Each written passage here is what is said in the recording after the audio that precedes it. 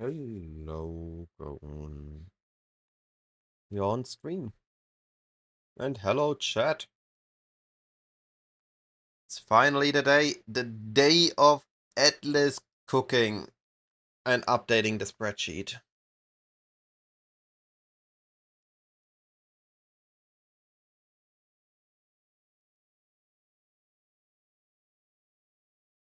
They are busy today.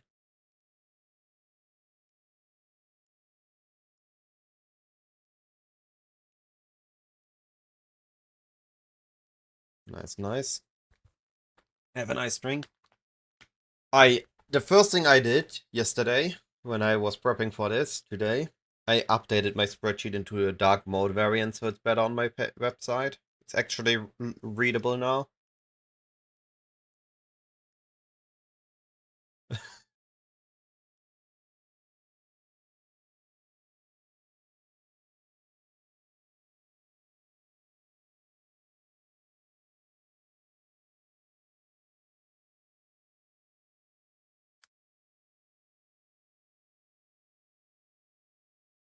You sadly still get flashbang when you load the website. But if you know it happens, you can just close your eyes for that one moment. At least now you don't get constantly flashbanged when opening it.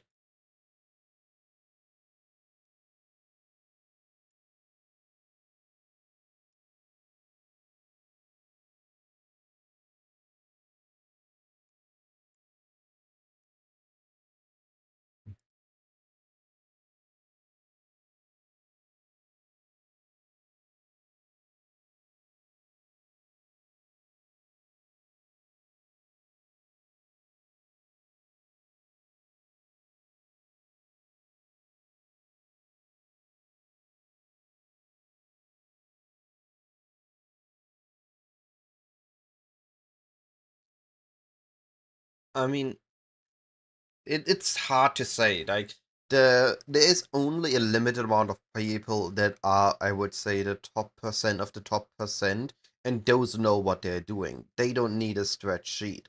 So this is mostly for people looking to improve. They understand what they currently can do and understand where they need to, or not where they need to look at, but what they need to look at to get to the next level. Let's say somebody that wants to go from I never had a headhunter to I want to have a headhunter. Now I takes a strat and now he can farm their headhunter. Or hey, I never had a mirror, I want to farm a mirror. So they take an STS strat, they blast it for a couple days, and then they have their mirror.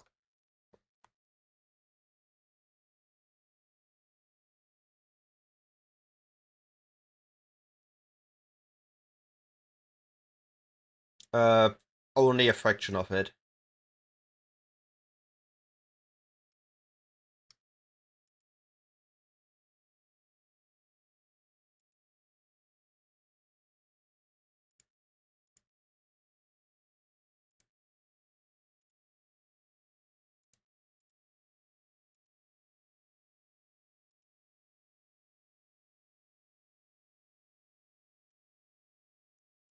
No, I think it's one. And I'm just looking at the threads. Like again, of course, there's the you need to say okay from what perspective we're looking at the spreadsheet, but I'm trying to make it fairly generic.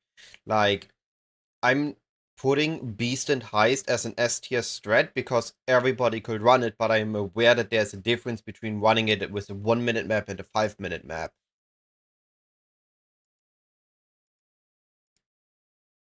Okay.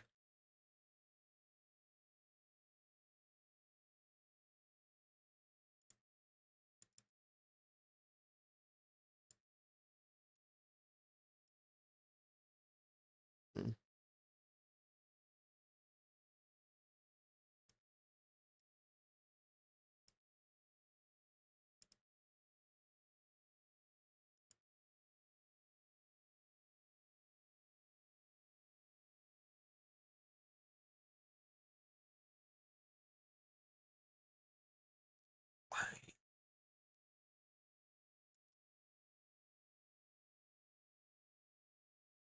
I actually disagree on this. Um, so there's two factors. Everything now consumes some sort of gold to get rid of. Um, if you sell stuff that is liquid over the currency exchange, it's easier to sell. Like you can sell it instant if needed, but it consumes gold. Or you produce a resource like beasts that you need to list, but it takes time to sell. But this also means you need to buy something that then costs gold. So I guess you kind of need it regardless. But my actual bigger point is that we are expecting a buffed gold drop throughout the game, and also gold from other sources that aren't maps, which means gold is more easily accessible. It still means that there's something gonna be way better in gold production than other things, but I think gold is gonna be less of a bottleneck than it was at previous league.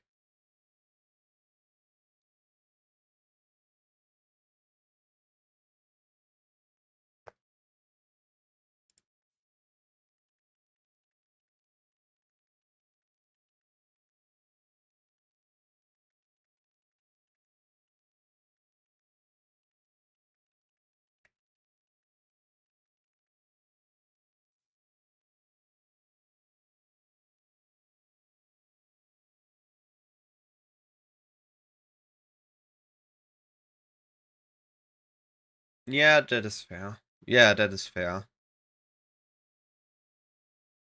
In that regard, I understand what you mean. I don't I mean, no, I do agree with it. I just am not on that level where I need to worry about I need to make 5 million gold a day because this makes me another mirror and flipping or something.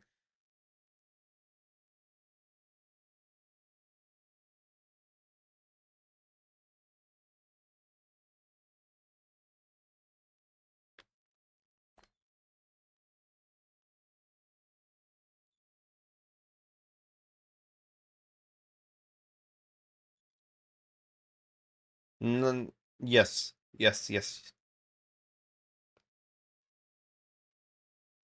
Alright. Let's start though with the. Let's keep that thought for a little bit. I want to first look at what I did last time. The early thing. Like this, we are talking about not necessarily based on a day view, but based on a progression view. What are we doing to push our atlas? What are we doing till we get our completion done, till we have our favorite slots, till we have our void stones? And I think I want to split that into two this time. I think we want one that is more to the top end of players that want to get their two stones in less than, let's say, 10 hours at league start, which is going to be an unwavering vision variant. And we want one that is more on a casual approach that is going into mechanics earlier and doesn't mind having a longer push into two stones, but generates more currency and plays more of the game while pushing.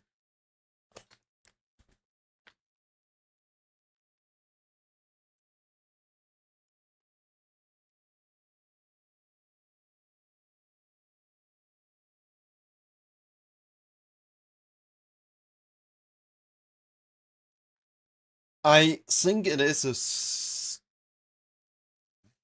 I'm split on that strat. I think that strat really heavily depends on do you have access to a buddy or not. If you're alone, I think the first thing you want to do is push. You first want to get into red maps, you first want to have your atlas completed, then you want to farm essences, then you go into T17s. While if you have a buddy, like let's say we two run together, you are farming essences, I do the push, I just get you into the red maps at the end for completion, then you go back to your essence farming, and you have completion while generating currency.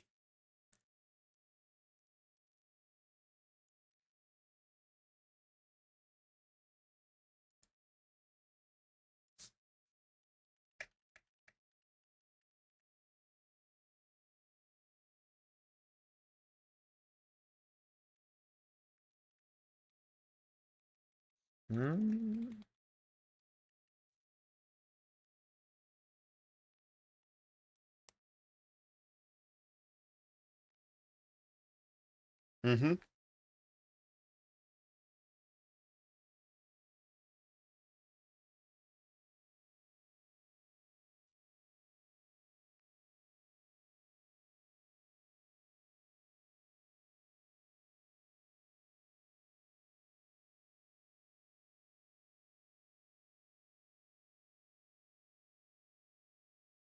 I don't like it. Like, especially when I have a second person that is up there, I don't need to rush myself. I can take the time and, like, let's say we are starting maps. Um, Now the initial push, sure. Yeah, white maps, I see, hey, I've gotten others dropped you haven't dropped, I drop them into guild search, you can run those later for completion, I run the ones you got dropped and I haven't had yet.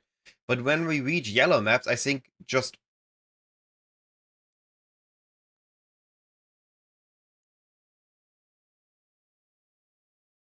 no. Because if they do highs, they can leech completion.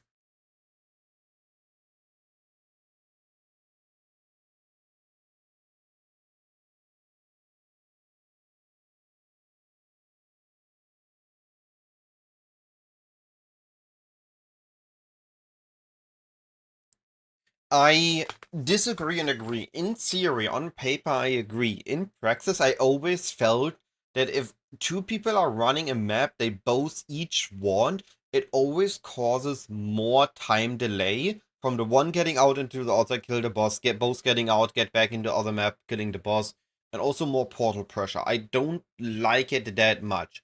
I much rather have one person pushing and then giving all the maps, like I'm done with white tiers, I'm handing my white tiers to you. You run white tiers, you drop them back into gold search, but you done with white, and I run the ones I'm missing later on. Because that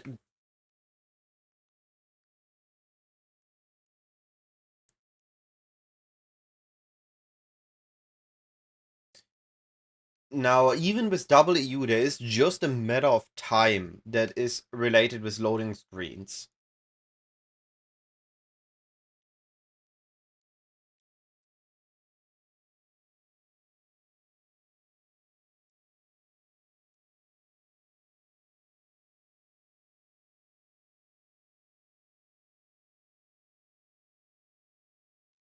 I see the pros, but I see the cons, and I think it comes down to personal preference, I would say.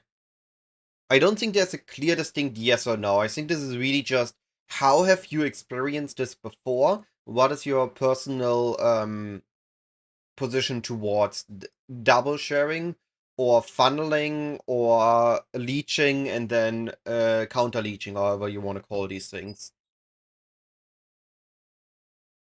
And I think this is a very specific case because most people will league start alone, or even if not alone, then maybe they still sit in voice chat with their buddies, with guildmates, or maybe with their private league colleagues.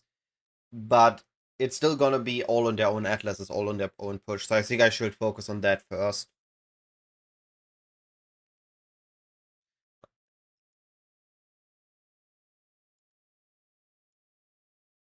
So if I remember correctly, Havoc is recommending a tree where after he got Unwavering Visions and all the map nodes, he just takes connected. All the connected nodes. Now I think this is only good if you're pushing on a racer level.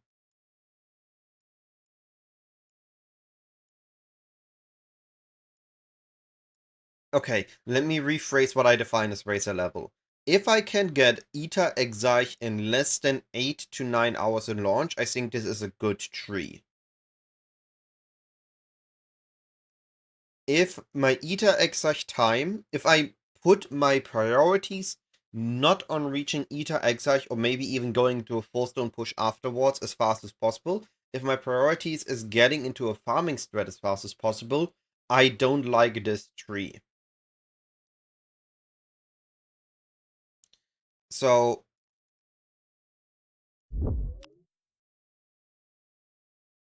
so let's assume the following.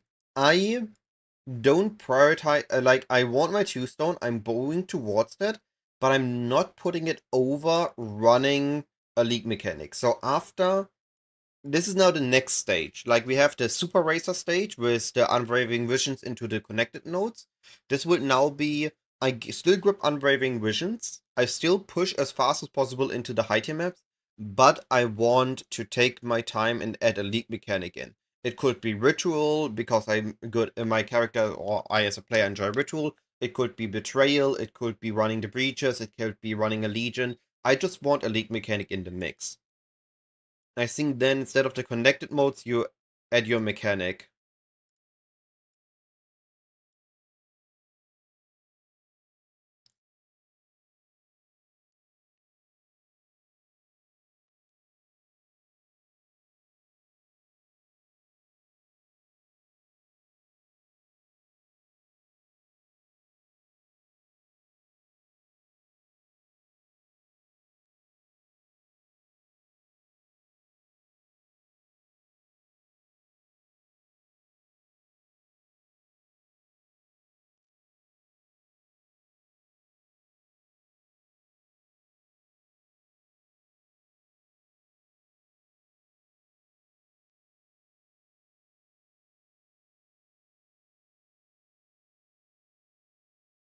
Yeah, but are you watching my stream, Gone? Do you have the tree visible? I'm looking at? So this is my argument. Instead of grabbing the small adjacent map drop nodes, I pick up Shrine, which is something that gives me power, meaning the T16s are easier, but also gives me additional loot, and it can be perfectly combined with running the breaches in my map. I grab a Shrine buff, I run a breach.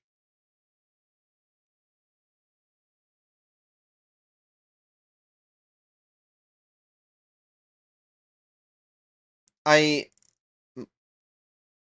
My argument is either I take the 4 wheel into daily, I take the 6 points into blight, or I take the 4 points into shrine into ritual. That would be my argument for viable.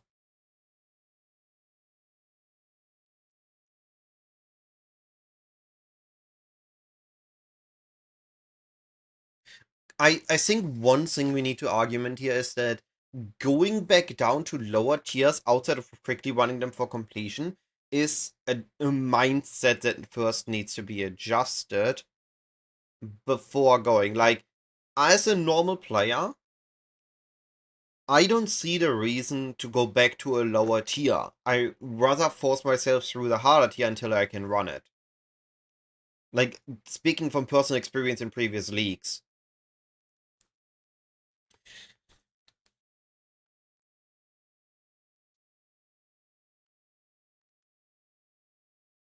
Mm-hmm.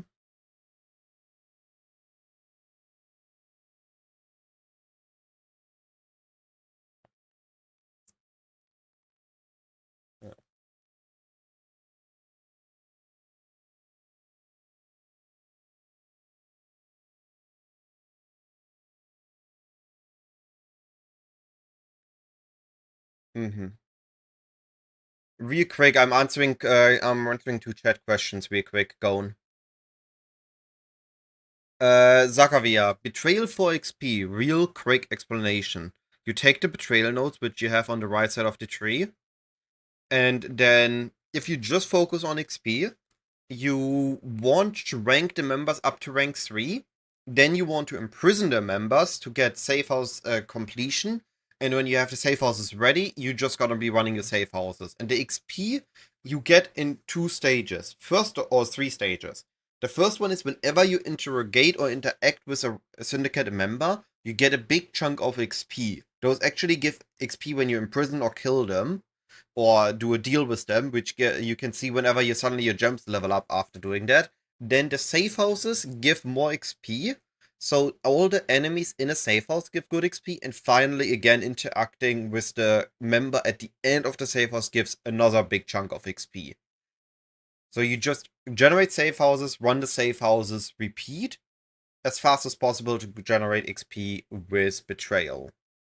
Also, Primus, what is your question about Atlas completion? I realize YouTube does not hear Gone. I'm in voice chat with Gone talking about Atlas threads and approaches to or theories to progressing the Atlas, as we have very different starting perspectives or efficiency perspectives sometimes, which helps us cover more thought process and more theories.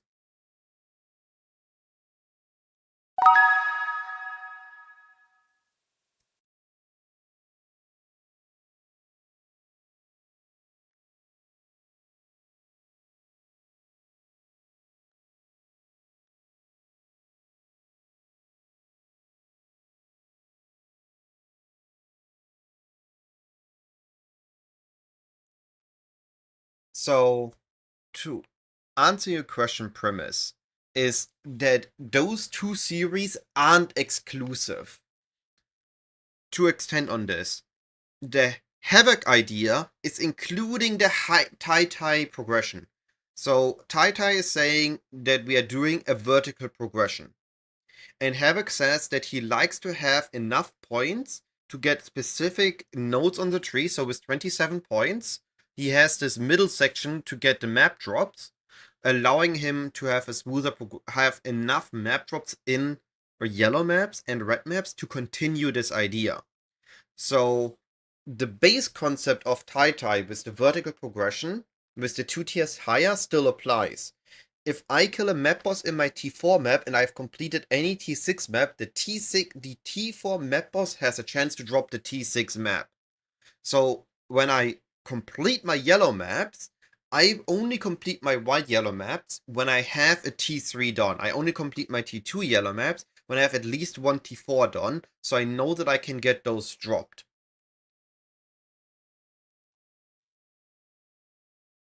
I, I mean, I don't know. I haven't actually watched Havoc, but as far as I know, it is.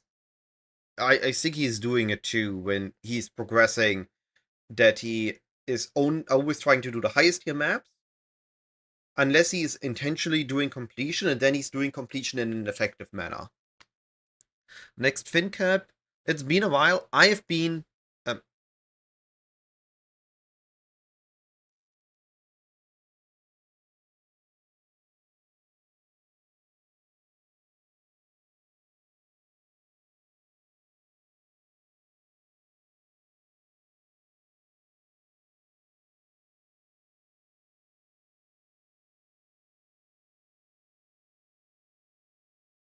Alright. Real quick. FinCap, I've been well. I'm super excited for Breach 2.0. I'm gonna be opening so many breaches and clearing so many legions. I can't wait for launch. Zeifu, I'm going to back to that first. I first want to finish the progression question. Havoc mentioned that he doesn't know diagonal. He's just says complete any white maps. Okay, yes. In this case, I'm gonna add my 50 cents to this, and I think you need to do a middle ground between those two. And you need to consider what is your goal, and are you SSF, are you racing, or are you trade? In a trade environment, nothing's stopping you from buying a map. If you know that you are slower than, let's say, Havoc, and you know that he's already in T16s when you are in T10 maps or T5 maps or just starting Atlas, then you know that there are maps available to buy. So you can do leaning more towards the Tai approach, which you push, and whenever your pushing stops, because let's say my T1 dropped to T2, my T2 dropped to T3, then I got a T4, T5, T6, but then I didn't got a T7. So then I take my time. Okay, I'm now in a T6. It's my highest here. I complete all my T1s. Then I complete my T2s, T3s, T4s, or whatnot. I go back and complete maps because I know that they can all drop better maps if it get lucky. And then I continue to push by just buying a T7 and continuing to push with now a better Atlas state. Now, if I'm in an SSF environment, I do a mix of them. If I have a Kirik mission or I can buy a Kirik map to push, I push. Then when I notice I'm approaching yellow maps and I haven't gotten enough of the Whittle Meal higher map tier drop nodes and the Kirik missions, I slow down. I focus rather a little bit more on completion. But because I'm completing maps, I'm just rushing through these maps. I go through, I kill my enemies on my way, keep my flask up, get a little bit of XP so I'm not falling out of the XP sweet spot, kill the map boss, leave, and go to the next map. If I don't get a map drop, that doesn't matter as long as I have a next map to run ready, preferable of a higher tier.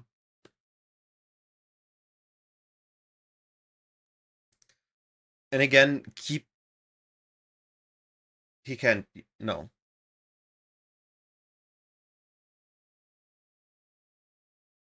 Okay, you watch.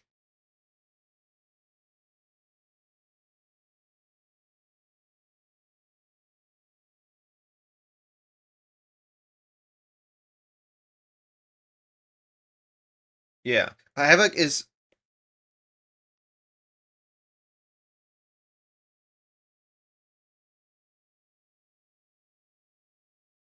Yeah.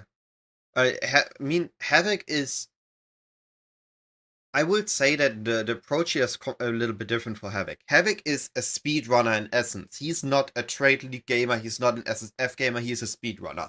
His whole focus is getting through the game fast. So he's choosing the most effective way to get to the finish line, but his finish line ends when he has his 4 stone, while our finish line ends when we have accomplished our trade league goals, which could be 10 mirrors, which could be 40 challenges, kill all Uber pinnacles, or whatever your goal is. And I think according to that goal, the way you need to interact with more nuances and do a little bit more farming than just doing the rush.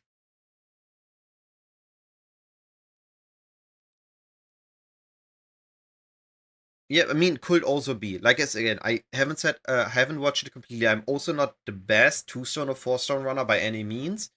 I think my approach to this, I can just share what mine is. I am pushing, and when I notice that I'm not getting map drops, I'm intentionally looking at Kirik, buy all the maps I can buy, running Kirik missions for maps I don't have, and when I'm missing like 1 to 2 white maps or 1 to 2 yellow maps, 1 to 2 red maps, I start using scouting reports to target the last maps I'm missing. Alright, catching a little bit quick up if I missed anything else. There was here Zayfu. So, in my opinion, team play is the best way to play the game until you reach a certain point. And it always, of course, is an aspect is you need to be aligned on your goals. So let's say me and Gon, we are league starting this league together. Our goal is, for the first example, just Atlas completion.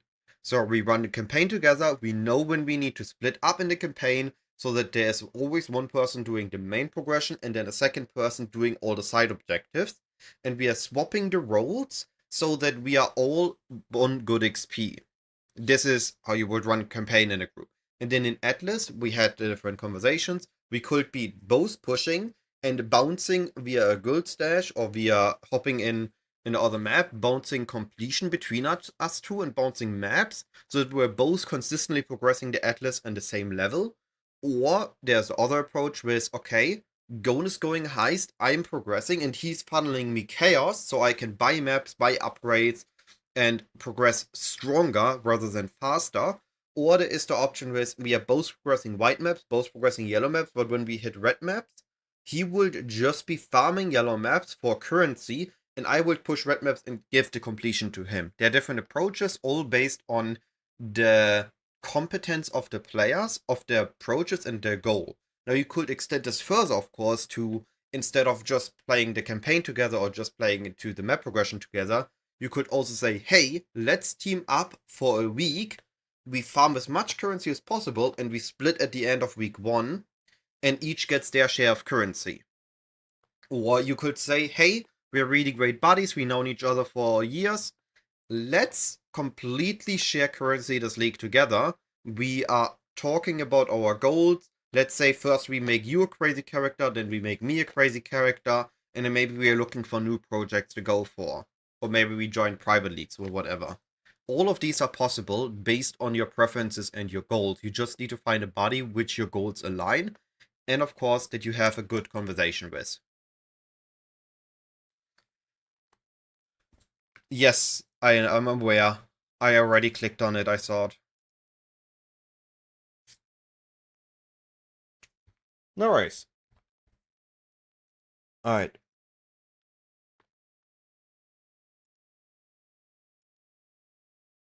I think.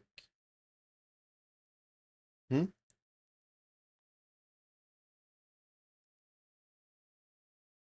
Well, team play just allows everybody to play on their own time, on their own time zone, and when they are free, and still work together. While group play forces you to be an instant. So, for example, Goen is in using Asia realm. I'm in EU realm. When we are in the same zone, there's a massive lag, which is causing friction. But with team play, we sit in voice together. We can chat when we are both available, but we still can do our own thing, our own strats with our own builds. So there is no downtime when the other one falls out, but we still have the upside of the conversation and the currency share. to accelerate and snowball.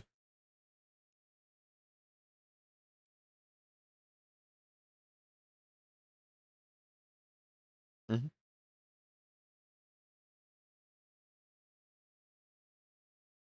If you enjoy team play more, yes. If you're an absolute Aurabot lover, then group play would be better.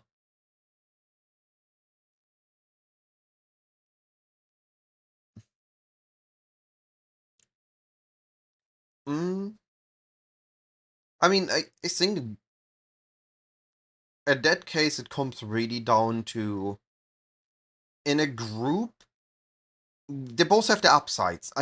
Can't say one is clearly more efficient than the other. In a group, you could go for more juice strategies faster because you have more player power as the Aura bot buffs the carrier significantly and you can scale better with vectors that others aren't using. While in a team play, we two builds are already running and you are farming content earlier, which means you have more buying power. The groups need to first get everybody set up before they can run the really juice content, while a team can just run worse content, but more people run that faster, meaning that you're more liquid earlier.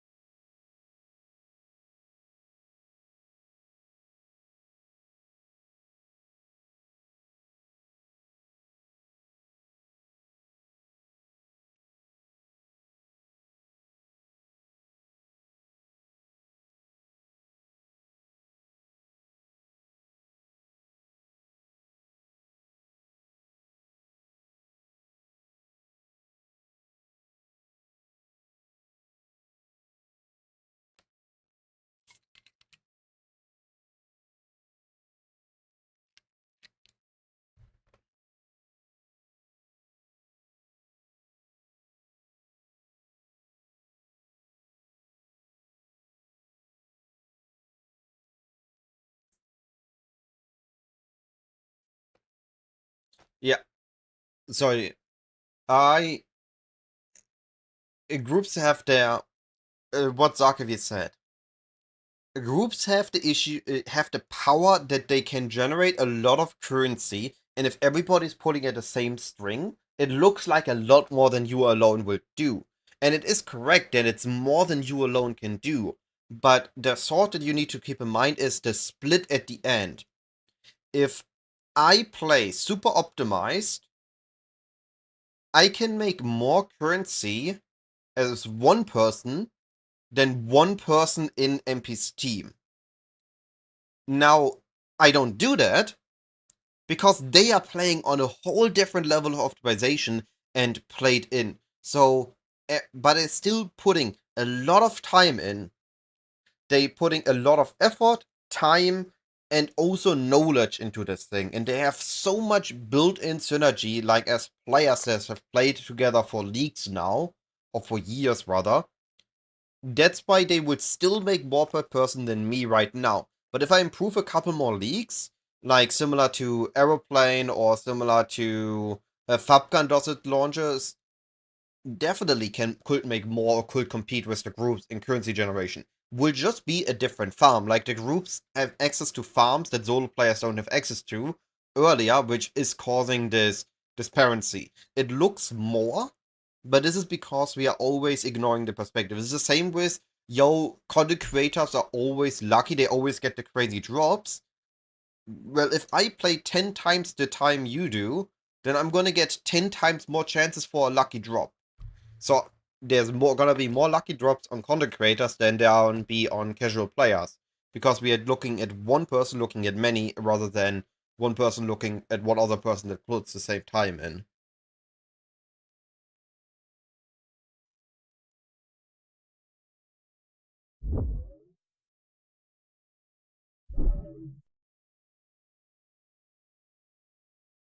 If you play the same time, yes. Yeah. Alright. Alright, let's focus. We need a little bit to progress the Atlas. I need to adjust my music a bit.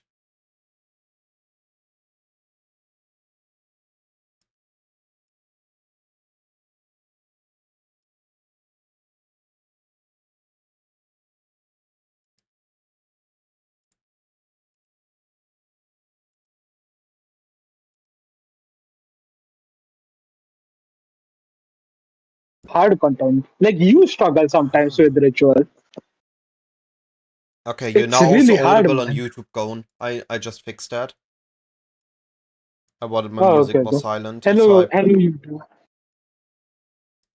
I put you on the chat, which also means your voice is now on the VOD in case anybody wants to watch it after.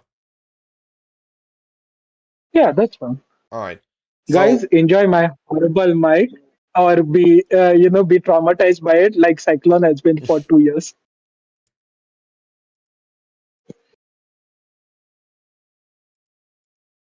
Okay, you were saying? did Gone decide Yeah. between Absolution and Exang? Yeah, I'm going Exang. I'm going Exang because clear absolution. I tried it in the end game.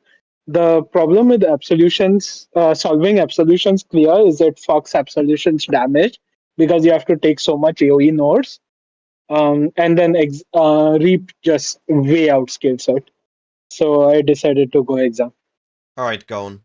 Let's talk about the core tree that I came up with and you put in your 50 cents on it. Has that changed about the nodes that we want basically always? I think a couple things have changed. Mhm.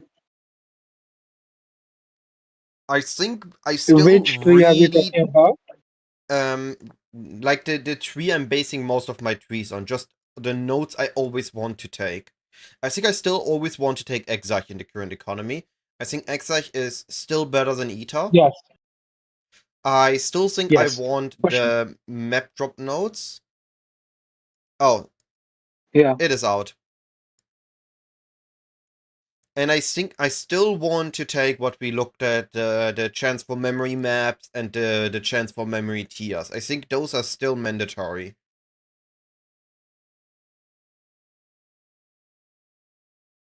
Memory tiers maybe I not as don't much. like that as much anymore. The reason I don't like the memory map stuff as much is I would rather, if I'm going to do it, I would rather do it on the second tree, right? I would I just mean, drop okay, those notes and get more the shiny. I think those nodes are still good. The chance to find memory influenced maps as a drop is good. The chance to find a tier I don't think is as needed. Yeah, yeah, yeah. Memory This tier is is just bad, I think.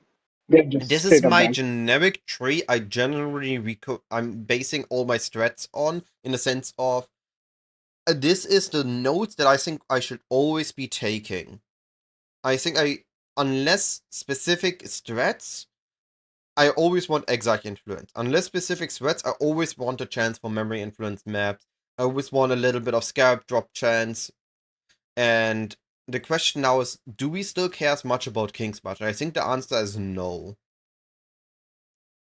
Yeah, I I think it, think the answer is also no. yeah. I changed on that.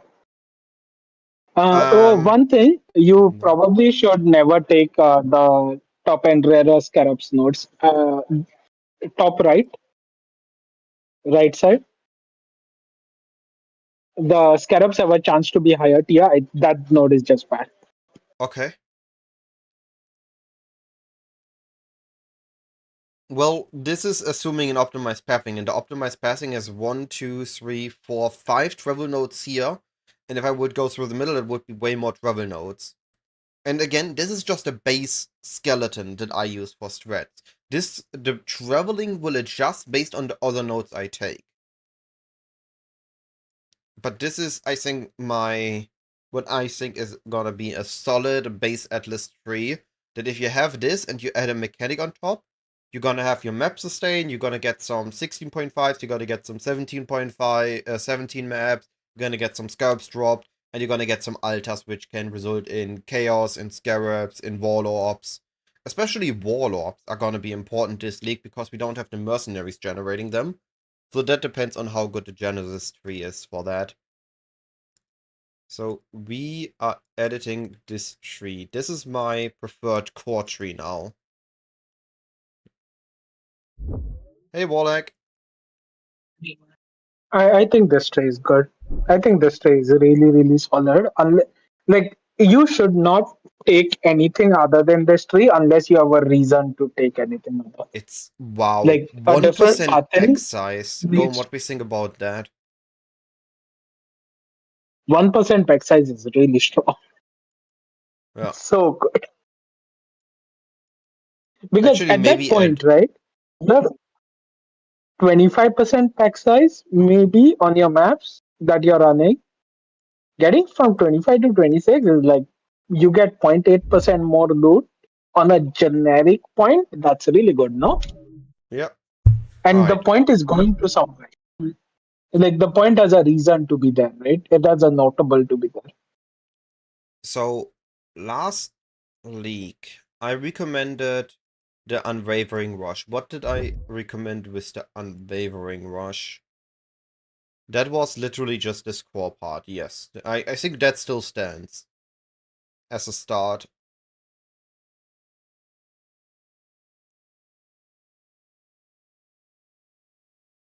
Yeah, I agree. Uh, I don't need to change that, but I need to add tree to it, because then it's yellow. If I add tree to it, the text becomes yellow, so it's better visible.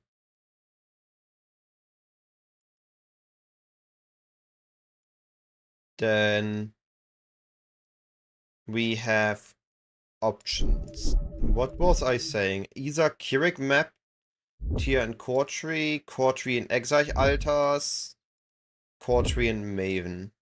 Does that still stand? Yeah. I guess here we have Yeah, the no? I variant mean, with the what adjacent I map think. drops. How important are these actually? Let's talk about that. How important are these adjacent map drop chance nodes in trade? I'm not talking about SSF, I'm talking about trade. Mm, I mean, for are people actually buying maps? Never, right? Like the people you recommend it to, they'll never buy maps.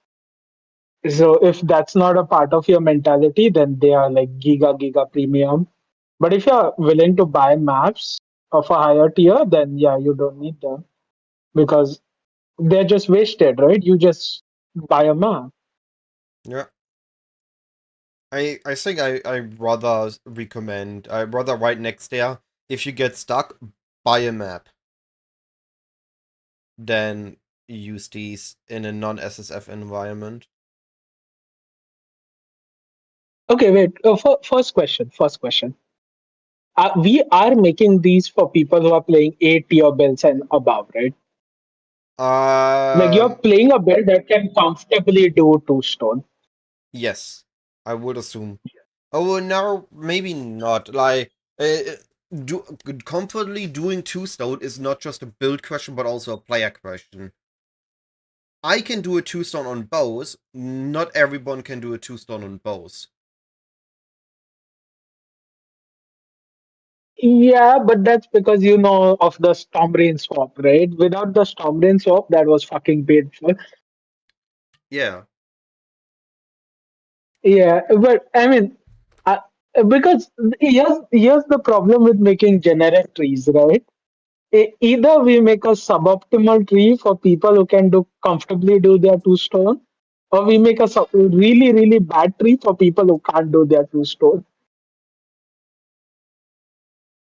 Now, I mean, the approach I still have is help improving.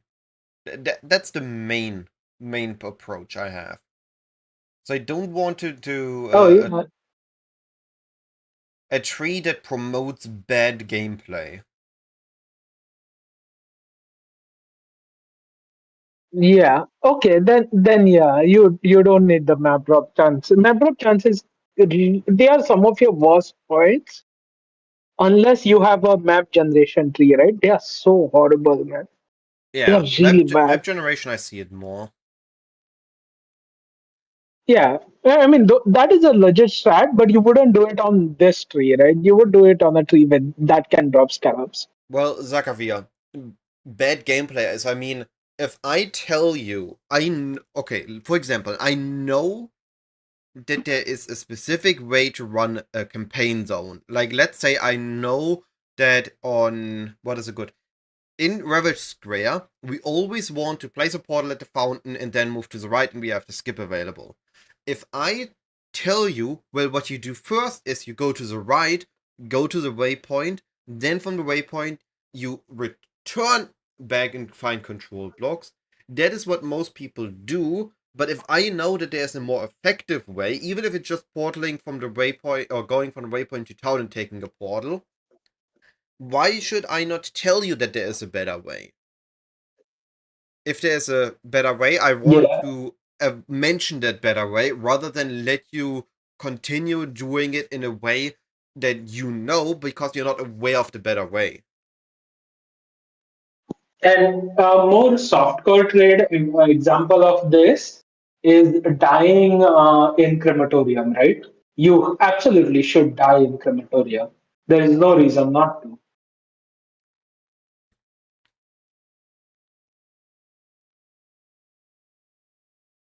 Yeah, I don't like it. I don't do it, but is the most optimized softcore way. Same But the with reason you don't do it Reliquary. is 99% of the time you play in groups, dude. You don't have to die in groups. Chill. You can just click the sword button. Psst, details. Imagine. Okay, here's the question. The only way you are 3 minutes, 0.01 second. That is your absolute peak. And the only way you can get to sub 3 hours Yes, at I 10 would do is it. you can die. Yeah, there you go.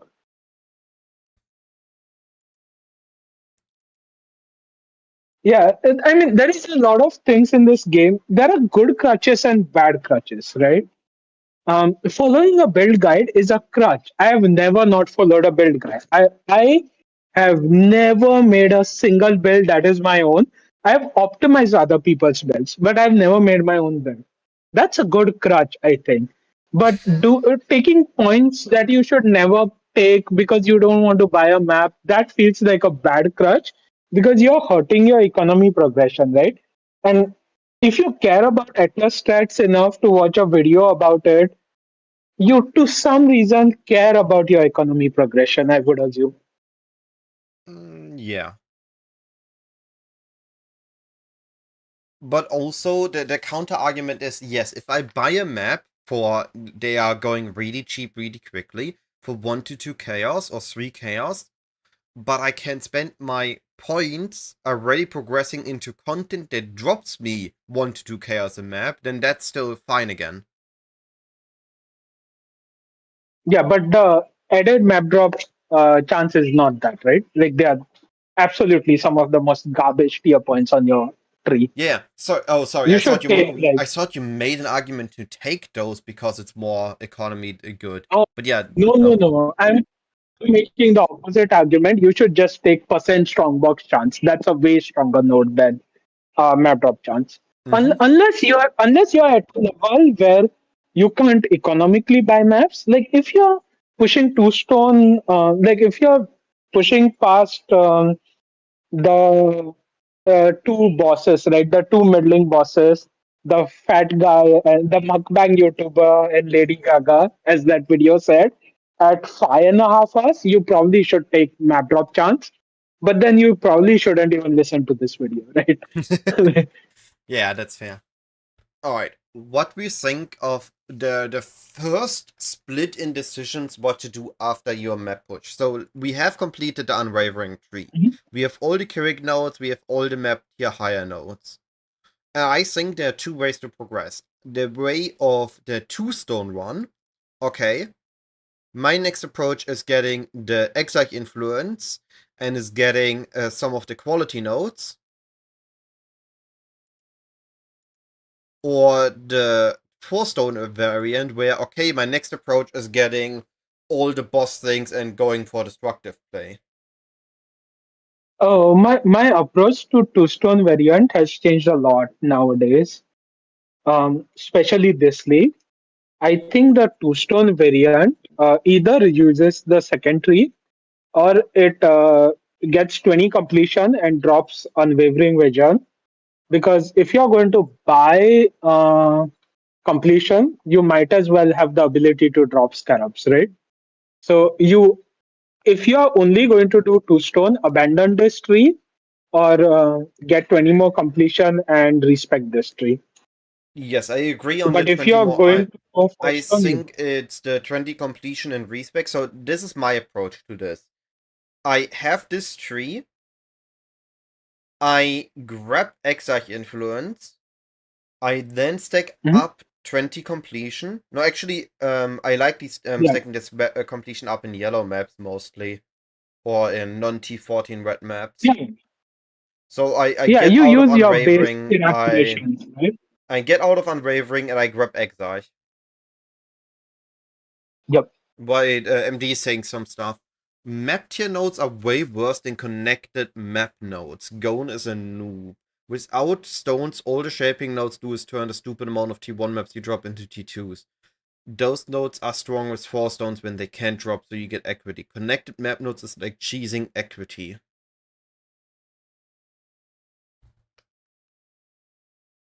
No, I completely agree with that point. Do you think the people we are making this tree for can progress from T7s to T9s? That's why like the emphasis is placed on those nodes, right? Like map tier nodes are really really good to shore up. Like this is a good crutch in my opinion. Does I it make think sense, MD? Like I I want to ask you this: what you feel? No, I mean you also, but also MD because he made the point. I think I want the map tier nodes before I want the connected nodes, because the map tier nodes can, hey, I get a T7, I'm in a T7, I get a T7 drop, and now it's a chance to drop upgrade to a T8. I like that way more than getting the adjacent nodes first, because you used to get those adjacent nodes when we had a guaranteed chance, and then it made sense. If I knew I get a connected map, that's great. Because the adjacent nodes are applying to at most one map drop in a map, while the higher tier nodes apply to every single map drop in your map. Dude, it's really funny how much of an asshole MD is to me, as as well as how much I know he loves me. Like every time he's like, Gohan's going to play Omni, I'm also like, Gohan, what's up, buddy? Yeah, okay, there you go. MD agrees with the approach. Alright. So we. Omnitiers time. MD, you don't know my next cooked idea, okay? I am going to play three ring, no belt accuracy stacker. That's my next cooked idea. You're going to torment me on that for the next 4 years. Oh no. No belt. This dude wants to play without a headhunter or a mage blood. Do you know how much damage an accuracy stacker pumps out? I would rather Like, have, it doesn't. honestly speaking though, I would rather have a headhunter in no flasks, maybe? Like, Yeah, but it's an accuracy stacker. Like the rings, that is the only build where rings are good. Or rings are better than the other slots, I would say. yeah. Dude, I'm so tempted to play Omni Tornado Shot on League Start just Actually, because Gone, MD I just said it. realized something. It says can't use flasks. Can we still use tinctures? No, no, no. Yes, you can, but that's a bad idea, I think. Flasks are really good compared to No, no, bed slot on that way. I I get that, but in my opinion, Warden with tinctures is actually very Yes. strong. If we get crit chance, we get pen, we get attack damage and attack speed. So this means we don't need a Quicksilver Flask. we grab those two flasks, we grab an Enduring Mana Flask, and we grab two Life Flasks, and we could utilize the third ring slot. I think that would be a viable way on a Warden. Yes, that is a really good way, but only they are not on bow warden, right? Like only on shield charge or walling On a blaze Kinetic warden, Warden, whatever. I could see it. Yeah, it's really strong, but at the end of the day, those will still value the fuck out of flask and headhunter and mage Armor, right? Sipsy, unique flasks are Like also the ring utility is not worth flasks. it. Yeah, yeah. I'm going to Magic take no Utility bed. Flask and Unique Utility Flask are both utility flasks. Alright, Correct. back to main track, and we keep forgetting that we are here to make the Yeah. trees. I need to progress at least a little bit. I think these discussions are very interesting, and I don't mind them, but I first need to get some progression, and then we have more discussions. Oh yeah, yeah. I mean, MD's discussion was really actually a good point where I completely agree with MD, but I still don't think you should play like MD because MD is amazing.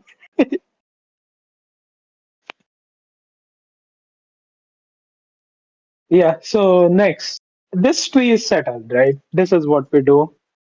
Yeah, I think Oh, this also is. this tree is pushed. Hmm. No, this is just good. I think this is just good.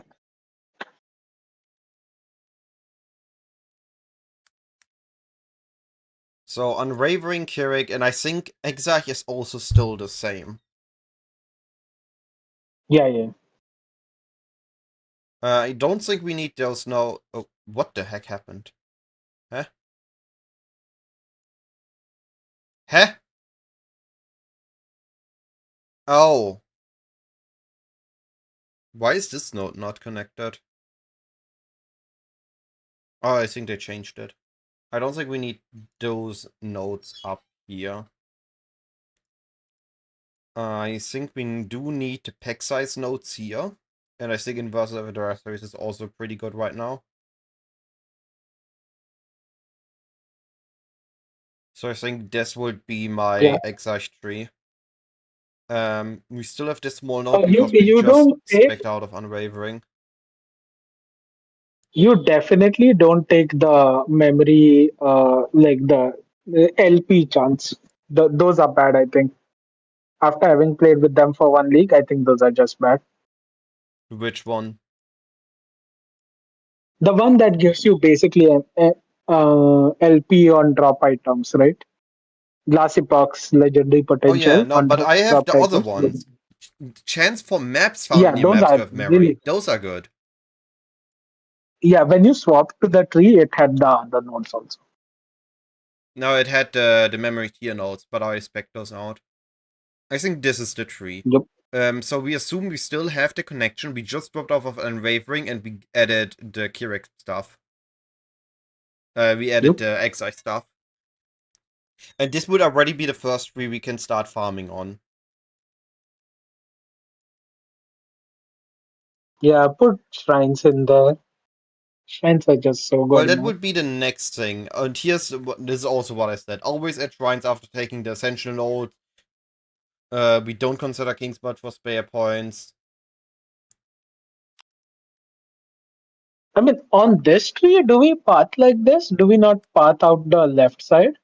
Well, okay. Like we If this is the we tree we drop the have, and central then we wheel, go into we drop this the tree, Kirak wheel, and path out the left side. yes, I would not. I don't think using a second tree on this is worth it because this is a natural extension, and then when we respec the middle, so this would be respecking is grab 1, 2, 3, 4, 5, respec 1, 2, 3, 4, 5, 6, 7.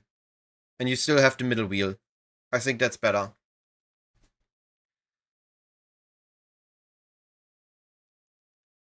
So if I respec, this would go from.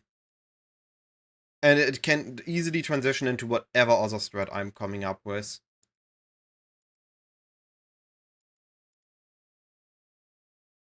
Respec like this.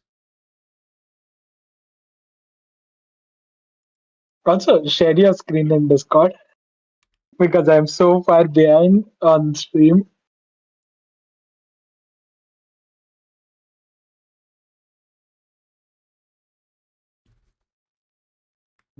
So spec out of the Keurig nodes in the middle and connect here. And then we can drop these nodes, and this allows us to transition into whatever we follow it up with. Yeah, you just drop the central map mod effect one, right? The bottom ones of that. Not sure.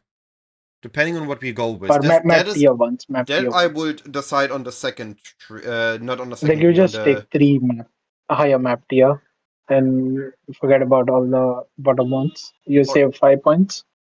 I would say The that is central wheel, decided central wheel. based on the next thing we do. If I am going for, I don't know, not Center map, wheel. hmm? Straight center of the tree, you drop 4 points. This. Yes. Yeah, yeah. Click I that. see what you mean, but again, I don't think this is necessary in Bold this step. undertakings. Just click bold undertakings, take out those 4 points. Go on.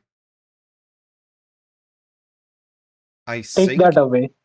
that Like is not unspec that. necessary yet. Because maybe on some trees we want to keep it and others we don't. I would make that up based on what we are doing and how many passive points we have on that tree. Like, eventually I want to drop this, and this, but maybe I want these travel nodes because we are doing ritual next, or I want this travel node because we are keeping legion. So on the next tree I'm gonna drop these I nodes can't if I hear don't you, need them. maybe. Can you hear me say something? I was muted on Discord. Okay, I'm like, what the fuck? You're hovering it. You're not saying anything. You're not clicking also. Okay, what I tried to say was that I'm these nodes, and these nodes we are likely to drop, but not guaranteed to drop based on our next tree. So I'm only dropping those in the next tree and not on this step. No, on this step also, you drop bold undertakings. The I other don't ones we think can so. decide. Like on Okay, some that's on fair. like on Legion farming, I really want shaping the world because I want as much map tier drop chance as possible. Yeah, So that's yeah, why yeah. I'm On deciding Legion, based on the next tree. fair.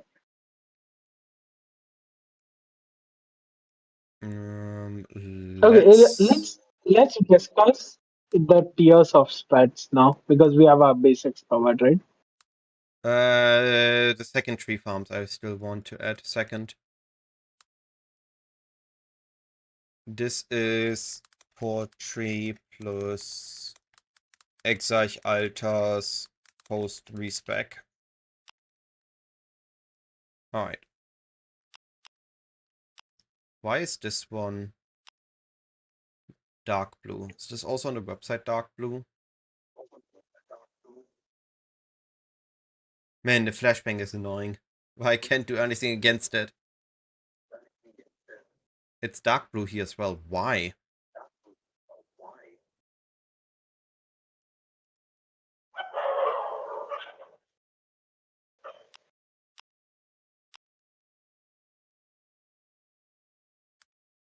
Chat, by the way, any questions you have, please ask.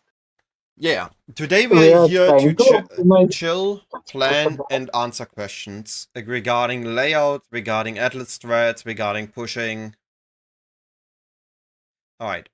And And don't worry, a lot of your input is very, very, very valuable here because we are making these trees for you, right? I'm not going to follow most of these trees like this, but also because I do very specific farms, right? I think this So, will be what the questions you have? other tree.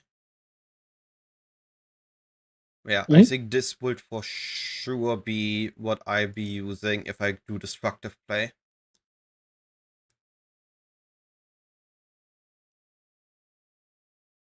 Yeah, I agree. And I would only start taking these notes if I get really strong. Hmm. Wait, how many points is this? 86. That's a big. with Yeah, you just unwavering. take shrines on top. Yeah, that's fair. Oh, yeah. Yeah, you just take shrines. Like, you just take all the shrine points, and yeah, that's it, right? For destructive. Yeah, I can agree with that. Oh, wait. The only thing you drop Kirak for destructive play. You drop the Kirak notes. You think?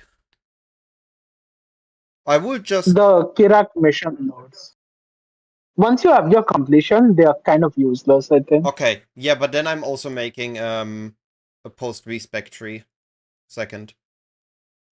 So we have this. We want to insert a link for tree and Maven, and then we would respec. So we would be traveling over this side. Drop the Keurig nodes, drop the Keurig nodes, drop the Keurig nodes, which allows us to drop Unwavering. Yeah.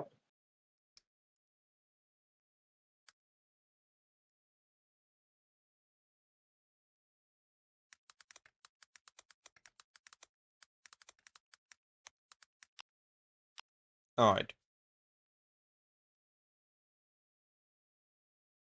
Oh, something Taitai said really convinced me. If you're not getting to maps in the first 8 hours, you should never click on Waybraid. It's just bad.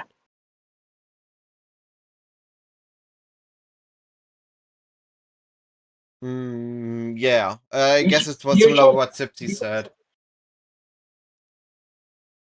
Yeah, because a random Legion Scarab you drop can be worth 5 chaos, right? Which matters so much to you. So you would say that if actually yes, we wanted to do that. If I am going a lot more casual at this league start, in the sense of not casual, but taking what you said more than 8 hours, I would likely just have this as my core tree. Yeah. Or let's not even try to say casual or something, right? Let's say I sleep at night. Like league starts for me at 1:30. I sleep at night, get up at 6, and I'm league starting. I won't click unwavering Yeah. because the scarabs are just so much money more. Like random Legion scarab, ambush scarab is like 4C, 5C each at that point. But if you're faster than that, you just go unwavering. It's too much value.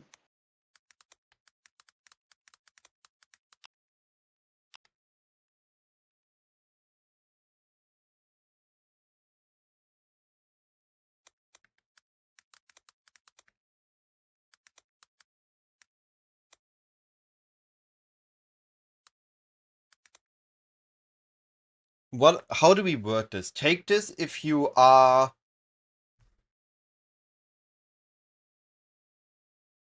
reaching maps 5 hours into the league or later. Would you agree?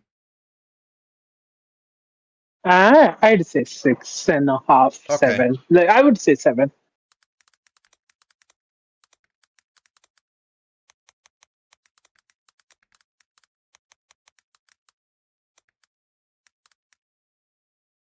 because I mean every single like fire ita exact run that's fake on league shot because you are going to DC, you're going to be behind on Q, all that, right?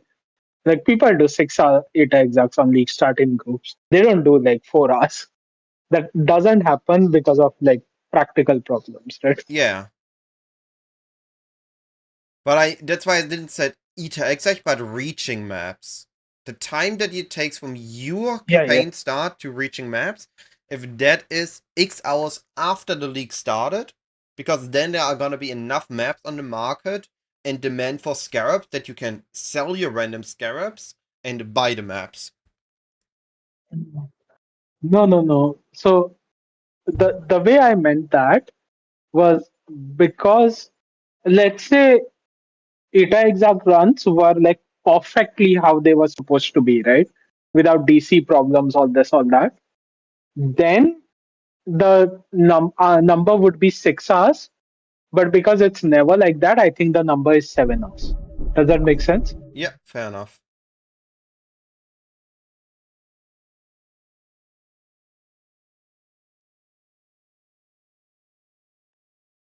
Because I mean, even on some of our best league starts, didn't we like DC 8 times on Headrake or something? Oh, don't Not remind me of Headrake, Oak. sorry, Don't Eve. remind me Eve. of Oak. Yeah, that was horrible, man.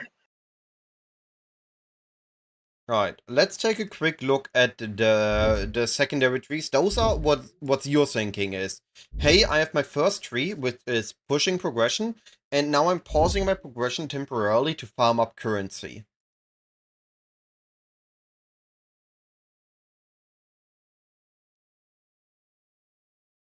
So those are these. Hey, I want some currency. I'm pausing my progression. I'm running on yellow maps for currency.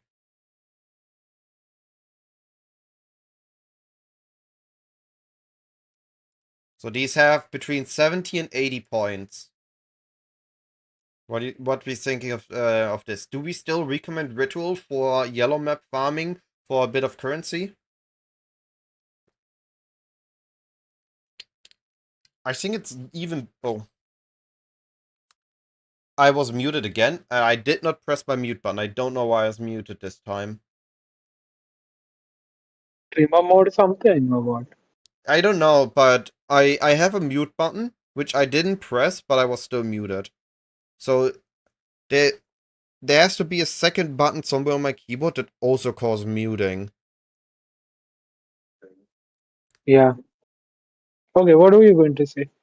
Mm. We are now looking at the secondary trees. The trees that we are gonna be using when we are pausing our progression temporarily to farm currency in white and yellow maps. So we are doing a mix of running lower tier maps we have for completion and generating some currency with early strats. The ones we previously recommended were Ritual, Essence, Betrayal, and Blight. Do we still recommend Ritual at launch? Ritual is gone, betrayal is gone. Both are fucking bad I now. don't think so, The actually, problem with Don. ritual, We have okay, Wanderly. let me make. How important is the helmet with added cold damage? How important are corpses in this league, at least for the first day or two? Hmm. Let me make my argument. Yeah. Ritual, let's table it, okay? Firstly, June is just gone, right? Like June used to be there because unlocks and all that were valuable. Now they are not. I think June is just fucking bad now. But Agreed? sorry. Um, one after one after the next. First, why ritual? Okay, the reason I think ritual is bad now is a lot of your money came from like filings and stuff, right? Links, Mm-hmm. and links are plentiful. The other thing is because of the heist changes, people are going to go into heist. So random raw currency is less valuable, and also breach is the new breach is going to make random bullshit currency less valuable. Yes, That I is my agree on all argument those for ritual. aspects, but my question is specifically corpses are permanent now, but there need to be an initial pool of corpses. So if you are one of the first purple people, or not even the first, one of the first 1,000 corpses, dark marionettes for the Spectre people, the Hydra, the Aura Spectres, those should still be valuable in netting you like 10 to 50 chaos on the first 1 to 2 days before they drop into nothingness because there's too much supply. And because also people think it because corps are permanent, it's not as good now, and also other things, those should be rarer, meaning you can sell those quicker. I disagree. I think it's going to have the opposite effect. Firstly, I don't think people are like that into corpses early in their build progression, right? Fair enough. It's And what you something think a lot of about people use for life. ritual base items like the Blizzard Crown? The problem with Blizzard Crown is I think you always want it to be a higher level. Like I don't like white and yellow tier Blizzard Crowns at all. Fair enough. I want Then them to be. I see your arguments. We are dropping ritual from the recommended second tree farm. Next, Mhm. we have betrayal. Betrayal is You muted again. I'm muted. I'm muted again. What did I press that muted me? No clue, dude. What did I just do? I don't get it. I need a big fat button on my screen that highlights whenever I'm muted on Discord now. Yeah, this red flashlight. Like, just Discord going completely red, like changing to bright mode whenever I'm muted or something.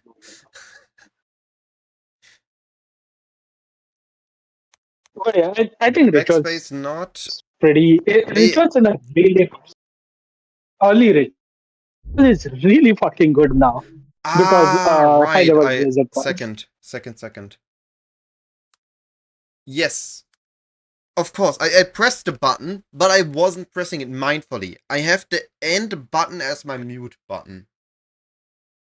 And because I deleted something with the end button, No, wait. Oh! Wait. Waiting.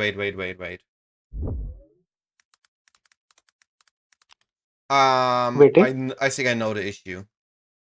What the heck?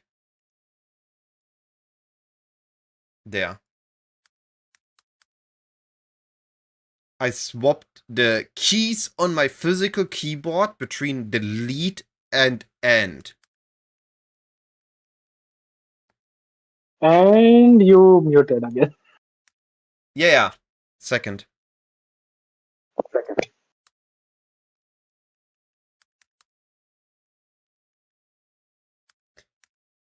Delete. I kept wondering, why do I press end when I want to delete something? Because it's the delete key, but I swapped the keycaps by accident when I cleaned my keyboard the last time.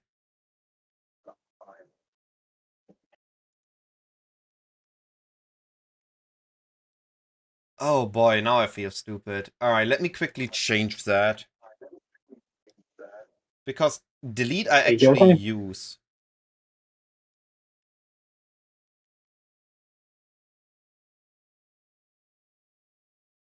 And end doesn't work because it's used for keyboard navigation, can't be used. Alright, I just need to be mindful that I mute myself on delete. I mean, I barely use delete when I actively stream and talk on Discord, so it's fine. I just realized what was going on now. I was so confused. Alright, so betrayal we don't use early anymore because No, you don't need the recipes. You don't need the right, yeah, no more unveils. benchmarks. That's Yeah. fair. I was thinking maybe because of All Flames, but All Flames only pick up once there are videos out, and those videos only come out day 3 plus. Yeah, you the way better way of getting all flames is doing essences and buying them when they're cheap. Like that's so much better. Also, early on, with limited tree, you're gimping yourself because you're never getting enough June points to like reliably drop all flames. Also, Gravicious got fucking obliterated. Right, Yeah, June's yeah. just bad. Alright. Um, so we are deciding the best second tree strategies right now would be Essence and Blight. Do you agree? Yeah. And It's, Blight I is mean, still the argument I of would go so far. run I blighted would go maps. so far as to say, Hmm? and I would go so far as to say that it's Essence and then 4 tiers below is Blight. Like it's Essence's next league are going to be so fucking expensive, man. Like Yeah, Wanders can need way more essences than bows. Just way more. I 100% agree. Yeah. No, I agree with Essences as a secondary tree. It's gonna be very powerful. Um, Yeah, I think it's Cookie, I don't even think only about WoW. essences. I see the WoW essence, but you can also just buy a good wand early on. Ref essences were 20C last league. I think ref essences are gonna be 30 to 40 chaos this league. Yellow maps, morphism. And I still think that Yeah, blight we or never blighted do. maps is a good We alternative, never ever do. Mhm. just because We it never doesn't rely on your do. character power. I can buy a blighted map and just secure it with the towers, meaning even if I have an absolute weak phase because I swapped too early, I can't progress or anything, I can run a blighted map, I play some towers, and I get some currency back in.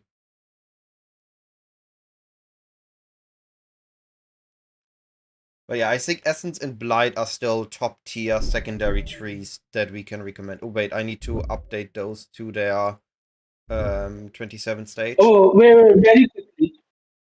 Very quickly. I don't think you ever do blighted maps anymore. If you want to do anything in maps, you do essence and you buy blighted maps and do them. Yeah, that's fair. I don't. You do. Yeah, you just do essence or you do blighted maps.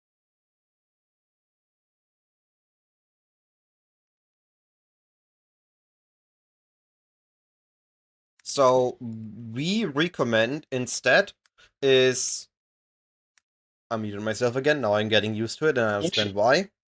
Um, alternative. Oh wait. So, oh, Alternative please. farms. Blighted maps. Heist. Sanctum? No, if you go Sanctum, you go Sanctum with the plan in mind. You don't go, oh, I No, need a you bit of don't do currency, let me dip into Sanctum. I mean, Sanctum. if you're doing Sanctum, you're doing Sanctum. Yeah, that I This agree. doesn't apply to you. None of this is. You don't care about. You don't do Kitawa if you're doing Sanctum. You don't do Kitawa if you're doing Heist also.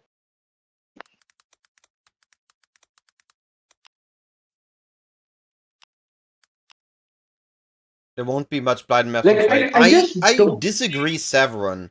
Um, this is not. I finished my progression. I'm farming red tiers. This is. I am still mid progression. I need something that makes me currency in yellow maps. So I'm sitting at like 50, 60, 70 completion and I can't progress. So I need something that makes me currency now. And I think that's essences or blighted maps. And keep in mind that we assume this isn't somebody on on a level where they can do Ether Exarch in less than 7 hours. This is on a level for the second, third, and fourth wave of players that are looking to improve but aren't quite top tier yet, but they have the basics down. Yes. So assume it's like 8 to 10 hours in. Maybe you finished your campaign, you went to bed, and it's the next morning. There's already a market existing, and now you want to get a jump start back into the economy. So you farm essences, or you run a blighted map, or you go into heist and do a bit of chaos recipe or some blueprint. I think that is the way to see this.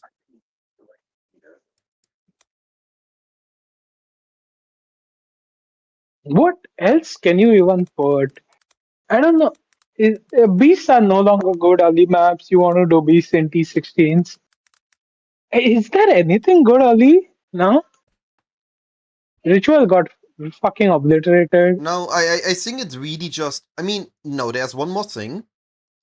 One more thing that we need to consider, which is literally a tree doesn't matter. You're just running you just do your breach. Literally just run breach. Yeah, League mechanic fun. Yeah, that's fine. Yeah, that's good. That's almost certainly good. You'll drop some random. Like, you'll drop 4 alterations. That's a chaos. Good enough. You take it.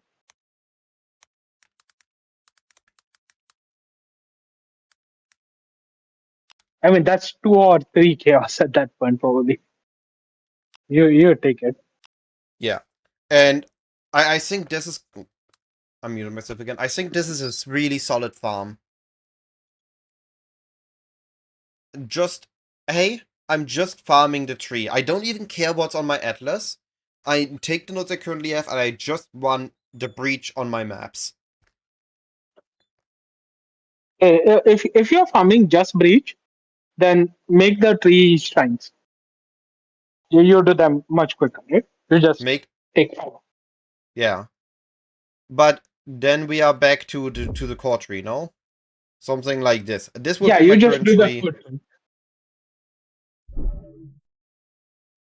But yeah, I can add this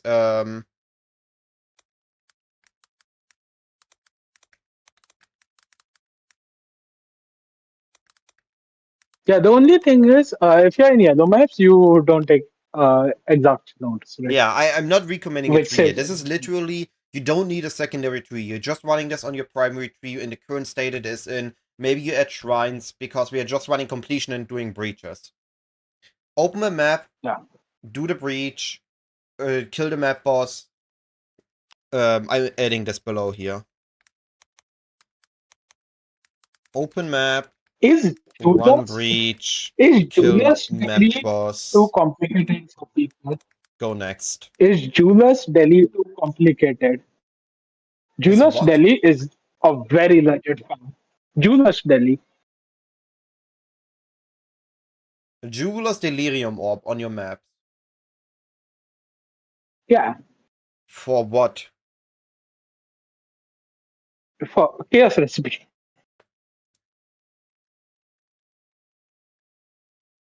You just run a bunch of Julius Delhi and do chaos recipe. I don't think it's that good anymore. We are in a state of the meta or of the endgame where divines actually rise very quickly and then stabilize rather than have a gradual increase. No, that is why. I mean, it doesn't compete with essences, right? But if you're doing bleach, it may or may not be good. Saffron Isn't says Daily Julius Mirror's Delhi gonna be compatible? insane with Mamba, Golem, and Warcry clusters. Oh, yeah, but that is again endgame. Oh, item level restricted. No, Like, no, no, no, no. They care about less than 75. Their clusters are item level restricted, right? oh, I get you. Mm, Like they but care about 74 and below. yeah. So should we recommend daily? Actually, then let's make a second tree for this. Let's assume a second tree and let's make it Delirium and Breach.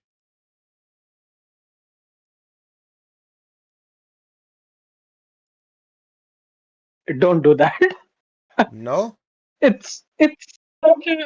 The problem with it, right, is it's not a farm. It's a get your 25 chaos and dip, right? Do you want to even spend points on it when you can just click essence nodes? Like Yeah. that's my Also problem with fair. anything in yellow and below right now. Like, why would you do anything else? You get one deafening wrath. Your job is done. It's over. You move on.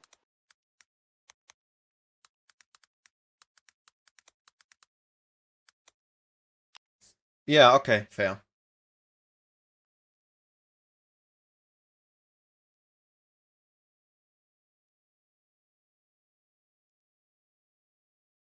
I mean, Chad, do you have any counter arguments? I'm really looking for them. I'm not trying to look down on you or anything. I just can't find a reason not to click Essence if you want to make a secondary.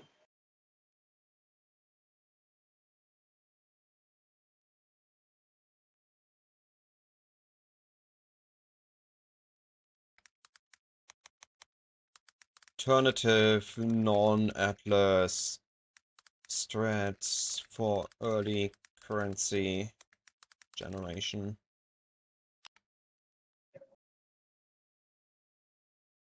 Essence will be number one, always good first few days. We are looking at strategies to do like 8 to 10 hours in if you haven't stabilized on T16's map yet. So you're still progressing, like maybe you went to sleep, you wake back up, or you had a really slow start, and you campaign just took forever for you. What are we doing if we want to jumpstart into economy? Essences was one thing we thought of. Breach, just doing breach in your completion is a thing we thought of. Yes, I mean, so the scarab makes your essences more map efficient, right? You get more essences in your map, you get higher tier essences in your maps. But if essences are expensive, even just getting this one essence in your map, getting this one, not screaming, screeching essence is gonna net you something, right? If a deafening ref essence is worth 20 chaos, a screeching is 7. It's still great. A shrieking, sorry. Yeah, also the important part, if people are joining in now, we are saying this in context of people playing meta builds. If you're playing like Penance Brand Elementalist, go into Heist, but you should have that plan on your own, right? Like this is for builds that can go into maps right away. This is not for builds that require 3 events to go into maps. Alright. I think we have this is basically day one, and for some people day two. Yes, but Legion I would not make a second tree unless I'm going for red tier Legion. Like, I will be making a Legion tree, don't get me wrong. I'm gonna be fucking alive in there. Yeah, but then we are back in. I want this on a T14. I want this on a T16 natural beach. That's where I want to farm daily. Alright. Yeah. Let's start Like with this. Legion Delhi, you're not doing before 2 stone. You're getting Let's 2 stone first, then you're doing Legion Delhi. let's continue with the actual strats. I think we have the early mostly down. Let's talk about what we think are the S tier Hmm? T16.5s or T17 strats. What do we think are the most insane of the most insane strategies that are gonna be upcoming league? Um, let's first go over what we had. Boxes. Invigorated blight farming tree. I don't think. I mean, it got Nah, nerfed. that's that. Really? I mean, it used 2 risk scarabs. Now we use 1 risk scarab. Um, Yeah. I think we need to adjust it, but The blight might still problem be viable. is the second risk. What we think No, about no. The fracture bigger farming? problem is it's not the risk. Wait. The problem there is not the risk. It's losing the map mod effect on the tree, right? Okay. But why is MP's group thinking of going blind? So there has to be something still existing there, no? Yeah, because they have 6 men can't. Fair enough. Alright, so You we don't. don't. For a solo person, will blight be viable? Yeah. It will be viable. It won't be SP. I don't think so. It's Blight's just good, but Blight's like essences, right? Might as well farm yellow map essences again. Okay, Cookie, do you have Because a invigoration is a tree? really hard. Do you have a tree and your scarab Oh, setup that you're gonna be using? I can add it, and we can look at it again a day or two into the league and see if it is still a good recommendation. Like, people are not gonna jump on this right at the get go, and we can test it out and readjust the recommendations for S tier things. oh, also, Cookie, are you doing blight in like toxic SOA or are you doing invigoration? Because our SPO was invigoration, it wasn't toxic SOA blight. Those are very different stats. That is 16.5 blight. What is the scarabs? There. What? Hey, show me your scarabs. Oh, okay. He went Bloodlines map. Blight. What is this one? Oh, okay. I get what Simple is doing. This is a map farming strat. This is basically a better destructive play. What he's looking at. Yeah, that's He good. But that's a drops difference. blighted. maps, and that converts them into all sorts of influence maps.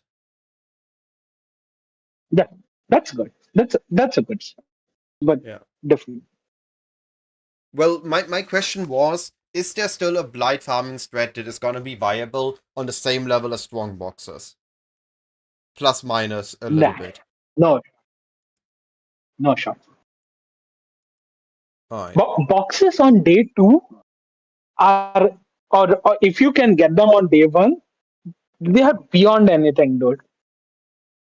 Like I found your entire build and made that fucking disgusting bow on boxes in like 8 hours. On day two, on a Yeah. dog shit build, by the way. That's how broken boxes are. Alright. We are taking blight Like you out for remember that now. last league, right? Yeah. We are taking blight out for now. We might be re-adding it later on. And yes, Ace from SpaceX. Sorry, I appreciate the follow. We were focusing on the conversation, and you just list them in async trade. If so, just please don't scam people. Put everything at the same price. Don't do like, hey, all these maps cost 10 chaos, but this one map in the middle of all these maps is 10 divines. Then you're gonna be getting reported, and the trade tools will mark you as reported, and then you're not getting any sales anymore. So just list Oh, by the way, things for a reasonable price in your async stash, and you're gonna be fine. You're gonna be people can't come in, they buy one, and then they buy all the others you have. It's gonna go real quick, I think. just to just for a simply cookie, right? Thanks a lot for the strat. It is really really good. The only question we are asking ourselves right now is, can it compete with containment, right? And my opinion is no. But that's not to say your strat is bad in any way. I think it like straight up goes into A plus tier. It is a very good strat. It just containments, man. Um, Like I don't know what to say. I think especially for the first day, like the people that come in here, the T16 and T17 strats are gonna be costing a bit, so those really need to perform.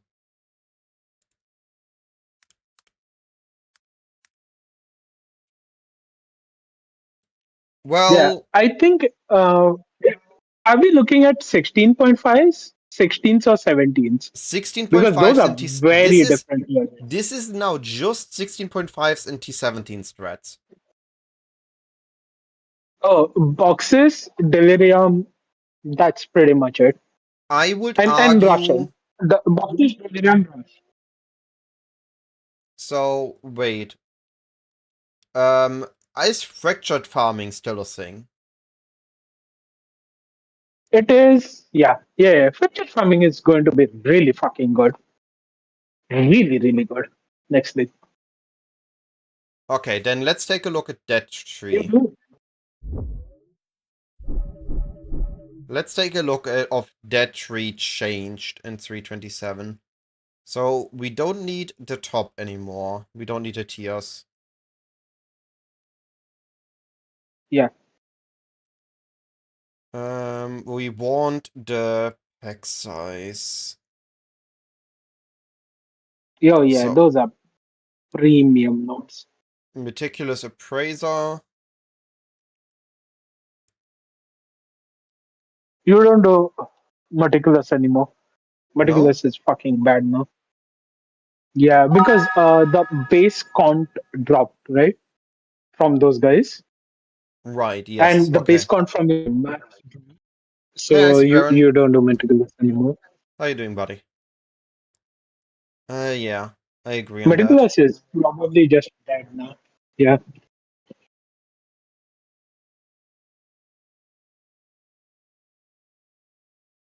Yeah, I think that would be the tree then, no? You said this one isn't good. Yeah. You don't do scarabs in this tree, I think. You take count and everything. You don't take scarabs. Hey, I mean, they are public. You can find them all in my Fine. spreadsheet. That's why I'm putting them here. All the strats for everybody to use. Yeah, if there is extra points, take shrines. Okay, that's the answer for every single strat ever. Shrines are broken. Oh, actually, in this one, all the glitters is really good, no? Yeah, yeah. All that glitters is awesome in this strat. Alright, then let's use this tree for that.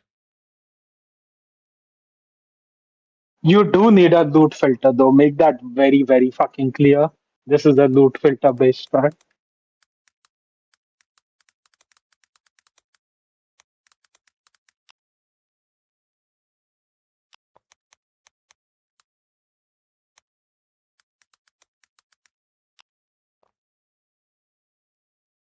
We roll for as much. Can we run on? No. This is not something we run on.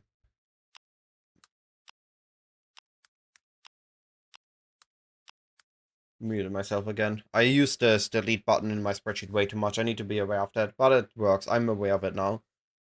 So we want roughly 80 negative rarity in the Cloak of Tom Isley for this. And get as much No, quant as you need possible. less. Minus 80 You don't rarity. need so much. No, no, no, no. You don't need so much because your base rarity from maps dropped, right? So you need less. Okay, what would you say? 50, 40? Yeah, 50, 40. Yeah, something like Um, what was this guide for? People like, no, this is definitely not for Young Havoc, I'm Exiled. Those know what they need to do. This is for the people. My general approach is trying to help people improve, right? So somebody that is understands the basic of the game and now wants to reach the next biggest goal. It could be going from never had a headhunter to getting a headhunter. It could be from never had a mirror to getting a mirror. It could be just farming enough currency to get your 40-40 challenges and then be out. But it's for those people that understand the basics, they have a rough understanding of what build they want to do and what the build is good for. Now they need a good strat. So I'm looking at all the strats, have them all on a spreadsheet so you can choose what strat is best for your build. And you know that it's a good strat because it's associated with a specific tiering from us based on these criterias. yeah. And also to answer that person's question, right? The best strat for Havoc Excel me, I mean, I'm not on their level in speedrunning or whatever, but the best strat is Hideout Warrior. There's nothing even remotely comes close. So if you want that answer, you have it. We ignore Hideout Warrior here today. Actually, Yeah, Gone, but how good we it's so think broken. is high-end bossing? Uber Pinnacle bossing, how good is that gonna be? Very, yeah, yeah, it's amazing. Do we still think it's A to What do you S tier mean? or it's gonna I be mean, straight up S tier? That's my question. I think, Hey, Church. Psychic, secret pro tip. If your build is good at blasting, you commit Harbinger post week 1. Fraction Ops, yeah. Harbinger is gonna be one of my go-to, I think, either S tier or A tier strats, as usual. I Appreciate it. think, yeah, to answer the Uber boss question though, S plus tier now because all the mapping stats got nerfed by a lot, right? Yeah. So Uber bossing is it got buffed by an insane And amount, and Harbinger the got other buffed strat because that Beyond got moved. yeah, Cavalier Alright. is pretty good now. Let's take a look at Strongbox Farm. Do I still have the most up-to-date tree on that?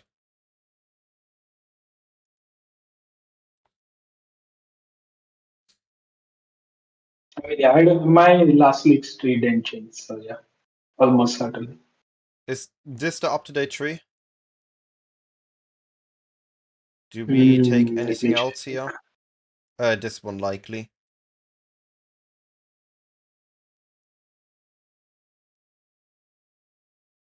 Yeah, you just move around whichever scarab is best, but yeah, other than that, no. This is the tree. Yeah, okay.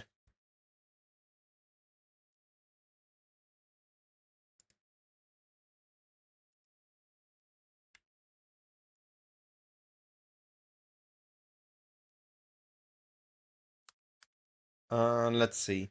Ambush containment, hidden compartments, potency or discernment, horned nemesis, ambush scarab. Are we still using horned nemesis on strong boxes? I am, but you probably shouldn't. Nemesis is probably bad now. I'm using it for gold generation, but Mm-hmm. we are not counting the So thing and thing are we smart, right? using ambush of Recon. potency and ambush of discernment now? Or Yeah, are we using we are using all five scarabs. In that set, we are using all five. What I'm using is Horn Glittering, Horn Nemesis, and three of the best. yeah, but you are basically doing a gold farm, which I think is something very specific to you, who wants to use the current, basically do half a hideout warrior, half a mapper. Yeah.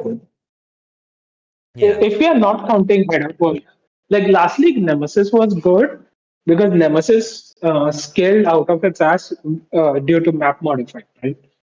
The lesser the map mod effect, the more like the worse it is because it gets exponentially downscaled. Alright, the next You don't use question. Nemesis.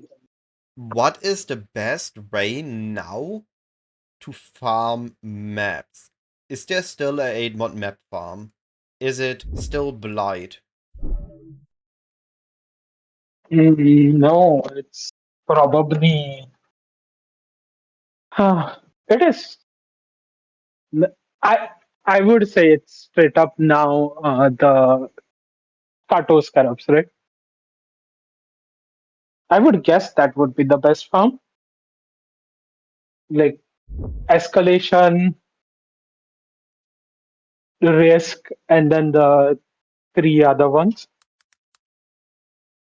Um, Escalation, one risk, one corruption, because we need that. And then multitudes. Yep. Yeah, and multitudes.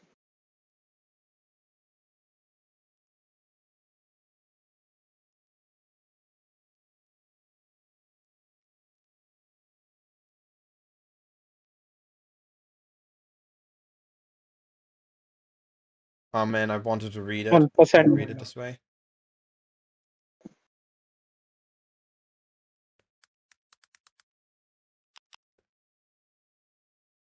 Ted, Kulamux, really, really, really fucking good. Not on day one though. You're going to get slaughtered, man. Kulamux, hard. No, but we should. I think we should still edit here instead of Rarity and Abyss Farm. I think Kulamak is a viable way, a viable thing to mention. Not on day one though. You nobody touches Kulamak on day one. You But we are not just looking at day one.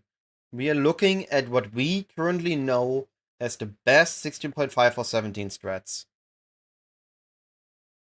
I will add that it's very deadly. But yeah, yeah, what yeah, do yeah. we? So, what would our new tree look like for just map mod farm? 8 mod maps. Oh wait, isn't the tree for no, no, you don't do that because opportunity cost. Yeah, yeah. Um adjacent maps, adjacent maps, adjacent maps. You just do adjacent map stacking. Beyond? No, I don't think we add beyond. Do we add beyond? No shot. Alright, so no blight, but adjacent maps.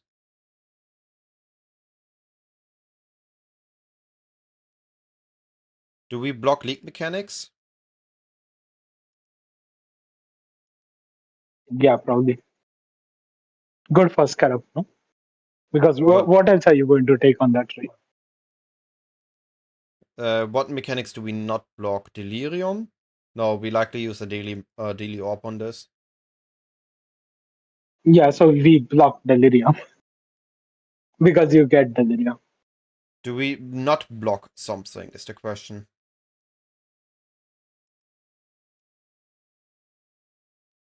Ambush because it's going to cost a fuckload, and you don't block Legion because it's going to be amazing.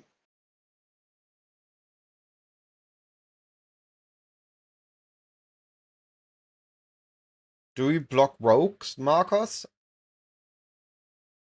Yeah, for sure. You're not touching that shit. Okay.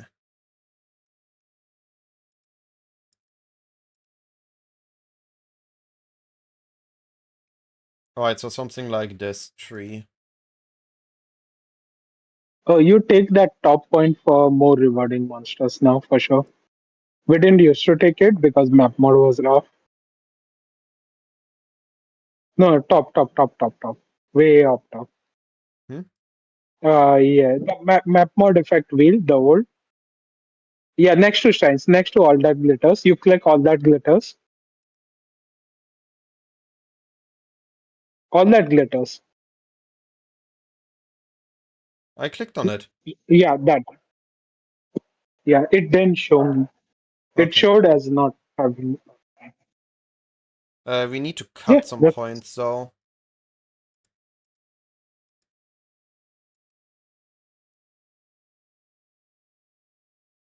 What even do we cut? Mm, Eta, cut Eta.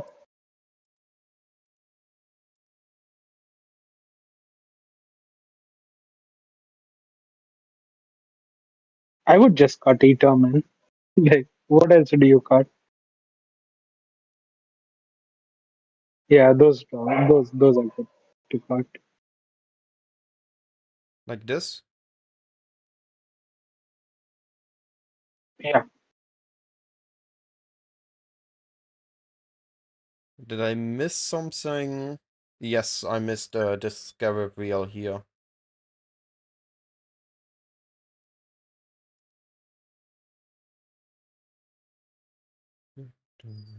So you can find the spreadsheet will be embedded on my website, where you can also find, of course, then all my build updates leading up into the league.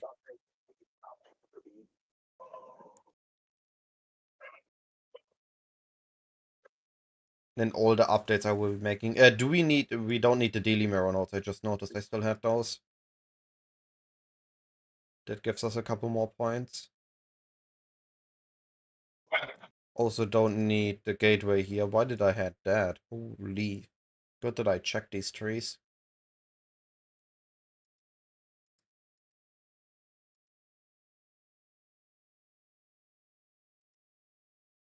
Alright, what do you think, Gon? Did I miss anything?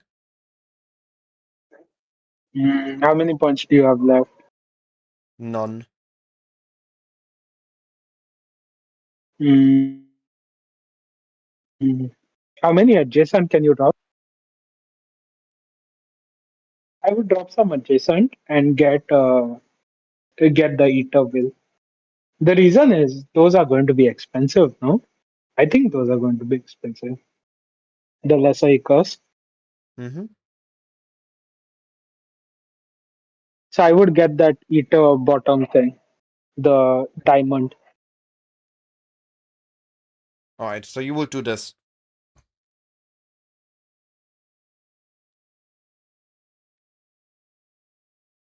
Yeah. The Mm-hmm. top point of Eta is bad. You don't take that. The very top of that diamond. Yeah. Something Why? like that, It probably. has a chance to duplicate the AI core. Isn't that great? Oh, yeah. No, you take that. I misremember it. I thought it was something else. Yeah, this is specifically a T16.5 or 17 8 mod map farm where we take the Eta altars because most builds have an easier time to mitigate the Eta downside than the Exarch downside.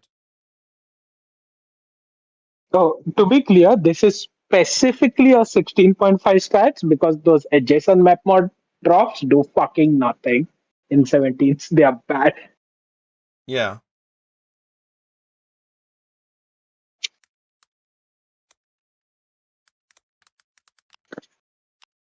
Eight mod map farm tree in 16.5. So what are the scarabs we're using?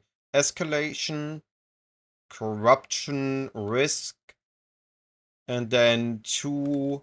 Do we use risk or do we just use 3x multitude? No, we don't use this. We use 3x multitude 1 card.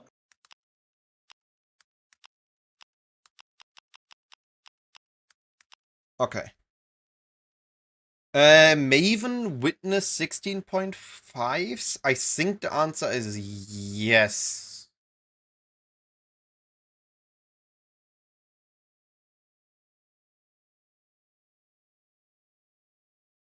Of course. Psychic, I always take input on these. Like, these are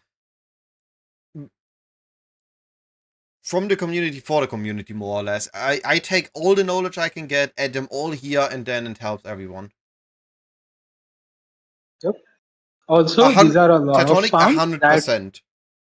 Influence map farming is gonna be really good. But I don't know if we want to do that on the memory influences, on the Zana influence, because that is deadly as crazy. I think I rather want that with Exarch. And that's gonna be an S tier strat for me. Influence pack farming. I have it here and I'm gonna move it up back to S tier.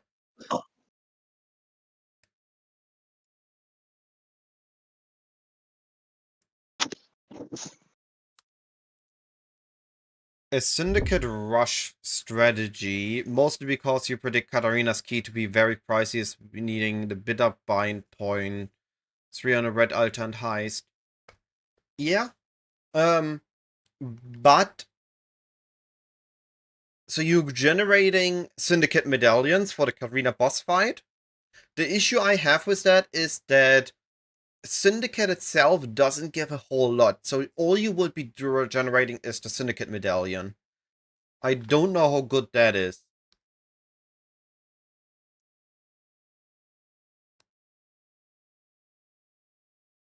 I see an issue with the yes, but if it's just that, wouldn't it be better to just buy medallions, do Katarina carries, cover the cost with the carries, and get all the All Flames and Katarina loot as profit?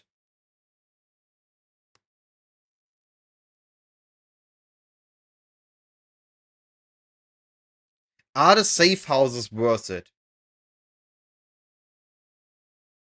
Or is it just Katarina that's worth it?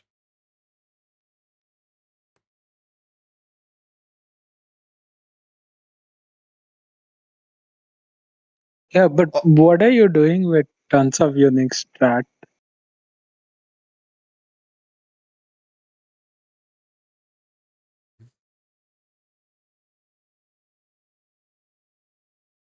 I mean, how is this better than essences? Is my question. well, fair. Hmm?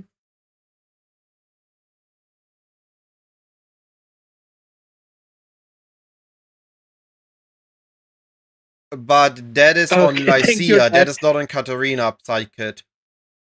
No?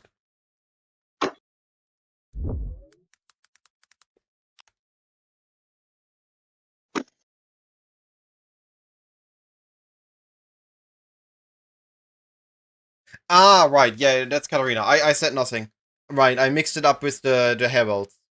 Yeah, okay. So the minion players want Katarina. Minion players are a part of the community that always has currency. They are willing to spend a lot of currency on their buffs. I can see that argument. But in that case, I would really Not all. just buy the medallions and run the Katarinas instead of running the safe houses. Yeah, that's the point. Katrina is also so fucking easy. It's not even a hard boss to carry. Like we're not talking about Maven carries. It's fucking Katrina. Alright. I mean, I really don't like the strat. It's interesting, but why do this over essences ever, right?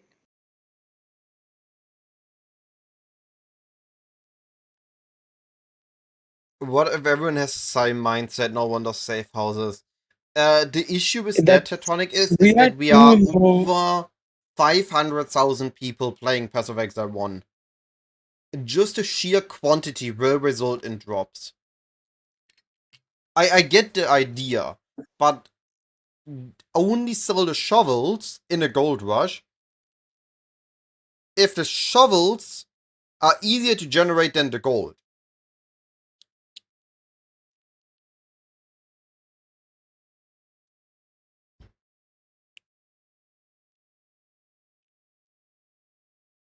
Boss carries Jack.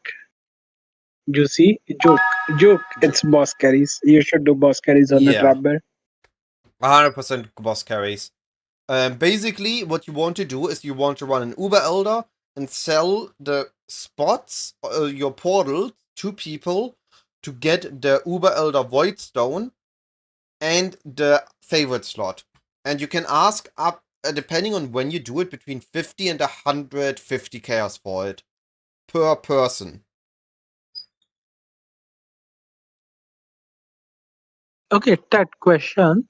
I understand the vision, right? My question for you is, where do you see this strat in tiers? Like, do you see this as a S tier, A tier, B tier strat? No worries, Tectonic.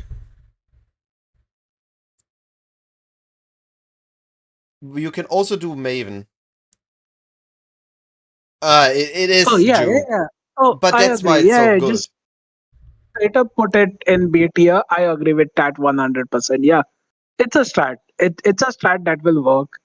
Yeah, It's a B okay. tier strat. But then we gotta revisit this thread when we are at the BTS. I want to work top to bottom so that if I run out of time, we have the A and S tier threads here, because that is what most people are interested in. Okay. Let's get back to S tier. Okay, we have boxes, We have early boxes, legion. fractured farming, 8 mod map farming in 16.5s. Um, Yeah, now the early legion. daily farm, the quick rush in T17s, go through, get a couple rewards, go out, repeat to get 84 clusters. Yeah, yeah. Yep. I don't have a tree for that, so we need to quickly make one. A yoink it from Snoopy. Yes, right. Um, I mean, I'll go through these trees later and like optimize them. Don't worry, you won't be stuck with Snoopy Jank. But yoink it for now with Snoopy. though in this case, because it's new, I will credit Snoo. Yeah, of course, of course. I mean, even if I change it, you should credit Snoop. Yeah. But I need to transition this into from a Maxwell tree into a PoE planner tree. Alright, first the scarabs. What are the scarabs? We're using 4 Delirium of Paranoia.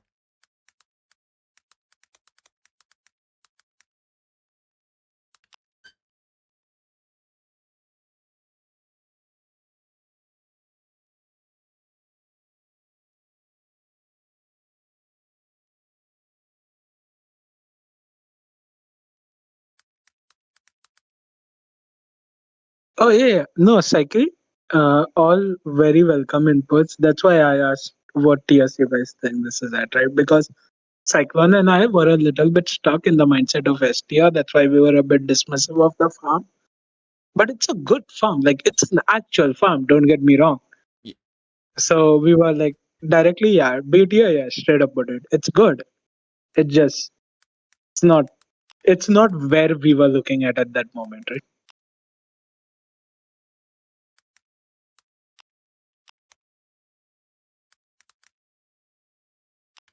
Alright, so we have 4 Paranoias, 1 Mania. We have Domination.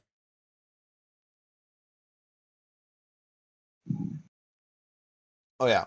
Sometimes I notice the way I react to something is because I have more thoughts in my mind than I'm speaking out, so it can sound like I'm putting something off, even though I just put it on the back till I get back to it. And I was currently, my mindset was all about S tier strats and T17 strats, and there I just saw the best T0 printer will be Cooler Mark. For 100% cooler Mac. Um, is I haven't the altered the Delirium farm thread, for do it. we roll our maps for quantity or pack size? Neither doesn't matter.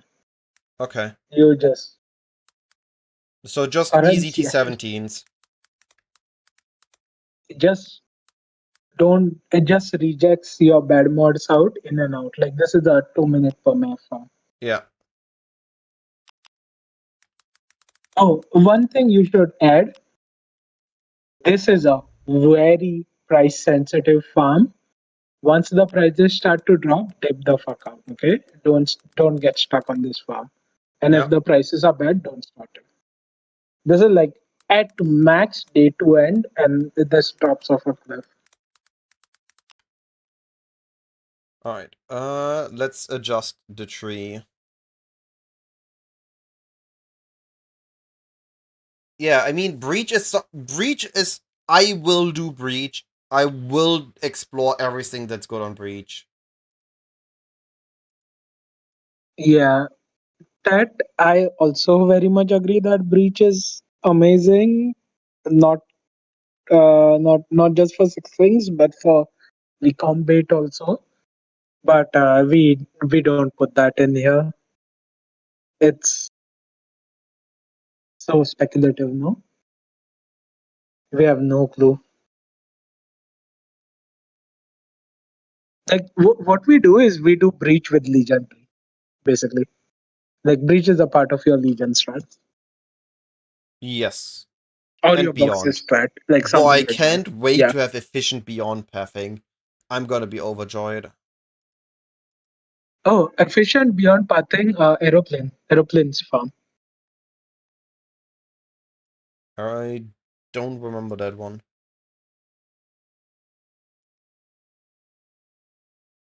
He just made it this league, but it's on the old tree though, so we don't have efficient beyond pathing.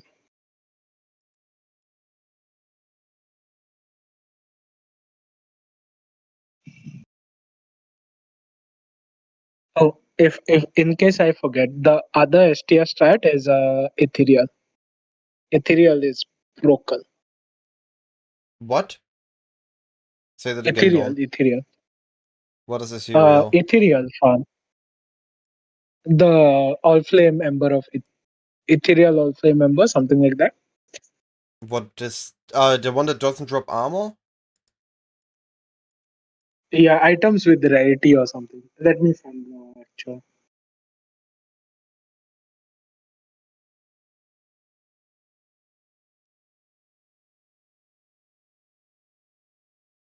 Alright. This looks correct, this tree. No? Am I missing something?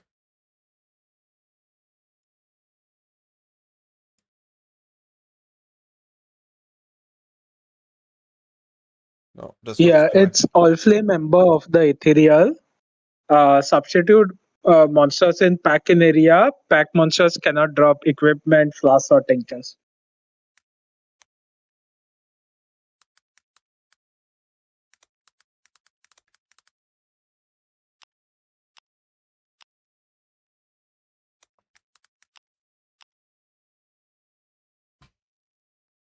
Um, alright. Rarity farming from Red Wilds with Domination Titanic, Legends, Domination of Terrors, Horn of Pandemonium. Is that still a thing?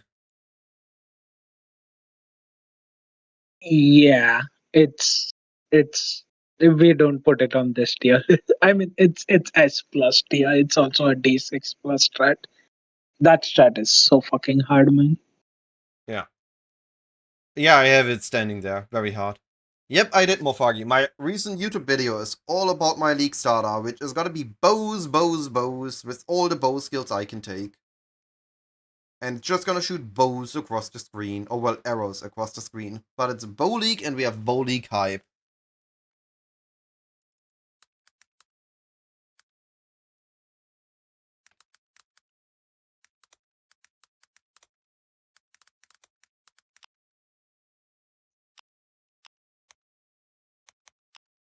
Alright, but I would say that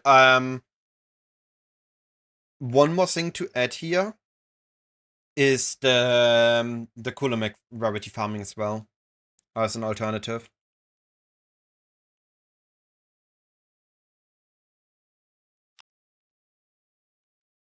Yeah, both of those are.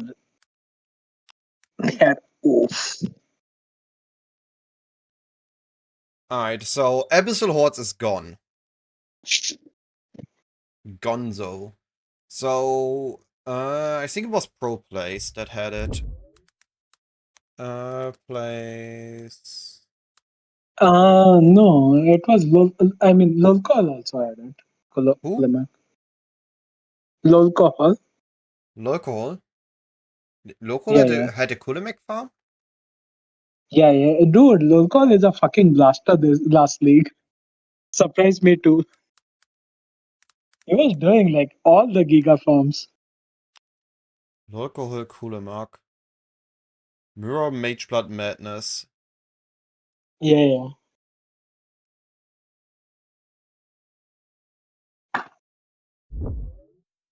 Alright. Scarabs are Titanic.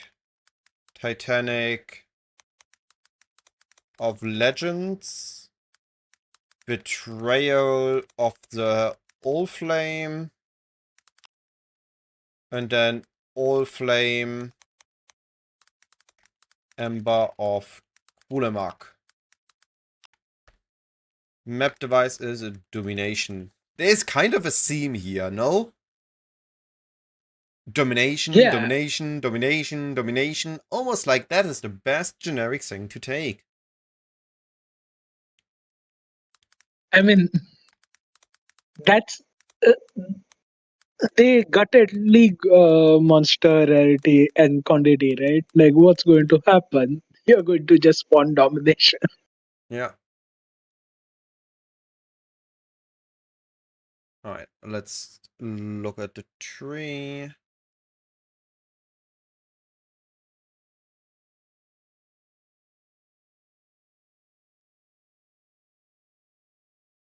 Wait, are you putting all of these in S tier? All of those are the specific T16.17 strat. This is T16.5 and T17 strats. Okay, are we tiering them though, or these are just strats we know? I would say that they are a bit hard to tier because they're all really insane on their own. No, containment is the answer, right? Because it's so much easier than these farms. We can do left to right on these in a moment.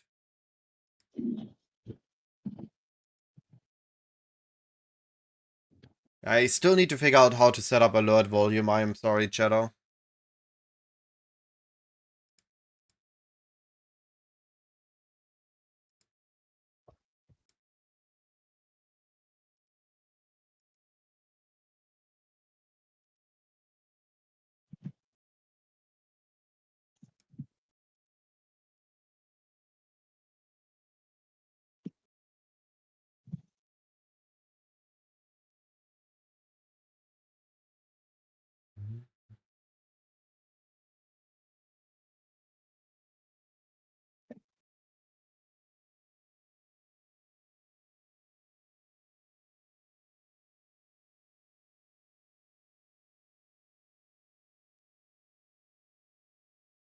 Also, like better than any of these strats on the start is T17 boss rush.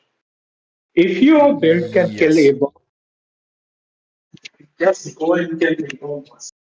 Don't worry about it.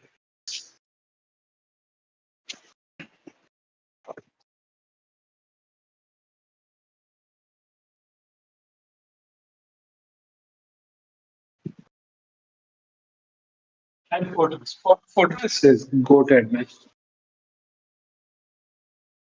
I will add that in a moment.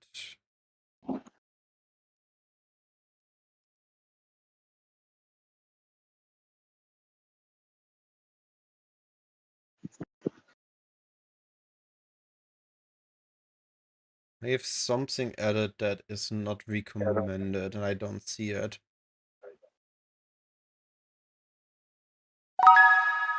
Ah, I have these traveling notes here. This. Yumi, I appreciate the follow. Thank you, buddy.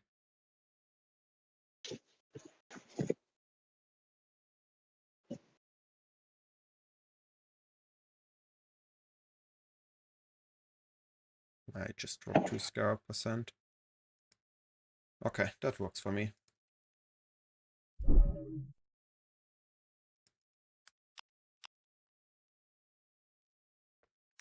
LOL cohorts.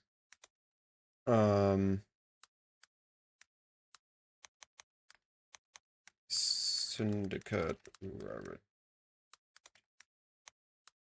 tree. Alright.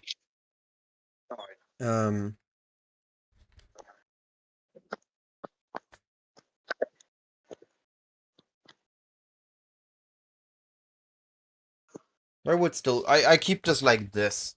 And note that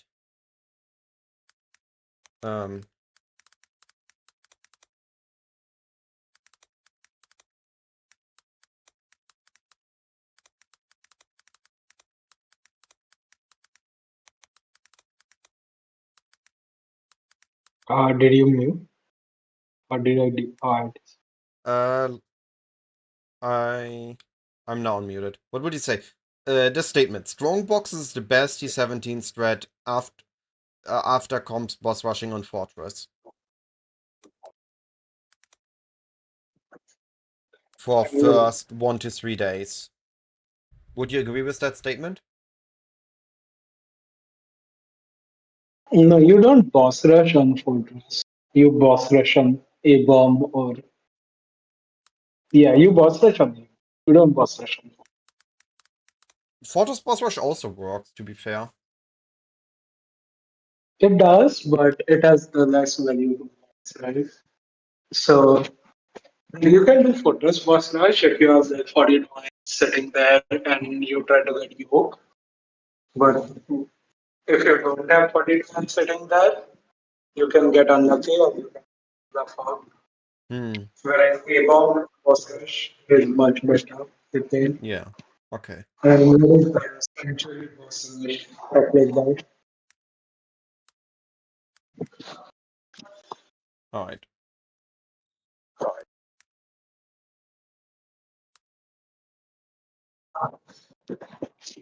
Oh, Ethereum. Strong boxes are Ethereum. Ethereum might actually be the best one.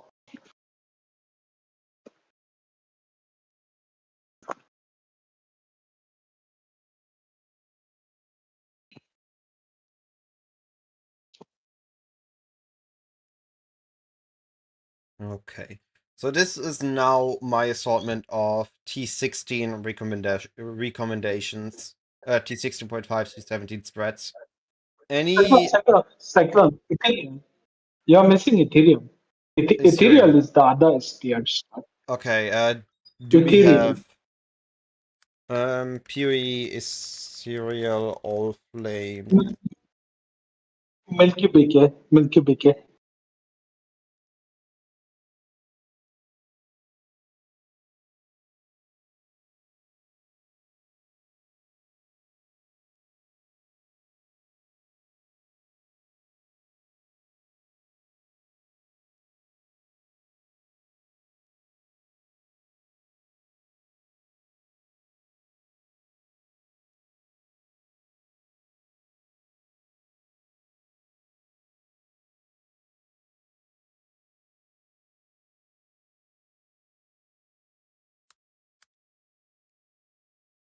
Alright. Oh, the Scarab of Divinity mirrored rare spam. That's probably better than all of these other than containment and Ethereum. What exactly does that That's probably result the in? scarabs. Lots of scarabs.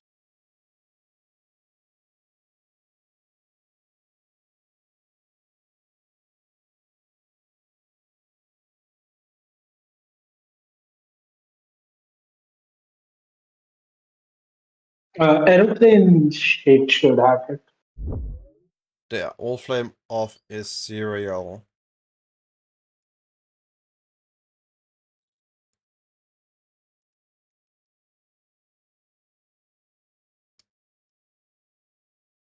Okay, so that is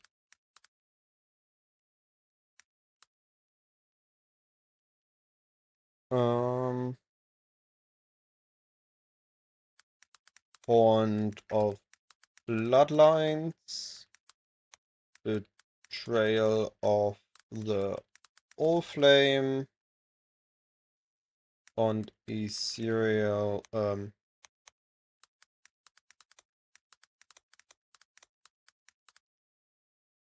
how's that exactly? Yeah, you do three of those.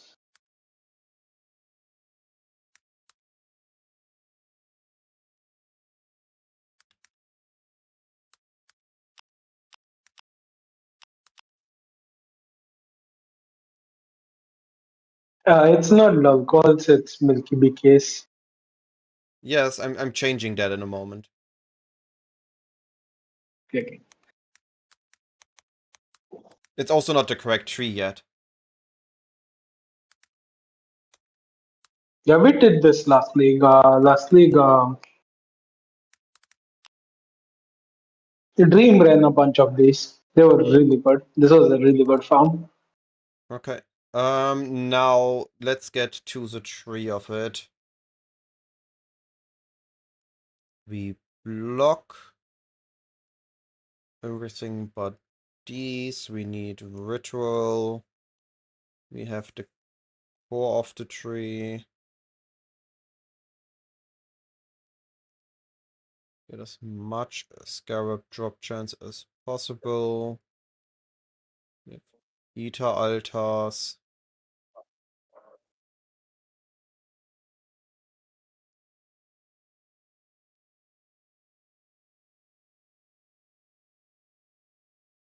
We have this. We have those. We have the shrine package.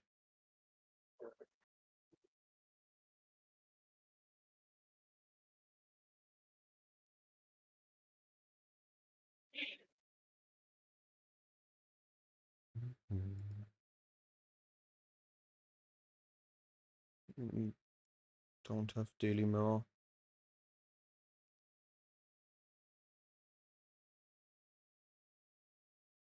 Wait, did I? And daily mirror on this one? No, Oh you're yes. 20% W. No, that is the UWR. old locals old flame strat I had the daily mirror on, which definitely doesn't belong here.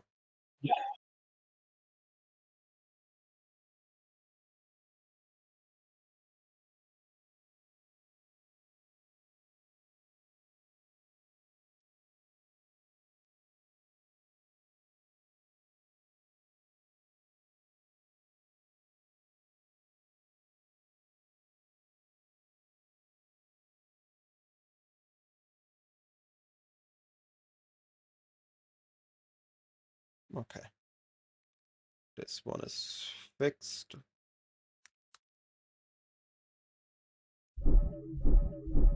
Back to this one.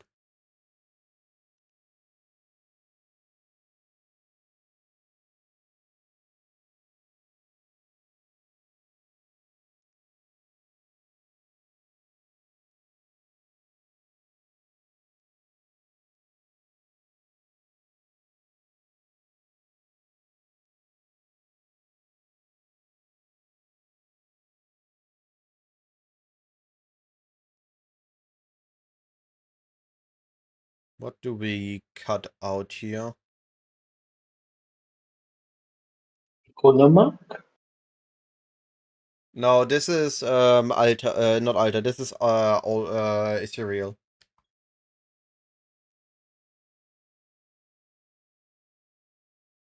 Th- Nothing. This looks about right. Yeah, but I need 5 more points. Oh, oh.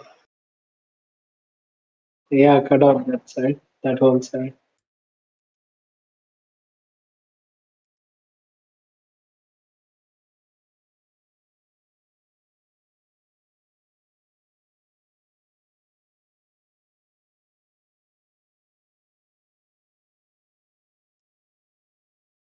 No, no, you don't cut out domination. You cut out the left side, like left side below map mod effect. Huh? Oh wait, I'm watching on stream, not on Discord. I don't think you cut out domination on this strat though, because those are base monsters, right? You take the domination chance like around all the glitters, those four nodes you take for sure on this strat. All that Mm. glitters top domination. Oh, I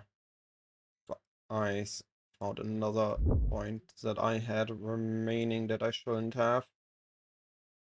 Means I have 2 more points here as well.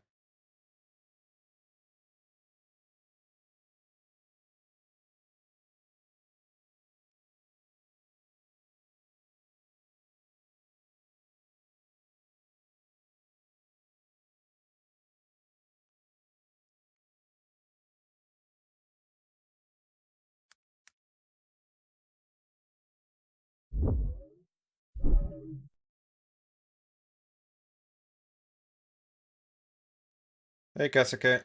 How are you doing, buddy?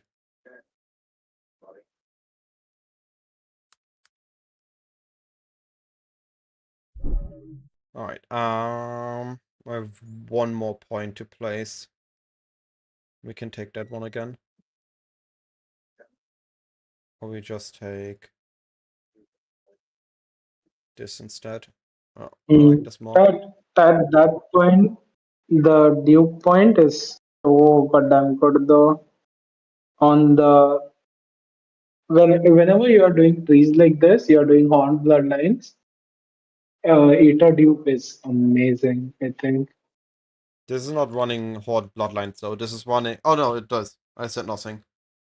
I can't even read my own In, writing on a computer. Alright, let's see how it looks on the website. yeah, that's why you need me.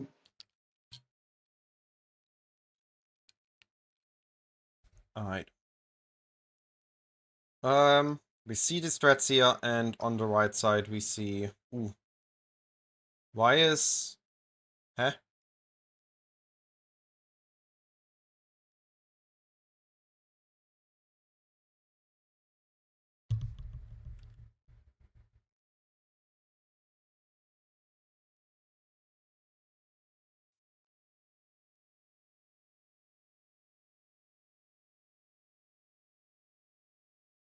Weird.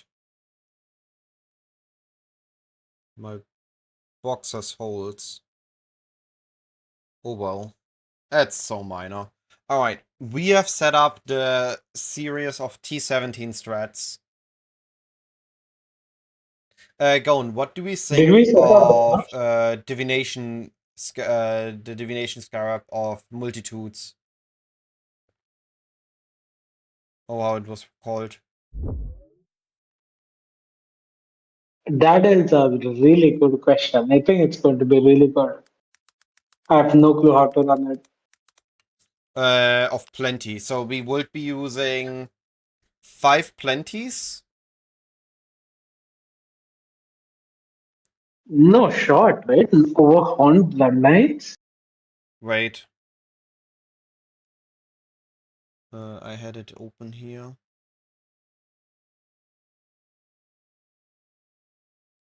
So we would be using lineage plenties, or we would be using plenties bloodlines. What is better if I only have one spot? Is bloodlines or monstrous lineage better?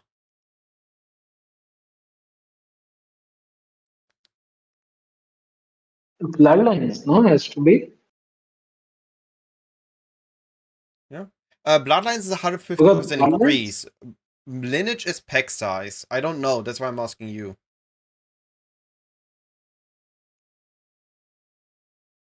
Yeah, it has to be bloodlines because it affects everything else in your map really well. So it has to be bloodlines. Well, those are guaranteed magic packs. That's why I'm asking. Oh, bloodlines, yeah. Yeah. Okay. All right. So we thinking three plenty, one bloodlines, one lineage, or are we adding a pilfering scarab onto this strat? No, not pilfering. Okay. No shot. But honestly, that is something that doesn't even have to be a 16.5 strat. This might just be an S tier strat, no? It's no. The problem with that strat is on paper it's really good, right? It's just so slow, man, because of the amount of clicks you have to do. Because all of them drop one stack decks. No, You no, have no, to no, click no. all of them. Gone. You're mixing something up. This is not David's Divination Scarab of the Cloister, which drops stack decks. This is Divination Scarab of Plenty Oh, that have 1k increased chance to drop divination cards. This is a div card farm that we can do in Crimson Temple for Mage Bloods, or scrying the Crimson Temple on something else and doing it there. yeah. I think that's not a strat, Lily. That's Okay. bad. Sorry, I thought it was the other one. Yeah, Okay. I think that's the problem with that strat, right? Is the niche for that strat to exist isn't there because when you would use that strat, you would rather use the containment, right? Like rolling divination boxes. That strat becomes better. Like Okay. that's the whole problem with the strat, where it's not accessible early enough because you need the boss duping, right, to make it worth it. So you can't do it early and you can't do it late. So Gotcha, you gotcha. just Alright. never do it. Then what we think about the current. So your boat farming is gone. We don't need that anymore. We don't also Yeah, we need don't do boat farming. We don't abyss even touch it printing. ever. So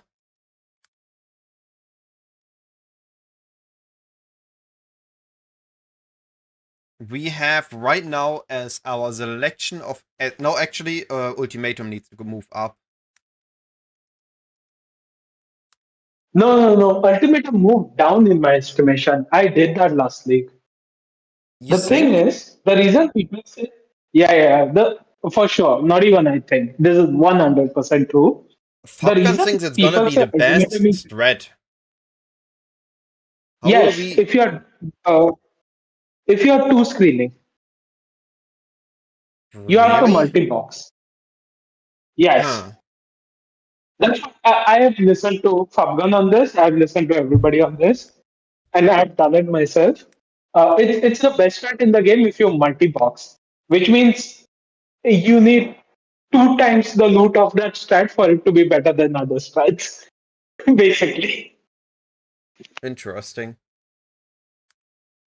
Which it is like the reason you can multi-box that, but you can't multi-box containment is because you have to actively play containment, right? Yeah. Whereas it's on a AFK build. So our That's why selection. Fabgan says it's the best one, which is I true. I just agree muted with that. again. So But our yeah, containment is best. That's what we also assume right now. We have it up here. So we are now looking at T16 strats. These are strats that we are doing before we move on to 16.5 or T17 maps. And our current selection of really solid T16 maps is Beast and Heist, Harbinger and Beyond, Influence Magic Pack Farming, and Essence of Calcification. Are we moving Legion to S tier? It is League. Or is Legion an A no, tier? not even Legion is straight up the best for me. Sorry, say that again, Gone? Legion is straight up the best for me. Okay, wait. We heard it here. Let me Legion is moving to S tier. Let me caveat. No, it is for sure moving up to ST. I'm not going to caveat that. Um, Let me caveat what I mean by Legion is the best Marcodox, I farm. appreciate Okay, the follow. if you value your gold, then Legion is the best farm. If you don't value your gold for flipping or recombinating, then Expedition is the best farm.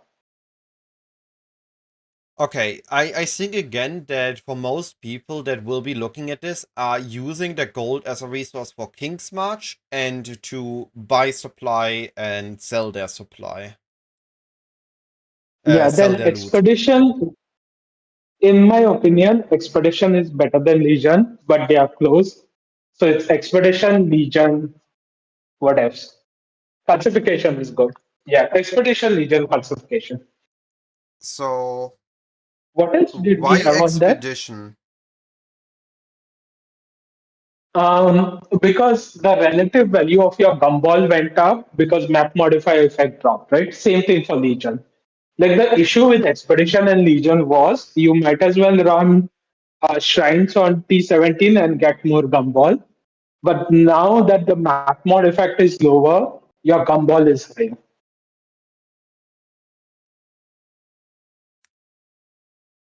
Alright, then take a look at this S tier selection and say if you agree with it or not. Of course, we still need to update the trees. Yeah, I can you just read it out to me? Beast and Heist, Harbinger and Beyond, Influenced Magic Pack Farming, Essence of Cultification, Legion and Beyond, or Expedition and Beyond. You drop Harbinger down. I drop Harbinger. Really? Yeah, yeah, yeah. Okay. Who's the Blume? Appreciate the follow. Oh no, sorry! I'm so sorry, it's a sub. I really, really appreciate the sub. Thank you so much, buddy. Harbinger dropping to A tier. Saddest time for Harbinger.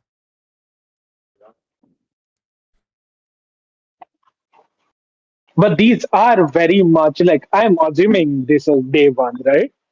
Because otherwise they shuffle all around the place. Yeah, I will need to update those like every 1 to 3 days. I will adjust those after launch. But Yeah, yeah. going into the new league, this is our assumption of the current ranking of Strats.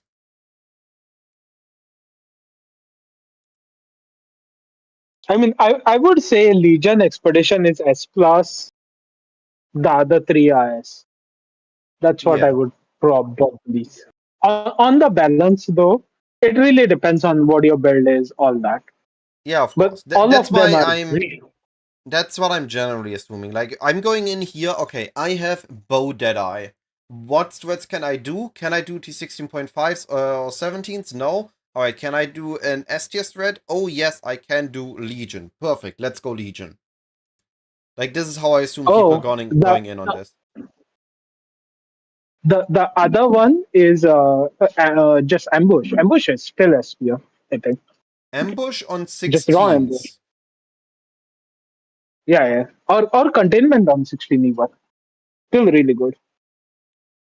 I don't think I would be using ambush scarabs on a non 16.5. You would be dumb not to. It's so good, man. I tested ambush containment on every single map tile set in the game. I tested like 700 containment scarabs and league on your Mhm. instructor. Okay, but tell me why would I want to run ambush on a non 16.5 map if I could just run it on a 16.5? Because you can't run it on a 16.5 yet. Fair. Like this is, I mean, why would you run Legion if you can do containment 16.5?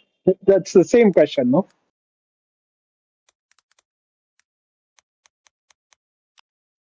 Yeah, fair enough. I added the to Strongbox Founder it can also be run on T16s.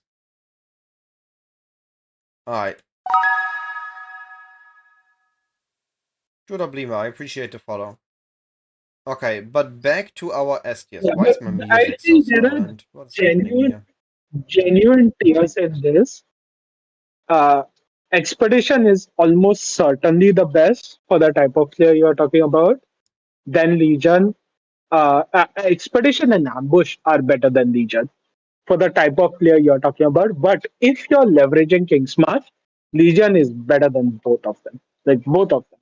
If you want to recombine, Legion is like S plus tier, and both of these are S minus tier. Like it shifts that much. Alright. I think I'm just gonna leave it like this then, and if needed, adjust it afterwards. Oh, and then Beast is really fucking good. Beast is S tier for sure. Yes. What else? Calcification. Calcification has a inherent problem where only certain builds can run it. But I guess Legion also only certain. Yeah, it's builds. All of these strats are really good. I think now the reason we had them all in A tier or stuff like Legion in B tier was because 16.5s, sorry, 17s were a lot better, right? Now I think 16s are way better than they used to be. So much better.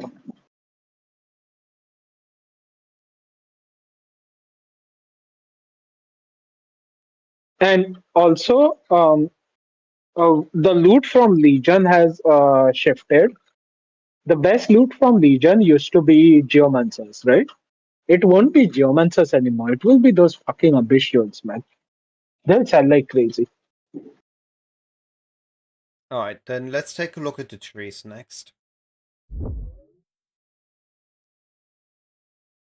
Yes, they still roll currency map and Scarab implicits.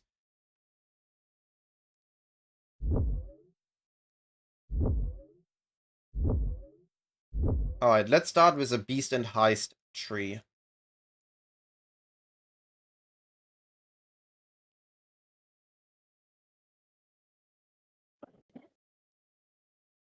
Now that rogue markers are here, we want to block everything else. Except Yeah, this. We still want the Prospector's Luck for the chance of finding a crater. yeah. Swollen, right? Yes. Because there are still no Scarab spawns. I think this is... the tree hasn't changed. Um... Oh, no, it does. We are no longer using... I don't think we're using Pact with Energy anymore. Because the Azerite node got changed. What do you think, Gone? Yeah. Yeah. Azurite, like, you don't take any delve notes anywhere. We just take shrines now, I think. Yeah, for sure.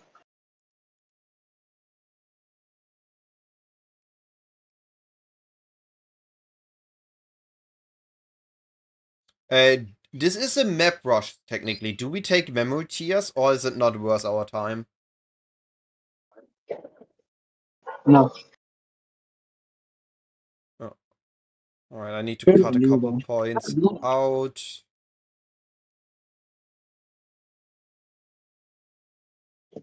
Wait, why is your exact going that side? What is those exact notes points are bad. This is just chance for additional completion. Additional proc. Yeah, but you don't have the exact bottom diamond. Like that's way better Yeah, than but we those are not notes. running exact influence for loot. We are rushing beasts and smuggler's cash is going. This Oh, is sorry. I thought this was Legion. My bad. Yep, that's correct. Though. no. That's correct. This is King's March, Heist, and Beasts. Yeah, I think this is the tree. yeah. Alright. So what are the notes for this?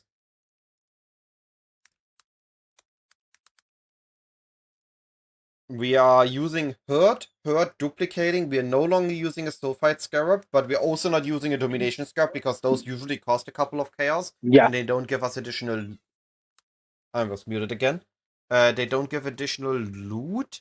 Um, I think we are running a King's March Scarab now.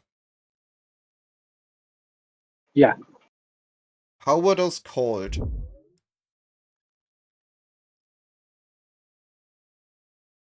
Kalguran Scarab. So we just run Kalguran Good. Scarab. Yeah.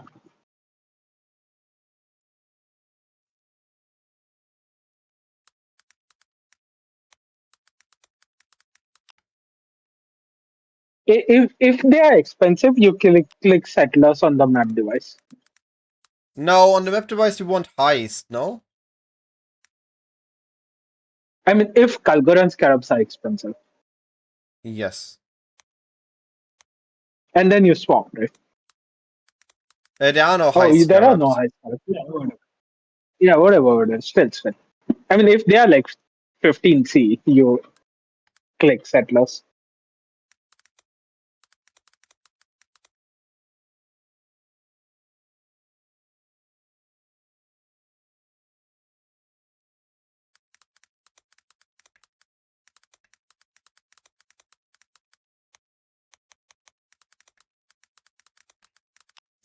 Alright. Then influenced magic pack farming next.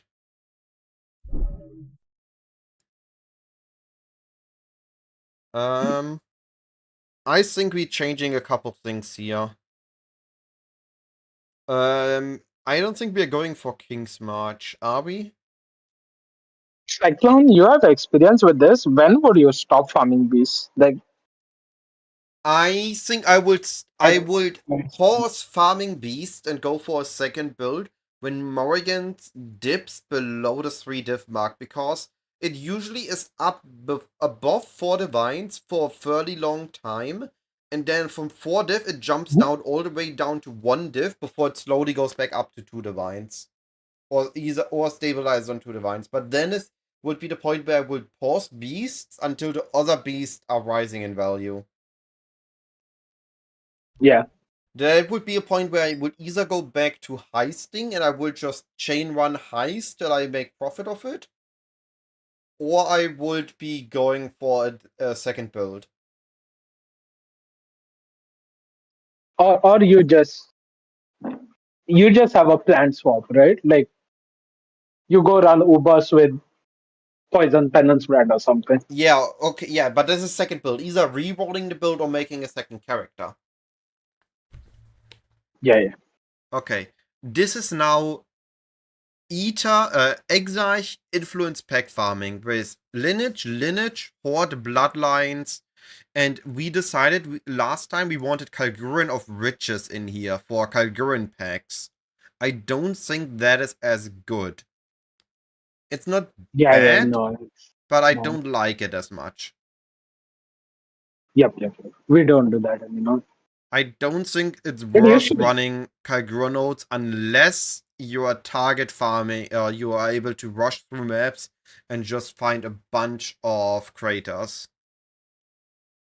I mean, here's the question though, okay? Is this even a strat anymore? Because my question is, why would you ever run this strat? Because Legion's a hybrid of the strat. Legion's good now. Um, Expedition is a hybrid of the Gone. strat. I would run Expedition's this good thread now. because we have a guaranteed breach in our maps, and breach scales. If blood. Okay, let me rephrase Mhm. this. This way, we are juicing influence packs and the breaches in amount of enemies. If amount of enemies is important because it gives us more blood, and this means more wound gifts, and the breach is insane loot, then we are basically juicing breach with a side dish of influence with this.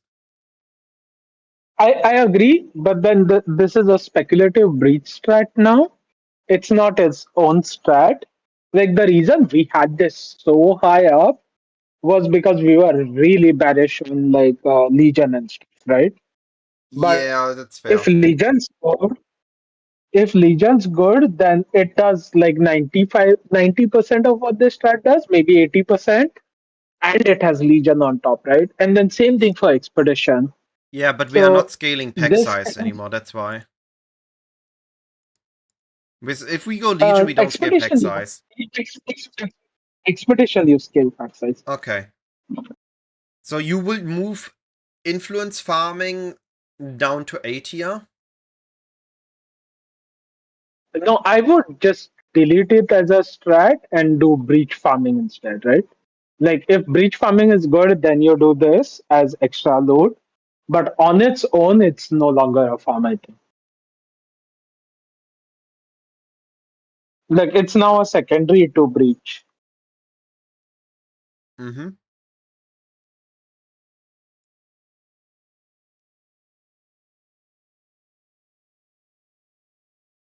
Alright, but okay, then let me make a compromise on this. What if we add a Hmm? beyond on this? And it would be if No, breach is. Hmm? that's its own strat. Yeah, but this would be beyond breach and influence packs. You're going to get murdered. I take that. If that's the if you're doing beyond breach influence, just go into T16.5s, no?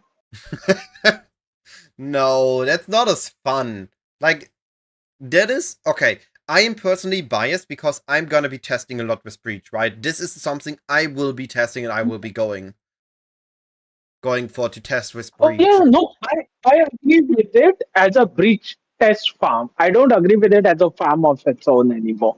Yes, okay. So the question is, do I add beyond to this? No, beyond is its own farm. Just yoink aeroplanes. Get me a link to the aeroplane thing, by the way. You have mentioned it a couple times now. Yeah, yeah. He has a Influence sheep. magic pack. Influence plus breach farm. If breach is good with high pack size.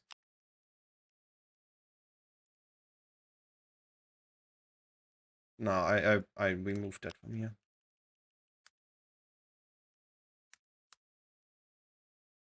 We don't have breach on the map device. Oh.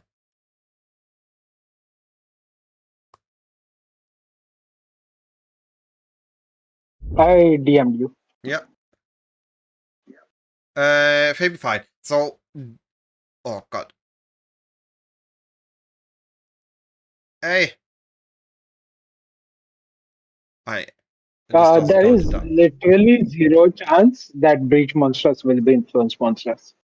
I'm Like starting they as a won't. bow deadeye, but this spreadsheet isn't based on my view. I'm personally biased towards a couple things based on my view, but this is a generally overview of all the existing strats that we are aware of, how we are ranking them, so people can look at this sheet, know, okay, I have a build that is really good at content in a centered area.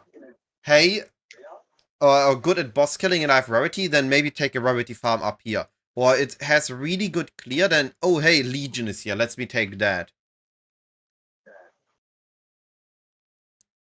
Yeah, So this and ranking these is not based farming on my build, but in general, but I'm influenced on some things like the influence farming and breach farming because of what I'm looking at. yeah, and Exarch to beyond just ping answer pong. something, we are not we are not letting sudden farms creep into this because they changed the tier list a lot. The best farm is Hideout Warrior, for example, right? It will be mentioned in the video, but that changes are fucked on. I don't think people care about that much, MD. right? MD, that is way more cooked than my Omni Tornado shots. Okay, that is so insane. Like Legion, I finally agree Legion is good, but it's not that good because boxes on T16 are better than Legion still. Yo, Gone. It would have been what Plane is recommending would have been exactly what I was thinking. Just that he's adding a Beyond Scarp into it. Beyond Scarps. Yeah, yeah. But you do it as a dedicated Beyond farm. Like the way he runs it, right? Is he runs it till you get the Beyond boss and he dips out. Oh, okay. Does that make The sense? voice you hear is He'll be like, Neogone. It's a great buddy of mine that is more experienced on absorbed trade league farms or trade economy farms than I do. I usually, or used to at least, be durdling around on A-tier strats and testing a little bit instead of really hyper pushing, which is something that he's more comfortable with. Like he could be farming an entire 3 months straight on strong boxes, which I could never do. or if you remember Cyclones in Stacker, I played it for like 6, 7 days, dipped around for 5 days, and then got him a Crusader Mage Blood Gone does not and other stream. upgrades. Or you No, do you no, stream no. I Gone? don't see. No, no. You only hear his really bad microphone sometimes on my stream. Yeah, only around league start.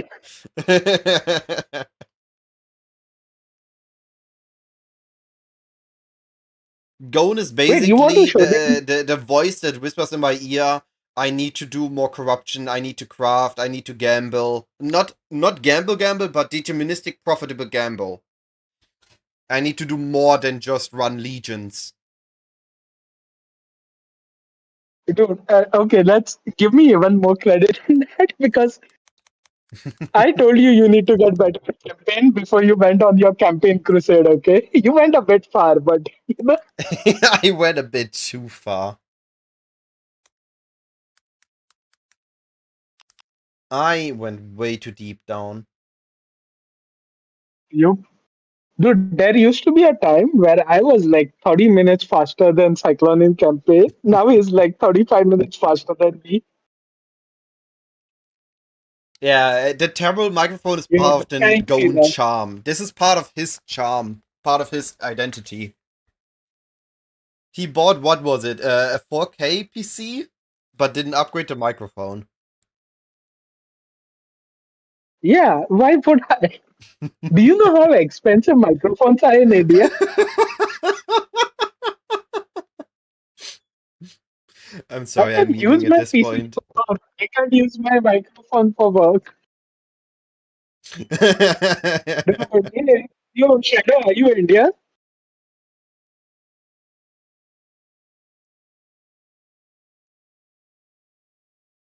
Blight is here. I just generally am not that knowledgeable about Blight, so I will always say if you're interested in Blight, head to Trevik. He knows all there is to know about Blight.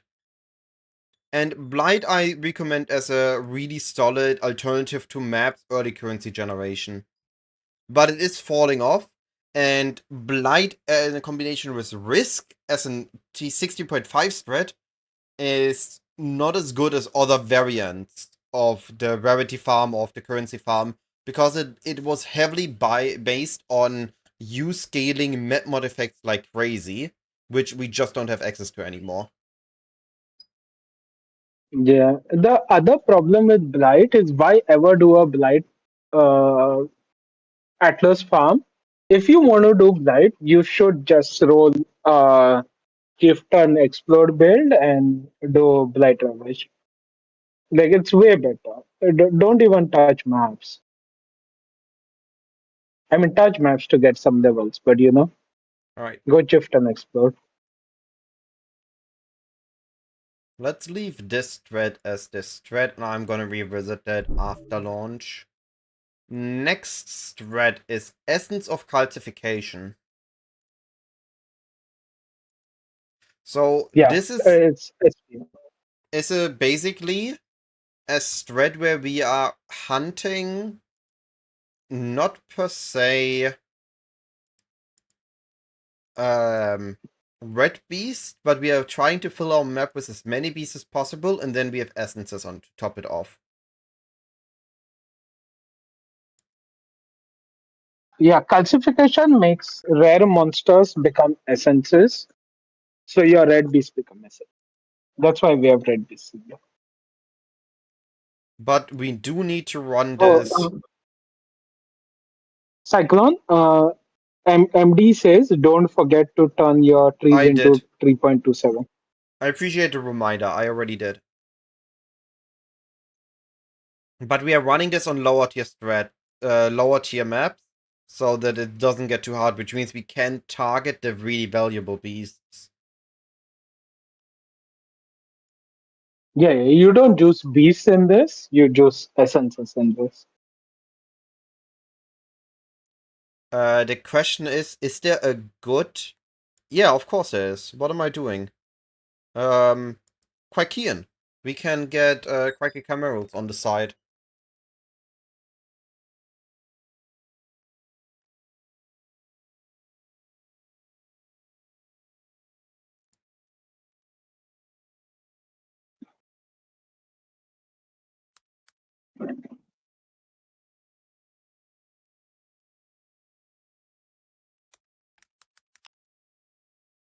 Um, and this is run with what's the name?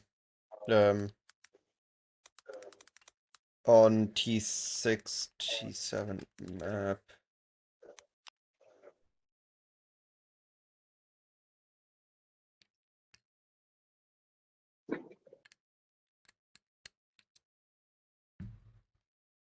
Alright. Finally, we get to the good part. Time to make a Legion Beyond tree.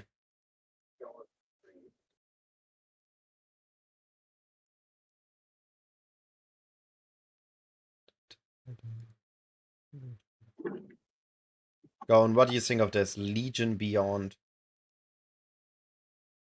Why? Because it's good, no? I think, don't you just want to blast Legion? I mean, if you have damage, you have damage, right? Legion Beyond is good. But I, if you I don't have think, damage, like, I used to do this, and I always felt great running through through the maps. You get a couple of tainted fusings, you get a couple of tainted stuff. It's not beyond as in hyper juicing pack size and beyond, but it is beyond as in I have my breach, I have my legion, and I get random beyond bosses that give me a couple of extra loot.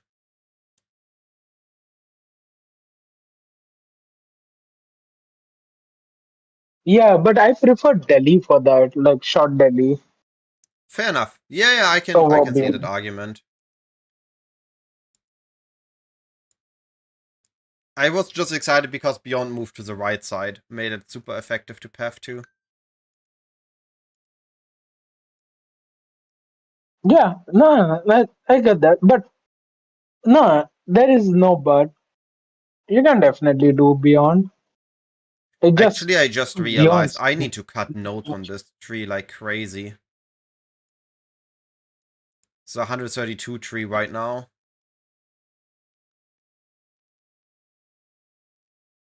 Yeah, there you go. No. Man, we had Um, so high hopes for MBT. They ended up being so bad. Longcat, I appreciate Longcat Legenda. I appreciate the follow. Thank you, buddy. Um, so we take this Abyss node because the Abyss reward of Legion can drop the jewels.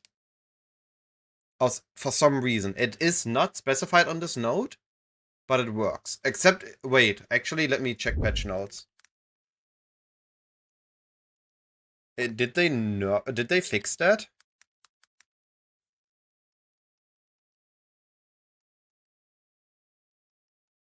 No, they didn't. So that still works.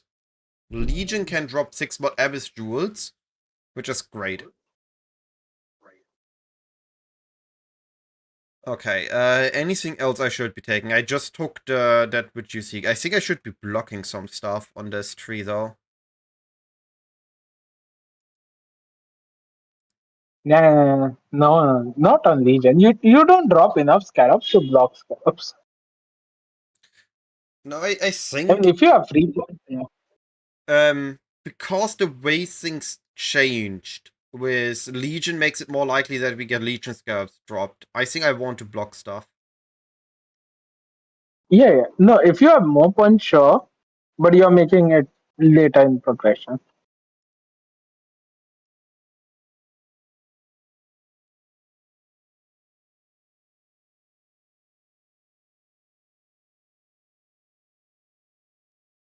Are Legion emblems still worth it, by the way? Early on. Yeah, yeah, for sure. Alright.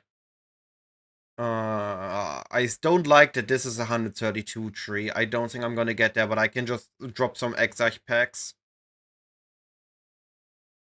Yeah. Yeah, I'm okay with this.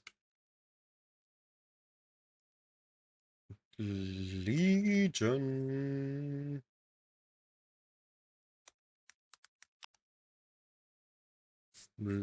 I'm gonna feel at home. Once I open my first Legion Dunes in 327, I'm gonna be home. And I'm going to have Aluba Bossa. No, actually, there is zero shot because you're playing with hyper efficient players, dude. You're going to you're going to be so much out of currency than me. Okay, here's the question: do you think you'll make more currency than me this league, I or don't know. whenever Okay. So last league I had a crazy good league because I had a goal. I kept pushing for that goal. Once I reached the goal, my momentum dropped. And it's gonna be depending on how I feel this league, how the gameplay is fun for me, and what my goals are. no, but you are still playing with people, right, again?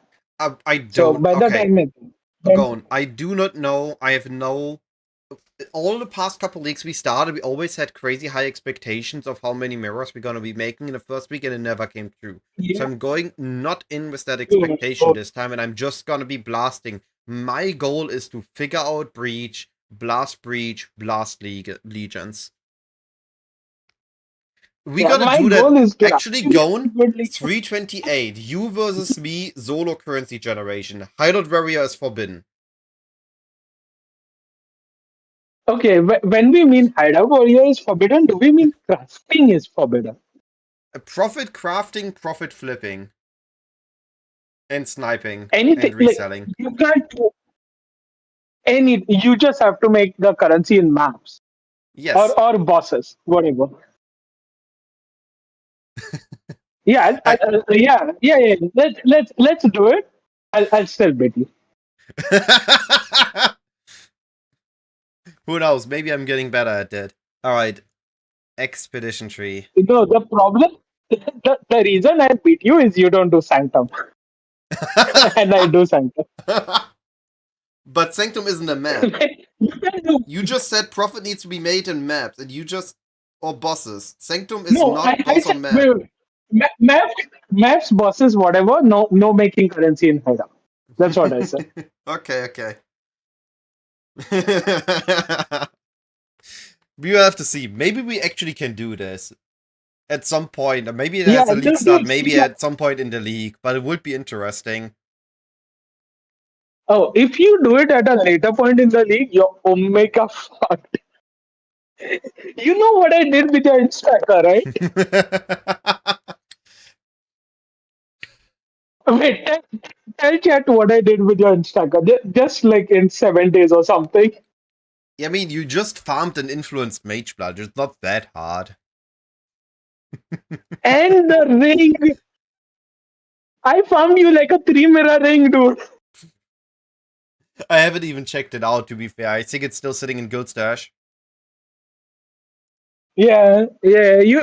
I mean, I found like a triple positive aspect of the spider. No, like not a bad negative ring with a good multi. In like on top of influence mage blood, by the way. Oh, and also all the other shit. I found you the whole Alva gear. I found you the headhunter, opportunistic, everything.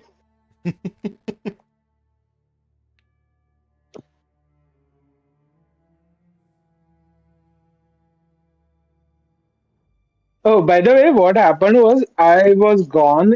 I stopped playing the league after like I forgot this tab week one and a exists. bit,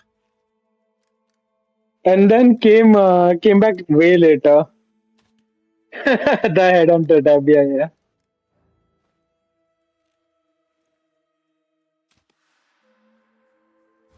What is the BPL tabs? Where is InstaKB? There it is. Alright. Oh god, I don't even know what all is. We have the simplex. Oh, I bought you the This Nemes also for the opportunistic swap. tree, body, Yep. helmet.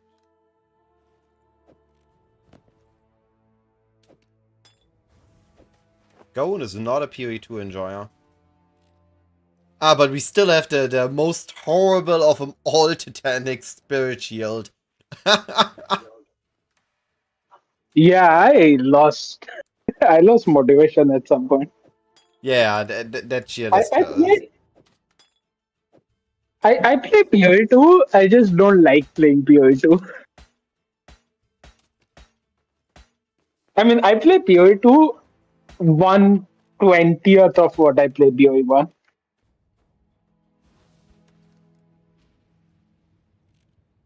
We also never fixed the large clusters. Yeah, because the league got announced. I was expecting the league to go on for 4 more years, dude. Alright, let's see which I had. That was here.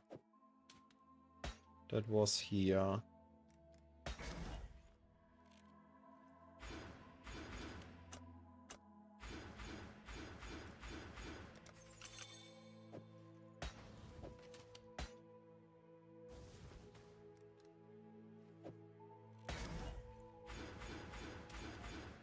I was still pretty happy with the build. I put a lot of effort into it and it worked out. Yeah, the build was good.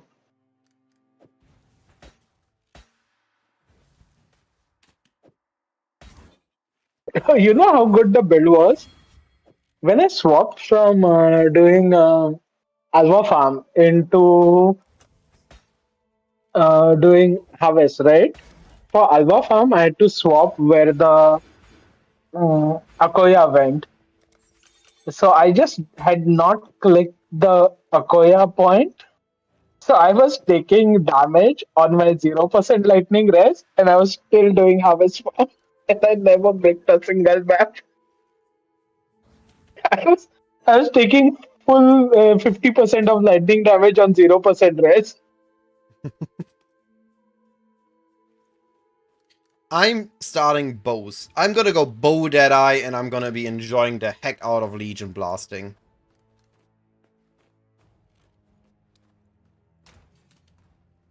Yeah, I'm doing Exang Reap Miner.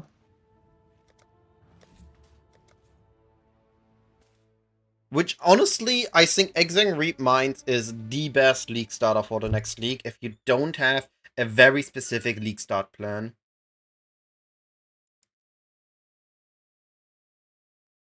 I think he's going Trickster. Are you going Trickster or... Yeah, interesting. Alright. Let's finish the last S tier tree. Expedition going, that's more your forte. How's this one looking? Yeah, rune finding, double magic pack size, and something else. What I about forgot what it. archaeology and verisium powder? No, you Texan, don't do what that. I video don't you know. mean?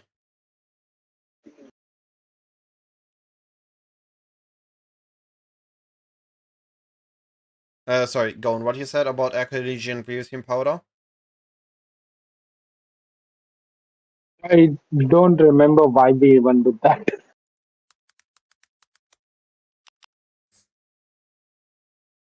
That's Uh, from re- last league, right? expeditions have increased number of explosive, increased explosive radius for verisium powder.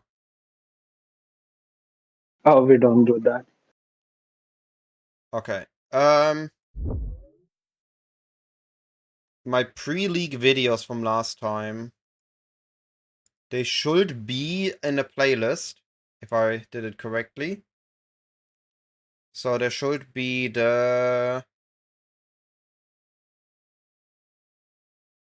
preparations playlist here. All the videos from that are here.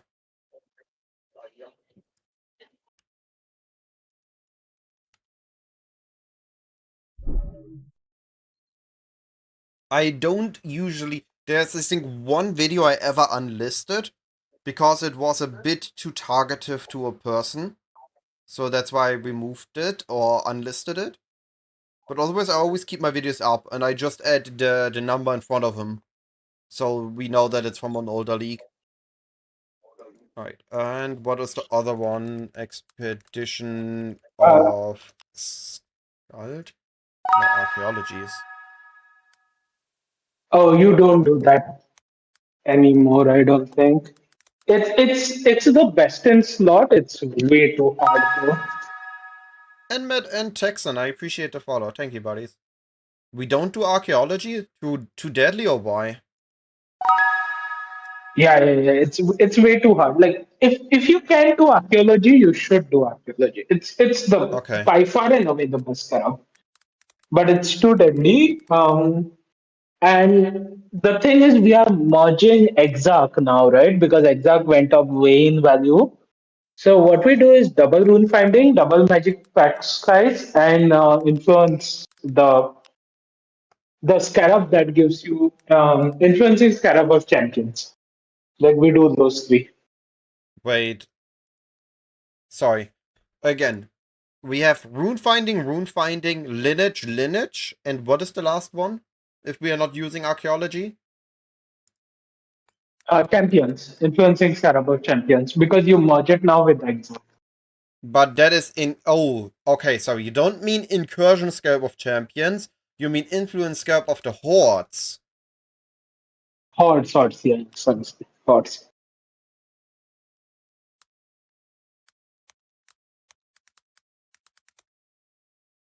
What is the magic pack size scarab called? Monstrous lineage. Also, Yeah, Boostable, I double appreciate the monstrous follow. lineage. Yeah, Mandel, that is true. Lastly, there were cheeses to it. Now, or lastly, to make expedition good at all, you needed that scarab, or you went logbooks, right? That's why there was a tree. This league expedition got pseudo buff, so you can just run it now. Alright, what do we take on the tree then? I'm just here to steal strats. Yo. What's up? What's up? Hey, Spix. Low. You here to steal my strats?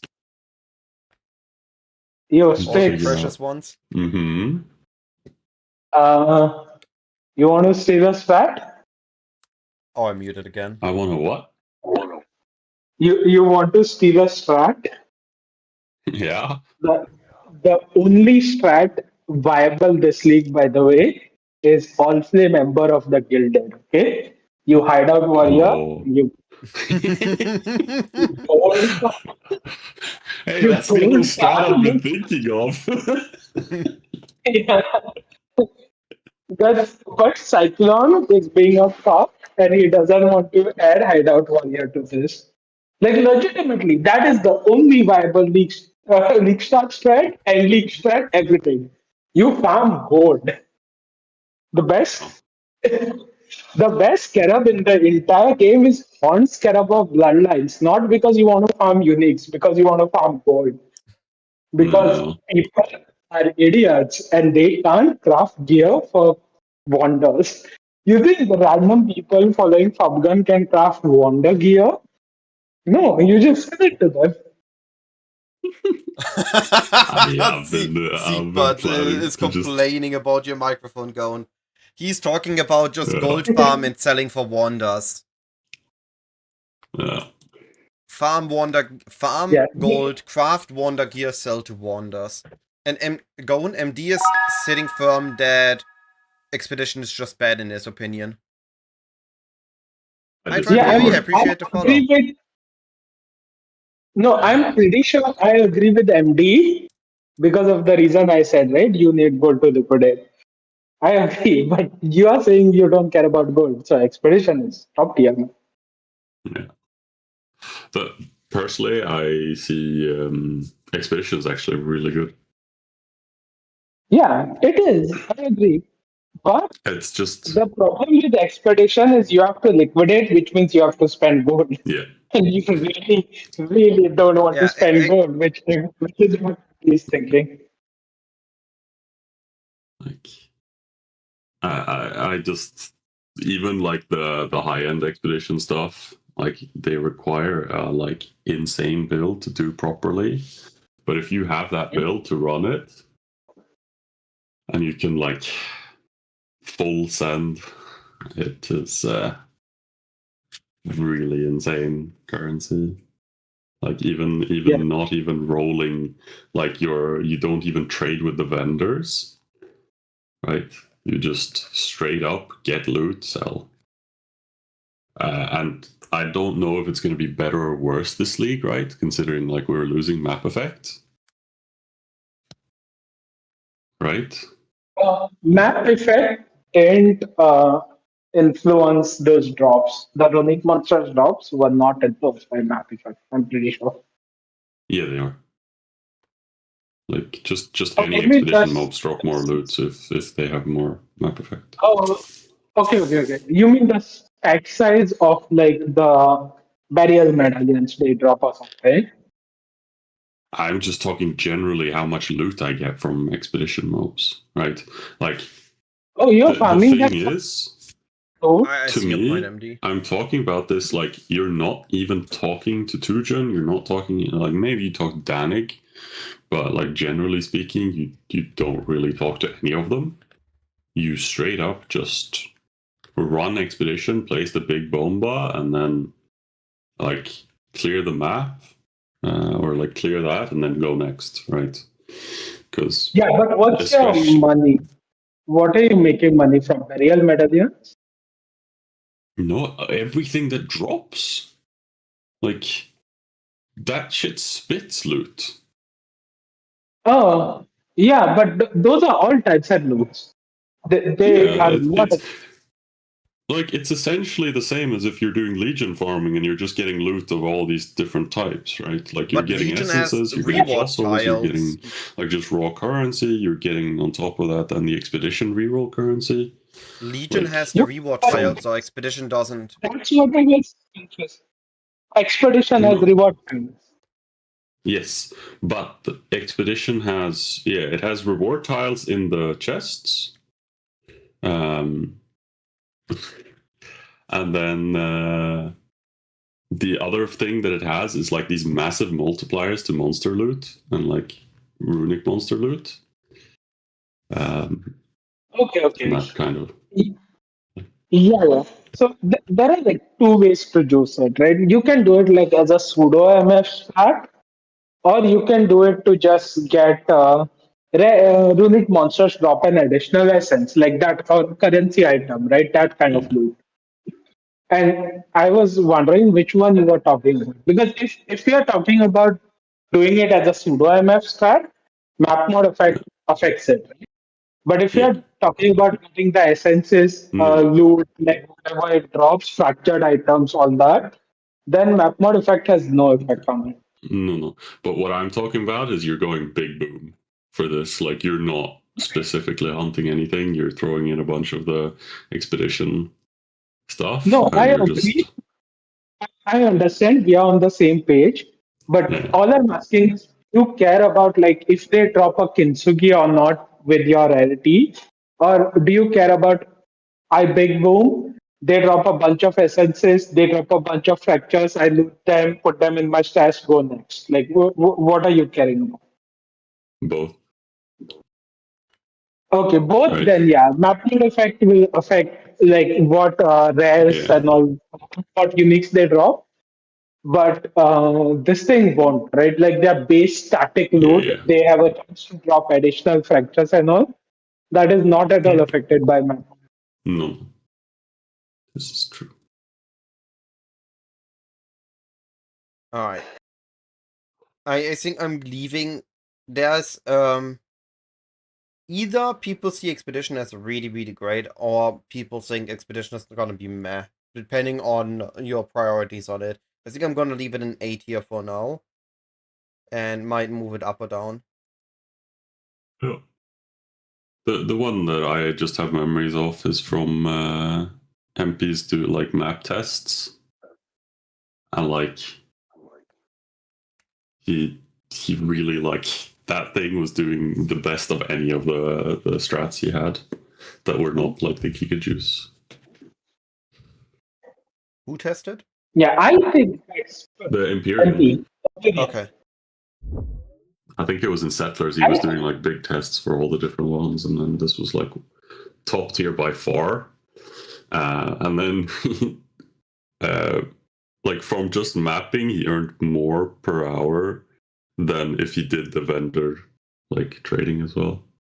Interesting. Like the benefit also with it is since you're just dropping a big boom and like just checking, can I do this or not? Like, is there any mod that bricks me? Then there's that. But it's like you really need a good build for it if you want to super juice it to that level. And like if you're not getting up to that level, then it's difficult. And like doing League Star scenario, you really want to be talking to like Tujan. But yeah, I don't know. It's really hard to say, and especially since it doesn't give gold, it's rough. But it's not slow by any means. Yeah, the strat is one that combines red altars with expedition. So it fits with what you're saying. You just blast, you Yeah. boost gen size, you get your rewards, you're dead. Yep. Yeah, I just find Expedition is a really difficult one because it's like so scalable of a mechanic, right? Like if you're taking all the scarabs for Expedition in it, and it's like you're getting too many mods on everything, and then you can't avoid the bad mods. It's super Yep. difficult. Yeah, that's why we don't use archaeology, right? We just do double room find, right? Yeah, just make life easier. That makes sense.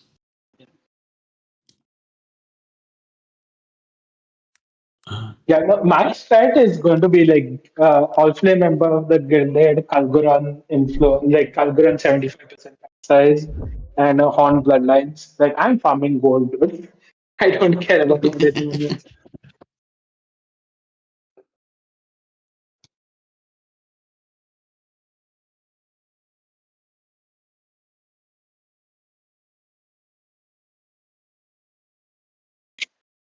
Because wands are such good recom bait, no?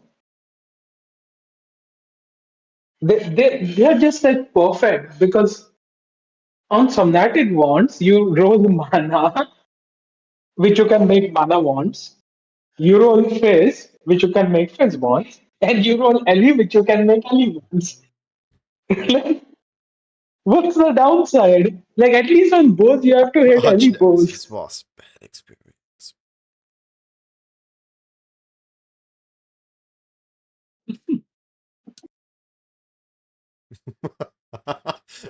Biological tragedy. Oh.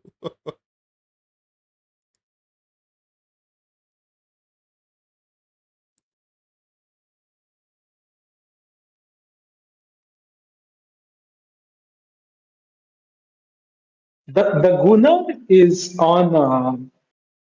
Gunnar is like, give me Legion, give me Ambush, or give me Death. Like, that's the Gunnar strat. Which I agree with. Like, those are the best strats right now. See. Go. Other than Kalbar. Like, other than gold. He's talking about how Fizz wands and Elemental wands both are gonna be giga expensive. Good to craft, Oh, good to sell. yeah. The thing is, the problem that bows have, for example, right, is nobody wants a non-two-arrow bow, and nobody cares about any other mod. But on wands, every single mod is valuable. So your efficiency per alteration is so insane.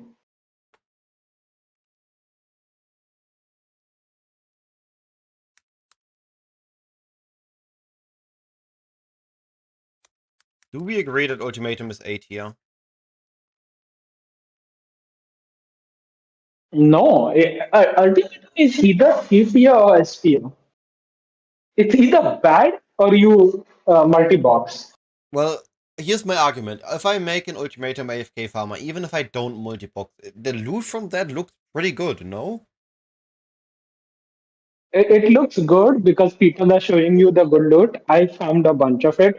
It's really bad for a non-multi-boxer, right? Okay. It kind of really is. So where do I put it then? it's 40% worse than your farm. Would you accept that? On a build that on something that requires a very specific, expensive build that. It's not that much worse. I don't know what strat you were running, but Inscription. yeah, fair. You But get did you- Catalyst, yeah. Inscriptions, and War Divines.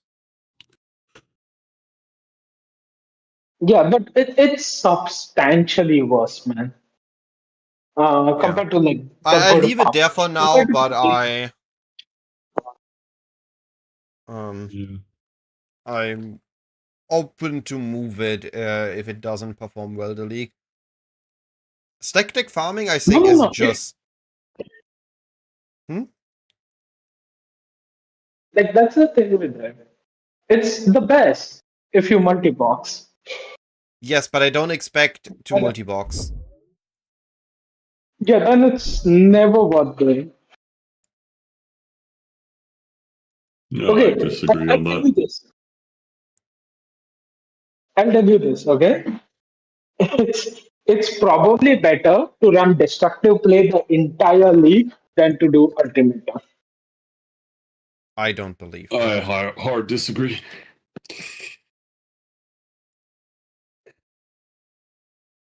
Okay, then I'm voted out.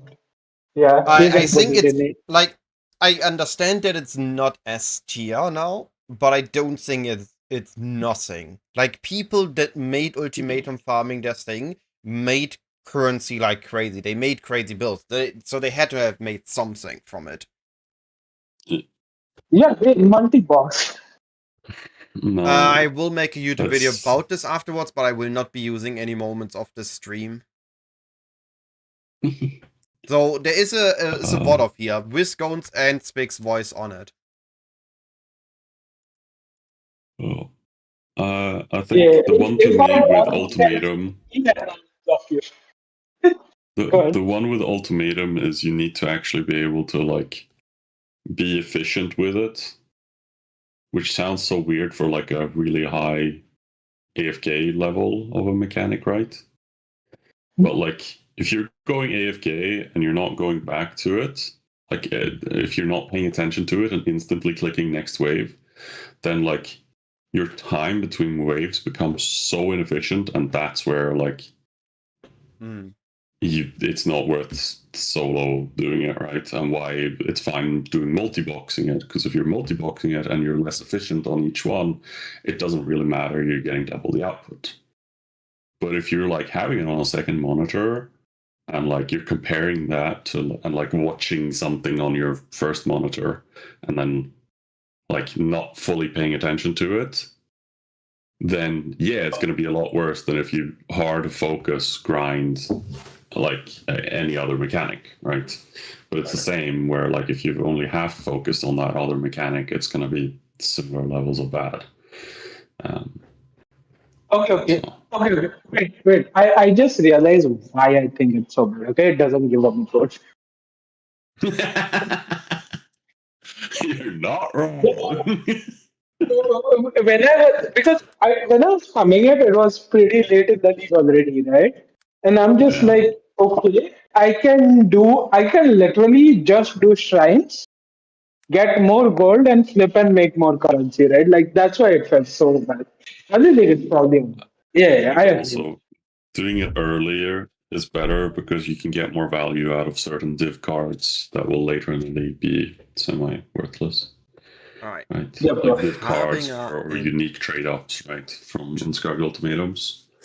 Right, if Yeah, you yeah. early league get a thing that says, "Oh, you get a Ralakesh out of this," and Yeah, or Veslata's coil or something, right? That's like 7, 8 exactly, divines. Yeah, yeah, that's fair. I did it much later, and at that point, it was just like, yeah, multi-box. Thing. yeah. But even then, though, I don't think it beats early Expedition or Legion, right? Would you say it's better than early Exped or Legion? It's not C Mm, tier, but it's not as depends on good the as well. time frame. Depends on the time frame. If we're talking early, like Day, day day one one, early, then yeah, no. day one. Okay, what time frame do you think it becomes better than? Yeah, I think it's better at like days, probably 48 hours onwards, Okay, right? day three. Yeah, I can say it. Yeah, yeah. Because at that point, you can actually run the double divine stuff and all. Yeah, Yeah, that's probably fair. Yeah, it's fair. It's fair in 8 year. There is no short on size tier now. yeah. Yeah, never ask me for POVs. That is true, man. Yeah, pack size is always worth it, is what we considered. Which one was the Me and Gone, the currency duo of for what's a this pub? one? Or rather, Gone's pub is just ridiculous. Yeah, dude. I'm the way I look at pops is: do I have damage? Yes. Do I die more than 6 times in a map? No. Okay, that's my Good pop. enough. Yeah, we do. But hey, you can't argue with the results. Simon, I appreciate the follow. I Yeah. would I say wonder how that many pro unless you're players there's doing going to be in this specific league. things, quant is always better than pack size, followed by pack size and then rarity. A Rarity lot, becomes but more not on day important one. All of them are going to fail at in making a wonder and make a gigaboost portrait. farmings. Oh, Dude, I don't understand why people think they can league start wonders. Like I understand why Top Gun thinks he can league start wonders, right? He can, obviously. oh. Wonders are so hard to league start, man. Like the I think the best. I Somnatic mean, Bond even basis Thapgan is is saying he's going intense. bow first and then respecking into a wander, and I think that's fine in that approach. Yeah, yeah. But then you're not playing League Start Wonder. You're playing 7 days of Bow into Wonder. It's second build at that point. Yo, MD, tell me, what's the Um, best and easiest I start? have a question. Currently, what we think of Harbinger's Curve of the Obelisk? I thought it is good if we are looking at time per map, but if we are mainly targeting beyond and Harbinger used as the spawning way, then Harbinger's Curve would be better. But if we are looking at mainly Harbinger and beyond as a bonus, then Obelisk would be better. What do we think? What do you care about from beyond, right? I think on League Start, you only care about the boss, in which case you just go Obelisk. You will still spawn the boss most of the Wait, we times. care about the boss? I thought we care about not having the boss. No, you care about On boss on league start because you want the currency, Infusions. right? Yep. Like league start, you care about getting the tainted currency because that's where it's the most valuable. But then as you're getting later in, that currency, like guaranteed currency from the boss, is not as valuable, and it's more valuable just to have more monsters in your map. Well, Um, I think Gone died. yeah, he's gone. Bye bye, Gone. Yeah. Gone. I tried that, by the way, MD, and I got one contract dropped 1 week into the league, and I had the chain done on day one. So unless you're targeting highs, I don't think you're gonna be getting it too often.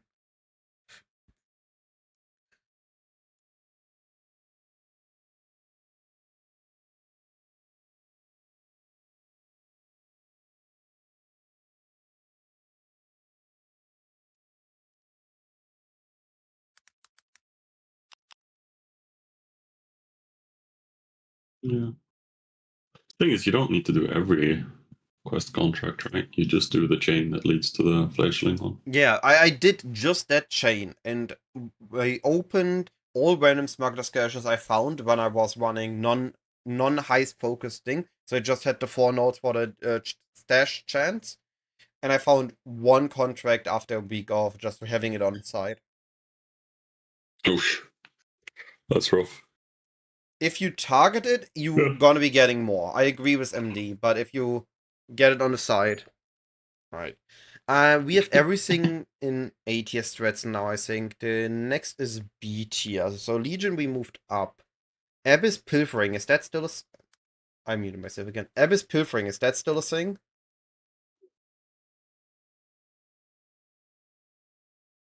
No clue. It basically just... Ah, no. Wait, that used the thing. I just... No, that's gone. That used No. No? That's not on your list. If you're looking at that, it doesn't have the... Yes, but it has the caster What was it called? mastery. Abyssal Why Echoes. do I have the Abyssal... caster mastery if I don't have the stashes?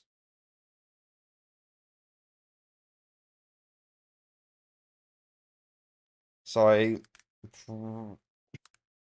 I'm pretty sure I wrote that wrong. Yeah, that's fair. Alright, now we actually get back to the other thread. So do I still have it open? No, I do not. It's still in the chat. Where is it? There. The Katarina farming. Betrayal, safe house farm.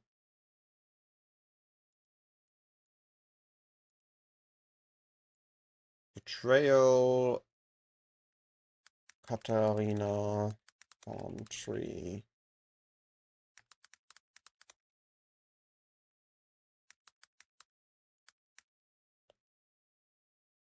And it uses the betrayer scarab of reinforcements. What do you mean I'm cooked? Deadeye is an upside. It's the most fun ascendancy. Especially if you come from PoE 2 into PoE 1.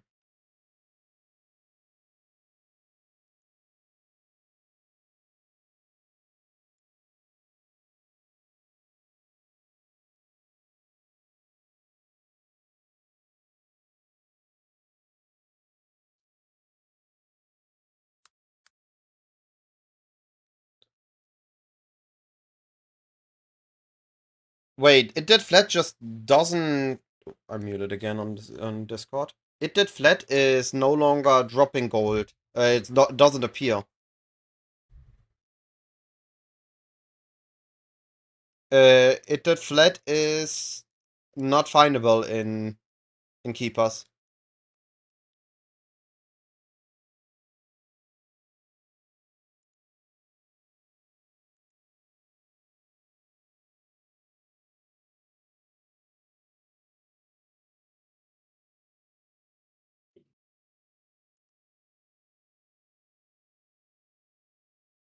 You don't. Breach is its own separate new thing, and the old mechanics don't interact with it anymore.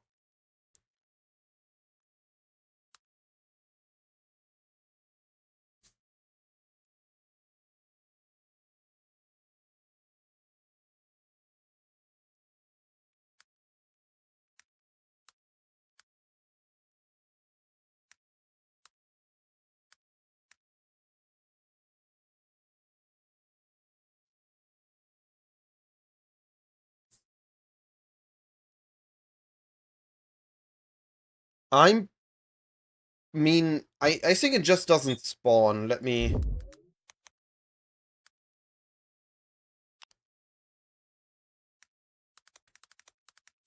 Does not appear in Betrayal Encounters in Keeper's League. There it is.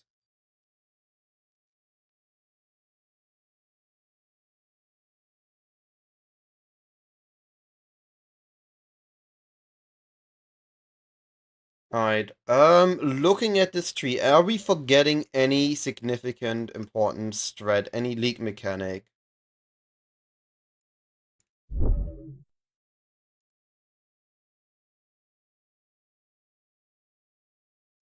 Heist does give gold.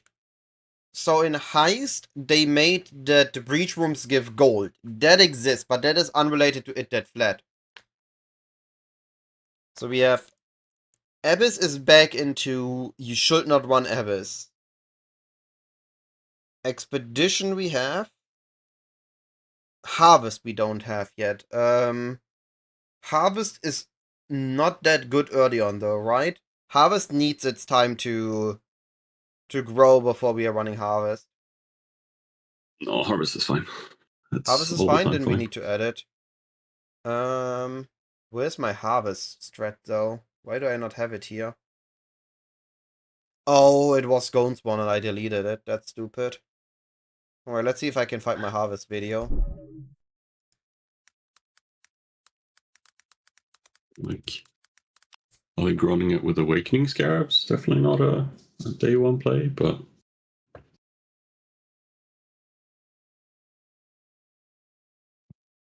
Dang, I'm finding everybody's Harvest video but mine. There it is. I had to scroll down for it. yeah, like Life Force, like Harvest is lower profit, but it's the most like sustained profit.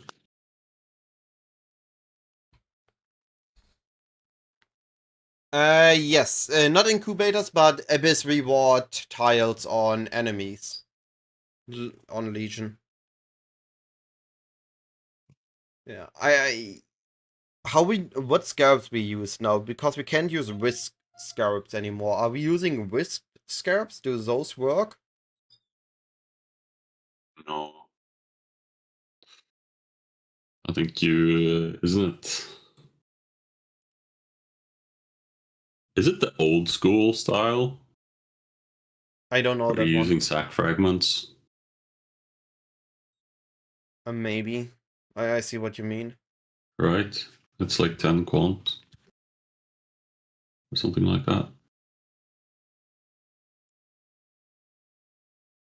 Like, I don't know if there's a better option.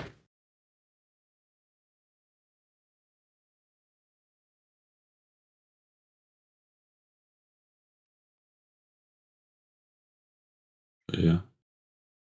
And what does that start? Is it a A tier? Is it a B tier?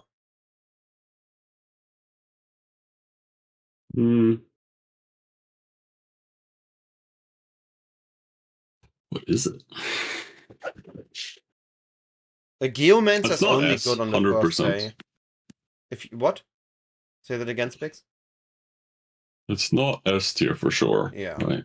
It only rises to S tier way later into the league. Like, Harvest is a really great late league strat.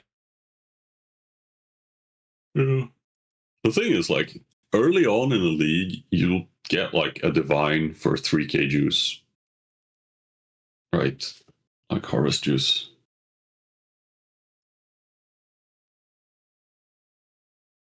So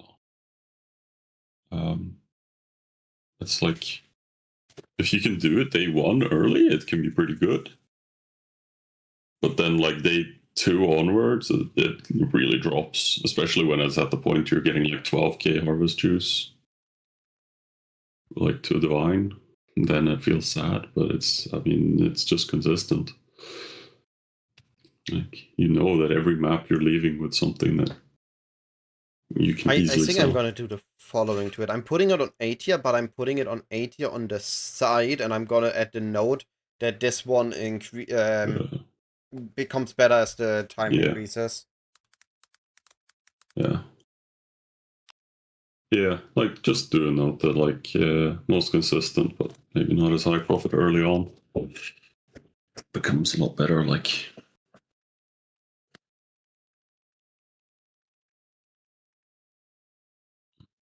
Right, so we are using harvest of doubling, harvest, Horn of Awakening. I still think we're using one cartographer of risk. so to me, by the way, is I would not have the awakening one in for this for the early strats. I mean that's the highest end you push it, right? But like Yeah, but then it's a if we're completely talking different early because on, even the tree I have is with with crop rotation in mind. I don't think crop rotation is good without awakening. yeah, it's fine. Okay. Like I'll put it this way. Crop rotation is better in the scenarios where you want one specific juice or you're running awakening. Mm-hmm. If so, especially like late league when you're looking at it and you just want yellow juice, right? However, if you're just looking at I want general generic juice and I want as much of it as possible, then Okay.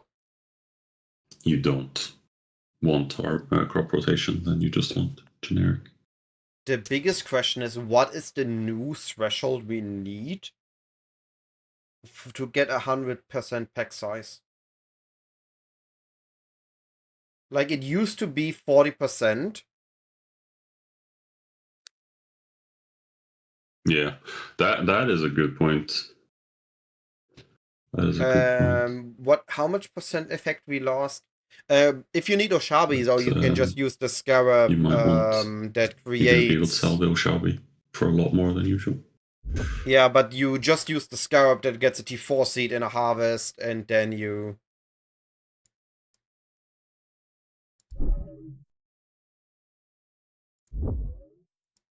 In a moment, MD, let me finish the harvesting. Need 100% pack size after map effect.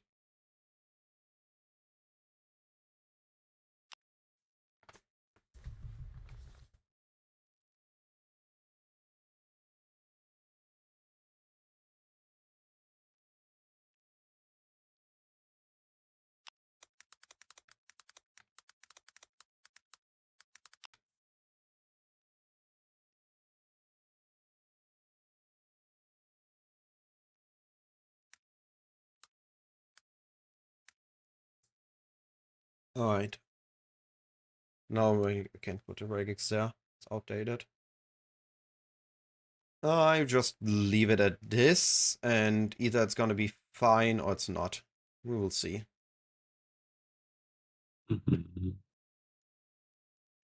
Alright. Yeah. Let's take a look what MD sent with Legion. So this is my Legion tree. This is MD's.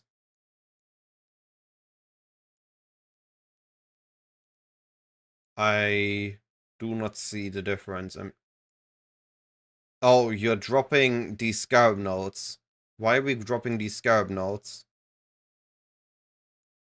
And we are adding bit beyond. Okay, now I see it.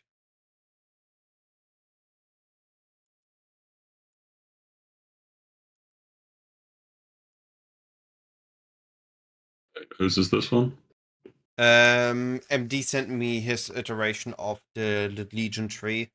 And by the looks of it, we are grabbing Daily Chance here and Daily Orbs here, and we're dropping the Scarabs here. So, Daily Orbs in, Scarabs out. How do we feel about that? I can see it, kinda. One for me is it's a lot worse for sustaining. You don't sustain Legion Scraps nowadays. No, you never sustain. But what I mean is like, do you have to buy 50 Legion Scarabs or do you have to buy 25? I'm gonna test this, MD. I'm gonna test this at launch and see how it feels. I keep this in mind.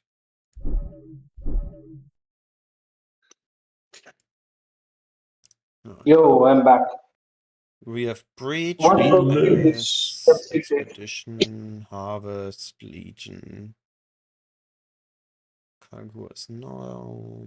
Daily, Ultimatum, Blight, Ritual. I think we have everything.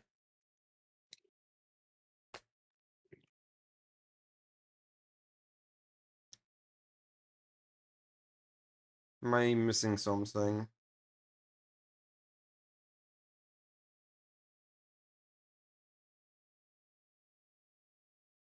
Yeah, I get what you mean, MD, but they did add that having the notes of this makes it more likely to drop your scarabs.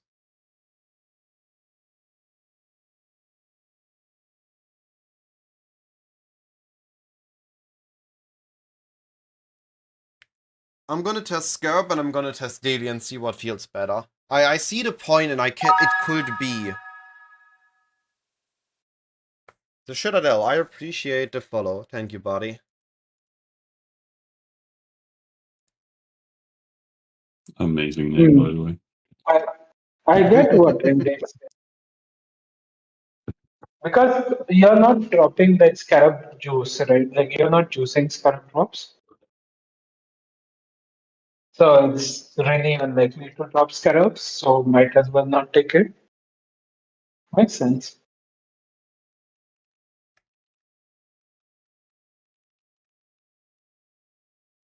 But yeah, what are the strats? What are strats do we have? Can you go top to bottom?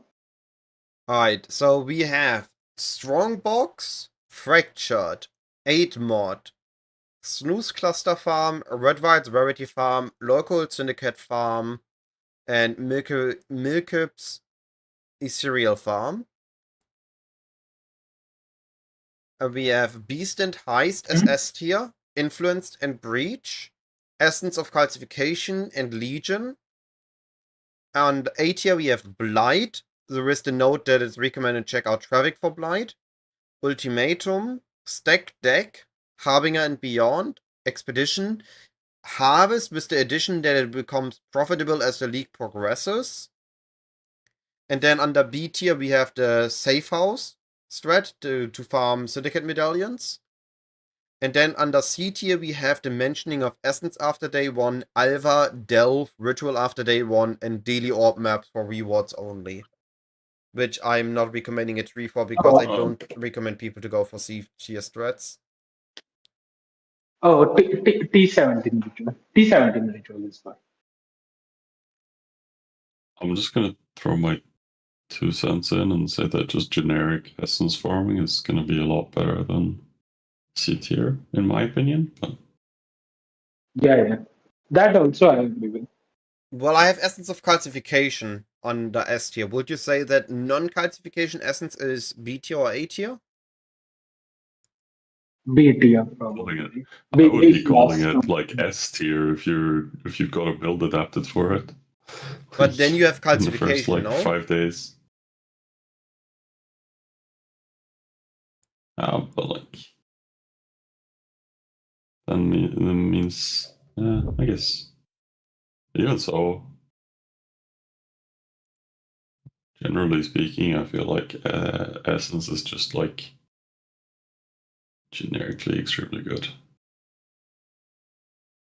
Yeah, Right, That's my 2 cents. I good do point, think it's Seaper. C tier. Yeah. But do you not always commit as calcification on like day 2, day 3 onwards? Maybe, yeah. I don't know.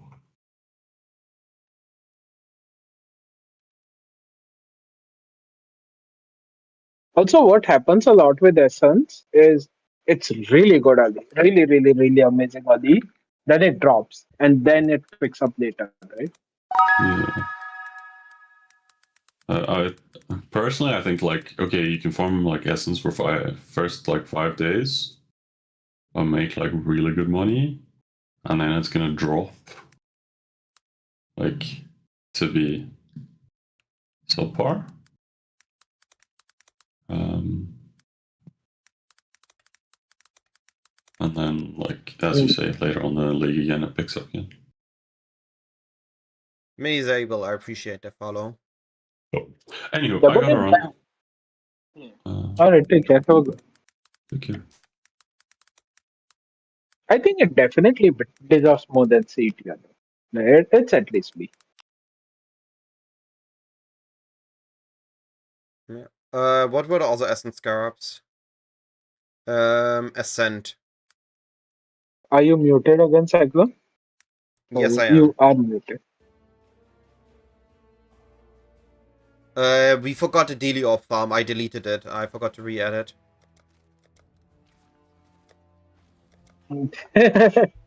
Someone's like, go to the local bazaar and get a mic. So we use 4 Essence Scarabs.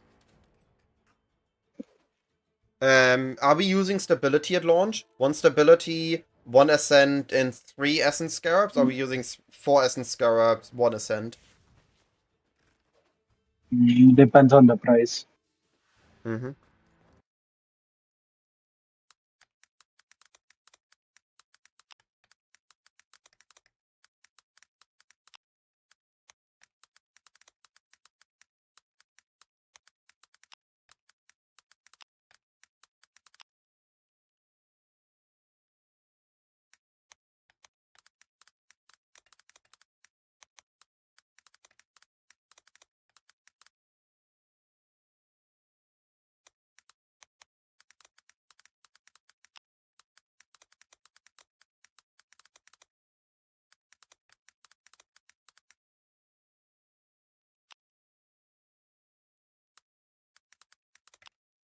Alright, what we think of daily farm for orbs. So, not like snooze cluster farm, just delirium, running through a breach, getting splinters, and getting daily orbs.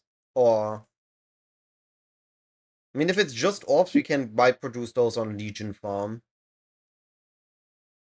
Yeah, isn't it just like a tag on to any other farm? Yeah, it used to be a I targetable mean, it's thing, good. but I don't think orbs are that much meta that they are worth target farming. Rather you buy a bunch of orbs than reroll cheap ones into expensive ones. Yeah. Oh, by the way, Harvest deserves to be C tier, okay, on League Start. It's really bad. You should never touch Harvest on League Start.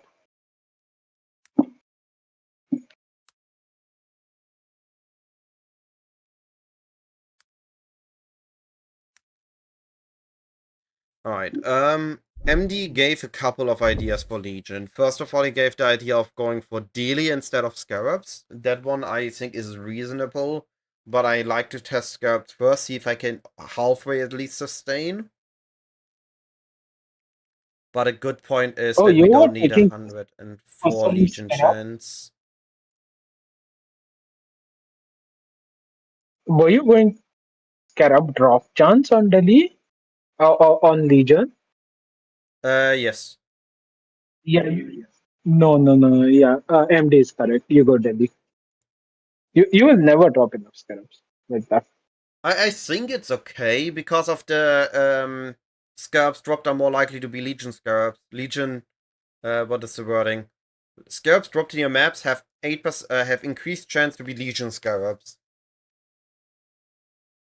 Yeah, I get what you're saying. It's not worth it. No, you just never drop enough Scarabs in this draft. You never drop juice percent Scarabs here. You just go Delhi. Okay. Alright, MD, you and Go and oh well, you two convinced me.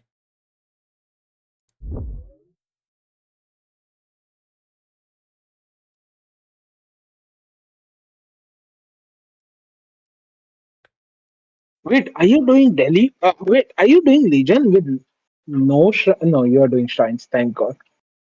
I was like, holy. Do I know Sing Harvey will be better than Legion to the printing on linked items using Breach?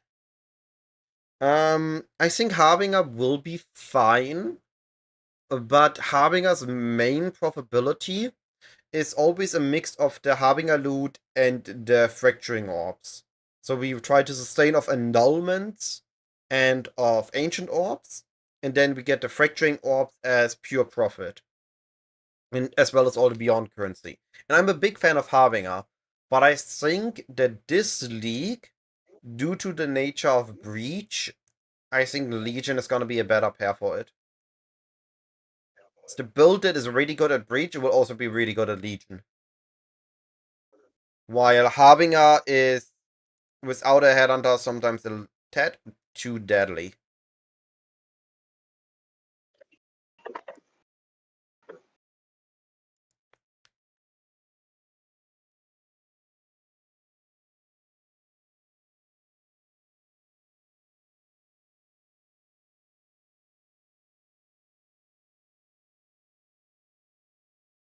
Alright.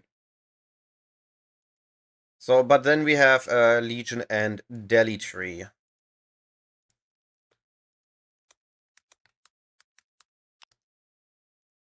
Alright, then let's do one more thing. I still have a bit more time. What are my trees gonna be at launch? Oh, wait. You forgot T17 ritual. Like, the low tier ritual strat is dead, but T17 ritual is going to be good. How? Uh, good, good eye level helmets and stuff. But better than just going strong boxes? No, T16, T16 will be at least better than like some random strats, dude. It has to be. Is it? No, no, no. Ritual's just gutted. No, holy, I feel bad for Ritual. I think Ritual is in a rough The, spot. the, Like, if you high roll, you have a good drop. But how much time do you have between high rolls? too inconsistent. Yeah, yeah. No, Ritual's just bad. It's so bad now. I thought about it as I was saying.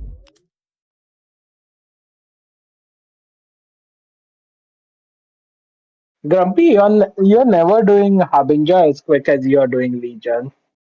It's not possible.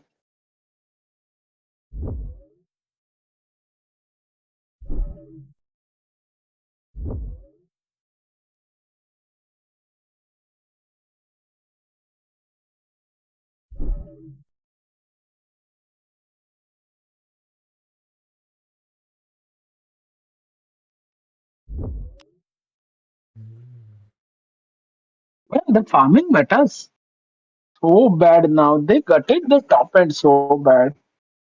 I really don't like this meta.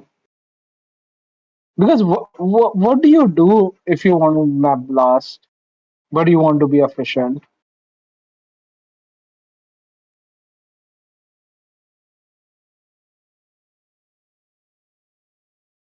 Like, is there any strat that even will come one third as good as recombinated?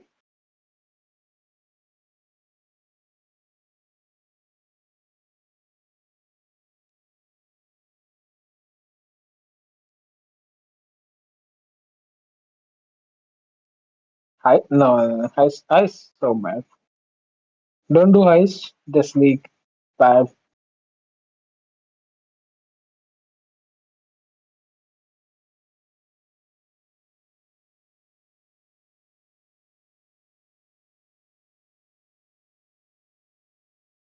Is this my Atlas progression? No. No, I still need to optimize this a bit.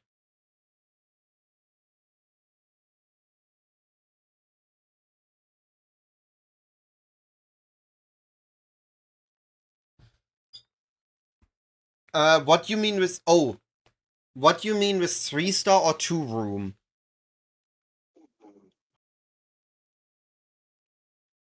Do you mean with 2-room is setting it up for specific members?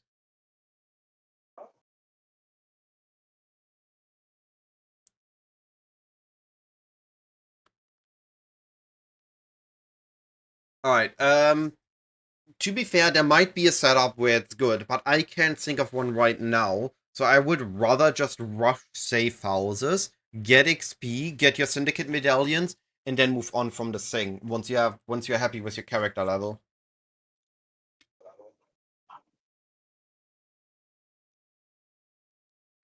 Legion can't be less profitable because all the loot you get is generic loot. Either generic loot is worth something, or no generic loot is worth anything, but then it's nowhere worth anything.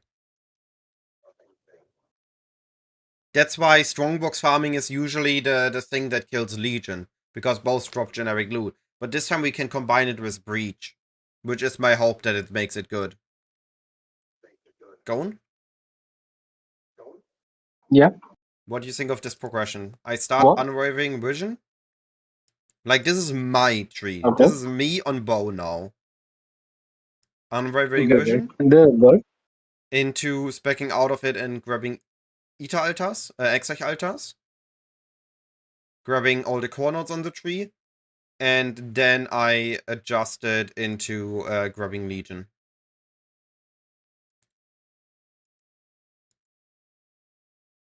No shrines. I really don't like those. I like shrines, you but I don't have the points for it.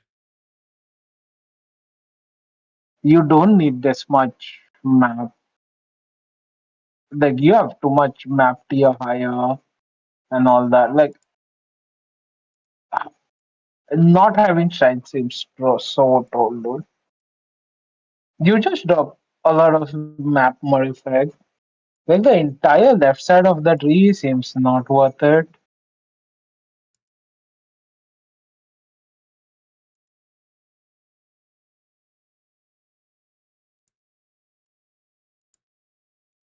There is zero shot you do League Start Legion without shrines. That sounds so bad.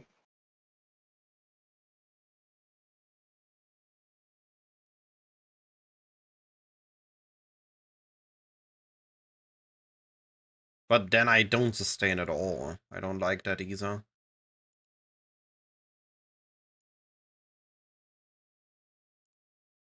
No, you sustain without those nodes, surely. Surely you can sustain ping pong somehow without those many nodes. I think I'm planning Legion Breach, but I will be adding daily once I have all my points. But I won't be adding daily until I have a strong character power.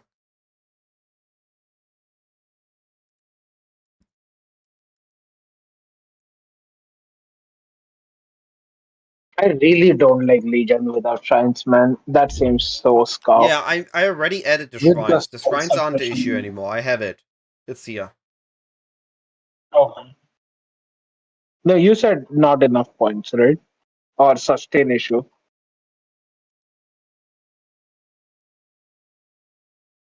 You don't have the abyss node. What? Like that's your best node. Yeah. I'm fixing trees as we speak.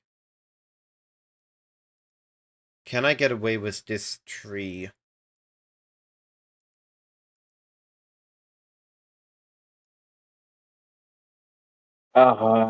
This.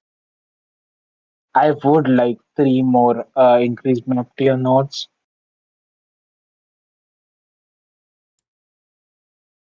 Or I would like singular focus, either or. I would just drop the map modifier effect honestly on the left side. I mean, it has the small nodes are number of rare monsters now, and that's good for Legion. But you're not juicing the red monsters at all, right? You just want the loot. You just want to get the loot and The number, like each rare monster in a legion has a chance for reward tiles. So this is actually good.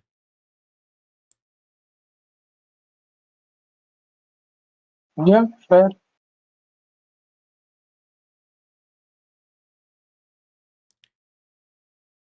Oh, you take out some of the 20% exact pack size on top if you don't have enough points. Yeah, that's fair. Okay, 125 is feasible, I think. I have -6. I can get everything but 6 points. So yeah, this works. Oh, also, you take out the 3 map mod effect on top. Left, left, left, left, left. Oh, 3 scarab drop chance and map mod effect. You can take out all of those points. And the one on top, the one right on top of that. Left, left, left. Yeah, that one. Yeah, you can take out that. All of that. Yeah, fair enough. Alright. I mean, But I those are the need an points. Like, if you have the simple. in between. Sorry, I was looking at the trees too. Shrine so much power. Are you planning to run Legion or Wands? I think Wands is going to be really cool, and I might transition into Wands later, but not at launch.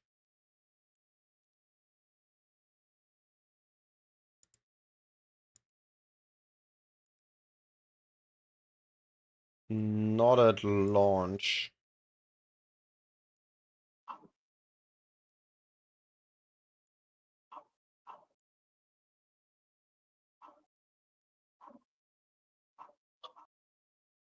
The other tree you should keep in mind is boxes. Boxes on leaf start are insane, man.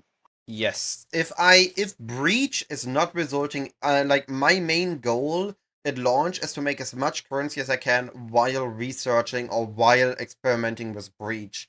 And I don't think I can do boxes and Breach. As the maps where T17s, where boxes is good, I will have way too little amount of Breach per map. Or Breach time per hour. No, no, no. I mean, you do glacier boxes. I do what? Glacier boxes. Glacier. So I have T16 or T16.5 Glacier with boxes. Why that? And with containment scope or without? The reason you do glacier boxes is all the boxes stack on top of each other basically. So you can click like 20 boxes before you even start shooting. It gets pretty upset. Wait, I'll show you the clip. Mm-hmm. I don't like that this is too many points. I want a 70 or 80 point tree.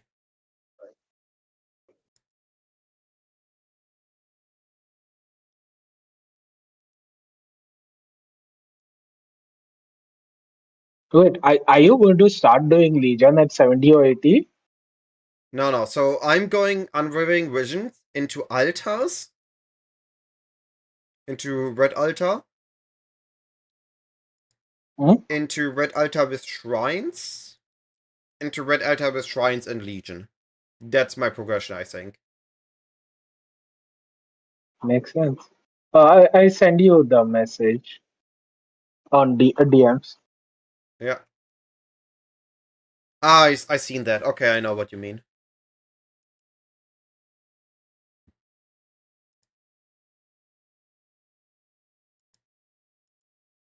The better version of glacier boxes, by the way, is underground sea boxes. It's the best boxes outside of 50 to 17s. 80. Yeah, I think this is okay. 50 points into 80 points into 100 points into 120 points. I think that's an okay progression. Hmm? And then I end on the Legion tree.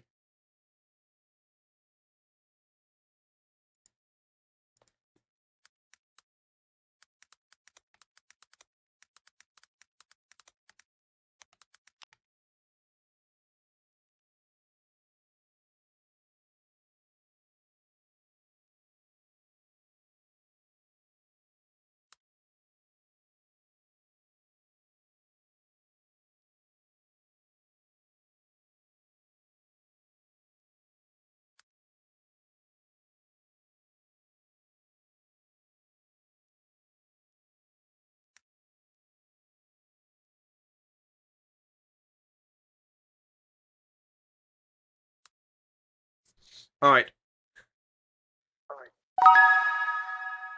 Pops, I appreciate the follow. This should be everything. I think we have everything. Let's see how it looks on the website.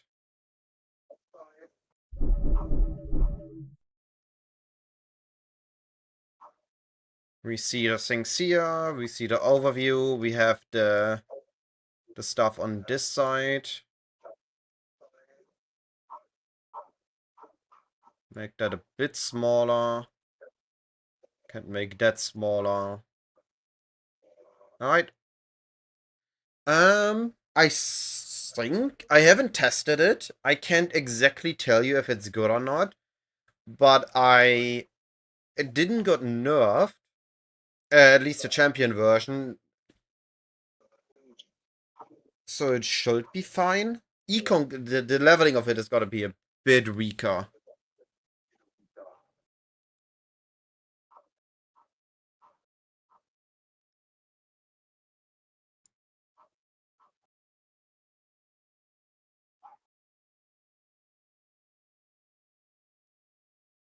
Alright. But that should be the goal there.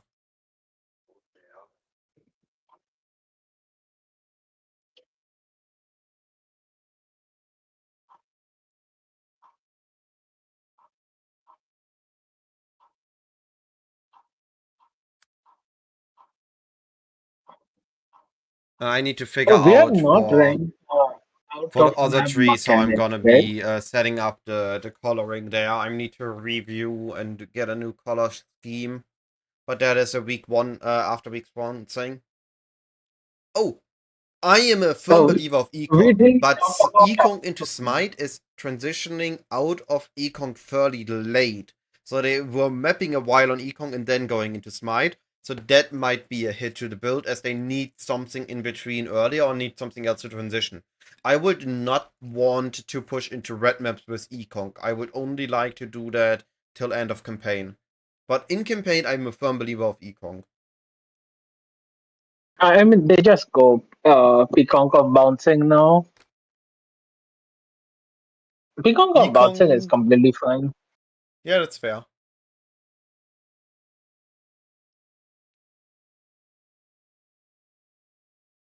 The Smite Slayers, right? It could be. It really depends on how targetable crafted it is and how easy we get the points for it. We need to see, Shit. but there's a high likelihood that the Genesis tree will create very good items. How quickly are you getting to high? Sorry, Rock Citadel. Like, Altar how quickly are farming. you getting to level? Altar farming for sure. I can go altar farming is gonna be really powerful. Or destructive play. If you're using a bossing build, destructive play. If you're using a mapping build, altar farming.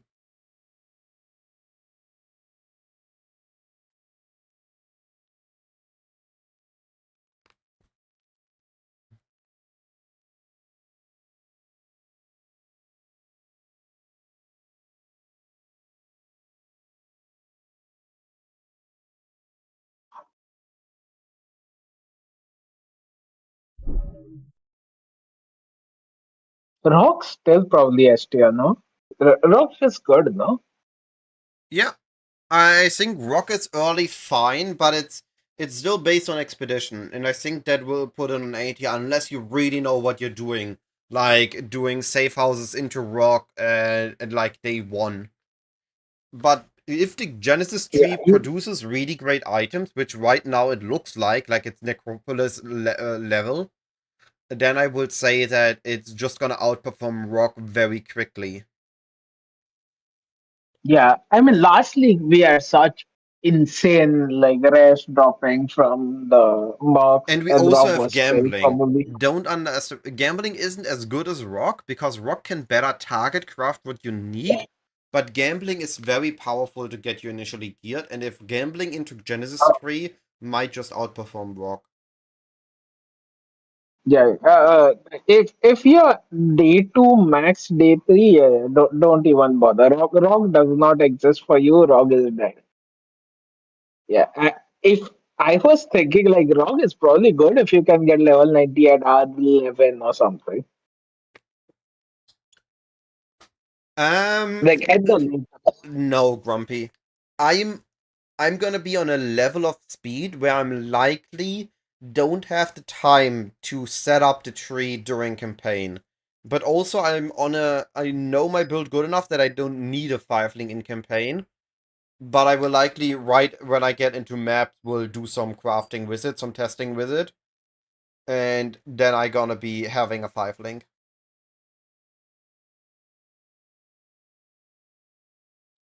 I think my expectation is get through campaign, farm a little bit of breach, get the tree set up, transition into bows, and then go into maps.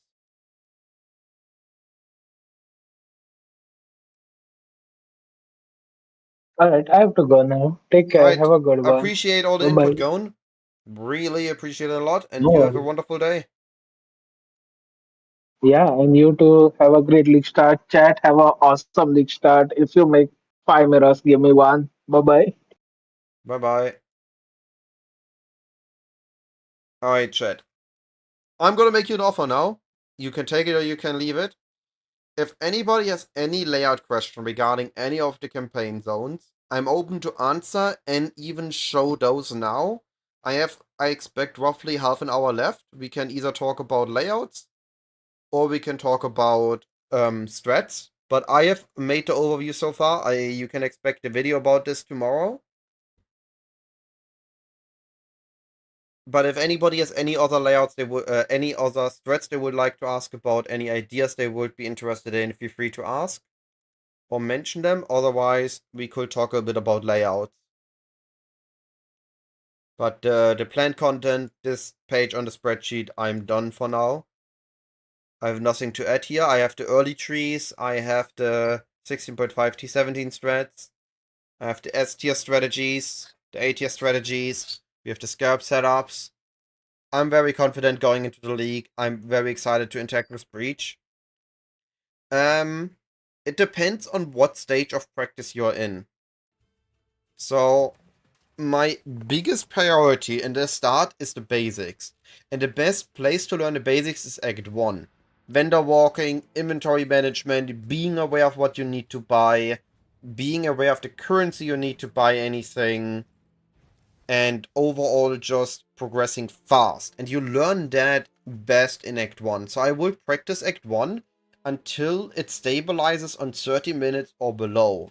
When you have 30-minute Act 1, I will start doing Act 3, Act 2, and Act 3 runs, keeping those basics in mind, but extending the duration of the run to feel your character as it progresses and see how you need to adjust your behavior in those acts. Um, So this would be my progression. I would do a couple of Act 1 practices, then 2 and 3 practices, and then move on to Act 5 practices until you're reaching sub to hour Act 5. When you have a sub to hour Act 5, you can easily do a 4 hour to sub 4 hour Act 10 run, which means that you know the time you can invest into a daily practice one is in a manageable area.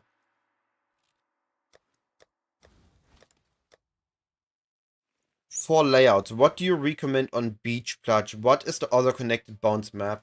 We don't know that yet, Belizar. So, the current atlas, all these maps get shuffled around. So we know what map, what tier a map is in, but we don't know its neighbors. So right now, Dunes has Defiled Cathedral, Laboratory, and Alleyway as its neighbors or its connected maps. But maybe next time it's gonna be Mausoleum connected to Dunes. We don't know that yet, so I cannot give you an answer until we see the next league. And so Beach is our new T16, right? So let's take a look what we have. Let me open item filter update.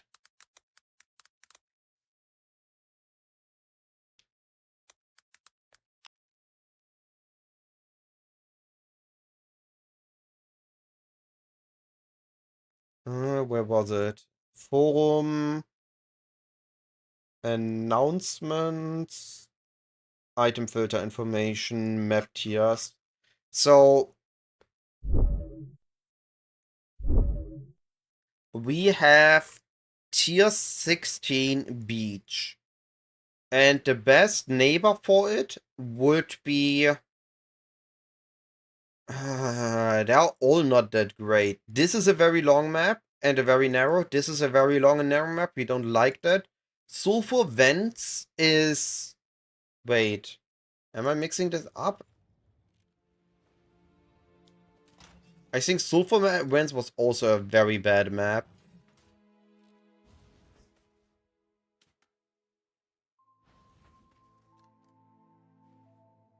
Yes, I think Sulfur Vents was also a very, very annoying map. Plateau is okay, you can read it. Arena is okay, you can read it. But both aren't really great maps. The boss of Arena takes its time. So I think the best case would be Plateau. Though... what you just said, yes. Beach, I think doesn't have a good ping pong partner, but can drop other T16s, which we then can Horizon to Beach. So I would assume that for T16 we don't need a partner. Where we need a partner is things like, okay, we want to farm essences on lower tier maps. So let's say tier 4 Jungle Valley, we want to farm essences on. Then we need a good partner like Canyon next to it, or Atoll, that are also easy to run so we can ping pong and self-sustain our maps in lower tier maps. How do I rapidly evaluate whether a pricey scalp is actually worth it? It's a mix of needing it to test it and previous knowledge. Like, you run the strat before? Do you know what the expected loot of the strat is? So, for example, I try to keep these spreadsheets. I apologize for the flashbang. I have these spreadsheets, and I can look, okay, Harbinger results in approximately this profit per hour on just deterministic loot, and these are the scalps cost. Can I do this with additional loot? Is it worth my time? Is it not worth my time compared to other strat? Now, if I don't have this knowledge, then I need to base it based on the gain. So, let's say Ultimatum. I have zero clue about Ultimatum. Or Essences. Actually, Essence is a good example. Let's take a look at Essences. Okay, what scalps am I using? How expensive are the scalps? What result am I getting? How likely is the result? So with Essences, if half of the valuable essences, half of the deafening essences are valuable, I can expect to get at least one per map. Can one essence of these valuable essences pay for my scarabs? Yes, it's good to go. No, rather not use the scarabs and go cheaper into the map. So my profit per map is higher than my and later only focus on the profit per hour and use the expensive scarab and hope for the high rolls. So I would look at the scarabs as the following. We have it here. Non-calcification essence farm, and it doesn't need a lot of points. That's great for us. Meaning we can go for it very early. Essence Scarab is always worth it. Essence on the map device is also almost always worth it. The only question is stability and Ascent worth it? If Ascent can be paid with one high value Scarab, because it guarantees a deafening Scarab on each Essence, then it's worth it. If stability is worth the value of one corrupted Essence, then it's worth it. Stability is usually the cheaper one of the two, though, as far as I'm aware.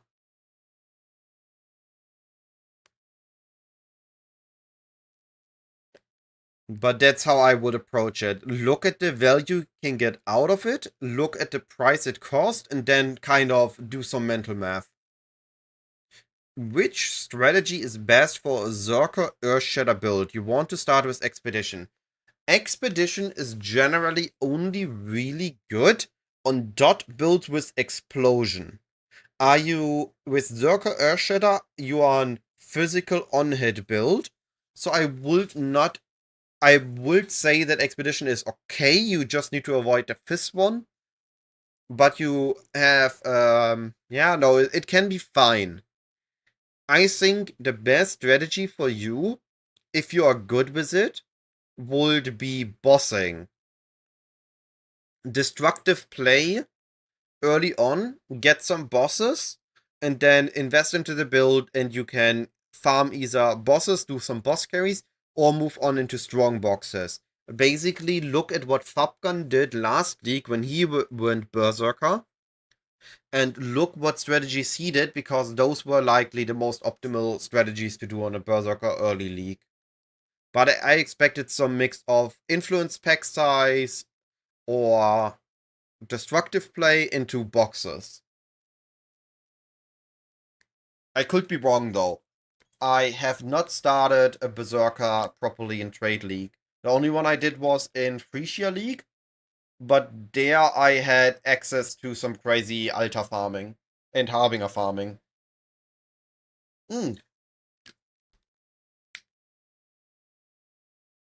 Berserker was actually pretty good at Harbinger farming. Maybe that's something you can look into as well.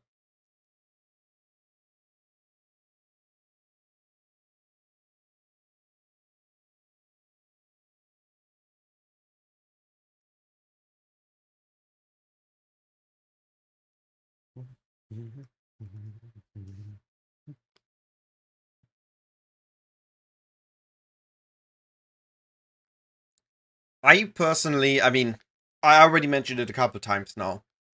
I'm very excited for Breach, and I want to test Breach as fast as possible. So that's what I'm going to be focusing on first, and see how far I get.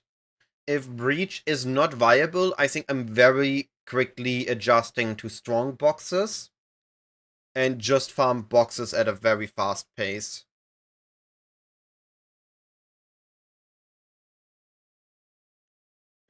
Strongbox is going to be highly contended, but it's also usually one of the most profitable strats. Even if the containment scarab is a divine to two divines, it can still be profitable. Not as a map to map basis, but as in a over an hour basis. So we just need the funds to get going.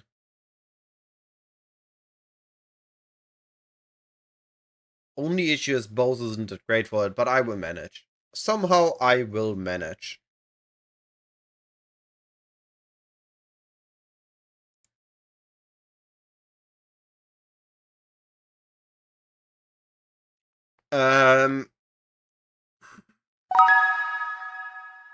Usually the scarabs that are only profitable for group play are the scarabs which are more on the rarity side. So things like here, which go on a rarity farming very quickly, is what we expect to be early on only profitable for group play until the players have enough power and the groups moved on to something crazier. If I remember correctly, MP's group is going for Blight this league. So they're going to something like the Blight Scarabs in combination with Risk Scarab likely, maybe. And just create a crazy amount of loot on a Blighted Pump. Which I think is going to be viable, even for players later on, but in a different way than it was before, so I'm not too sure how to recommend it. So I have not added Blight as a 16, 17.5 strat yet. I'm gonna look what the groups are coming up with and how we can adjust it to solo play. Also, no good Nick, I appreciate the follow. Thank you, buddy.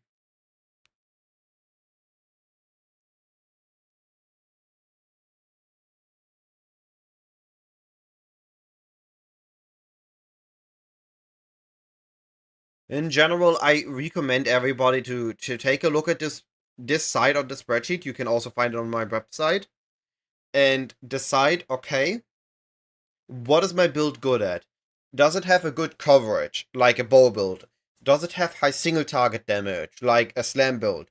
Can it fit in rarity, like a miner or low life miner or something, or brand skill builds? And what is the good strats for that based on those what the build excels at? Yes. If you !guide gets you to my website. That is correct. I can link it there. That's a good call. I can link it in my Twitch about. !guide though. for the website. So we have the build section, which exclamation mark guide though. Sorry for that. We have the build section where you can find my daily build updates. We have the flashbang again. We have the Strats, which you just saw. And also I created the layout where you have all campaign zones that are important for an optimized run, how to read them, how to progress them.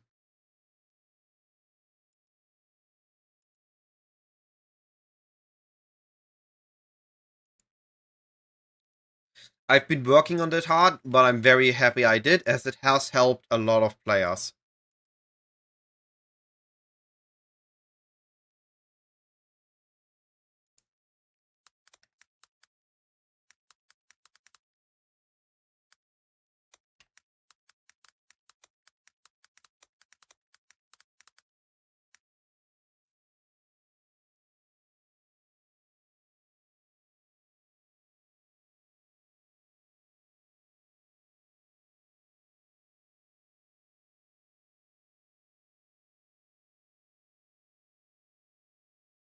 Alright, it's there. Essence of calcification tree does memory tiers can spawn. Second.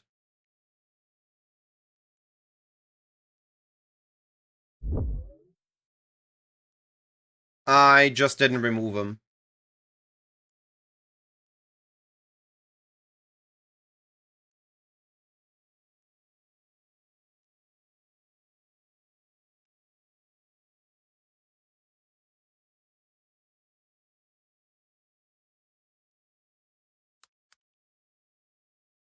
Alright, fixed. Thanks for noticing it.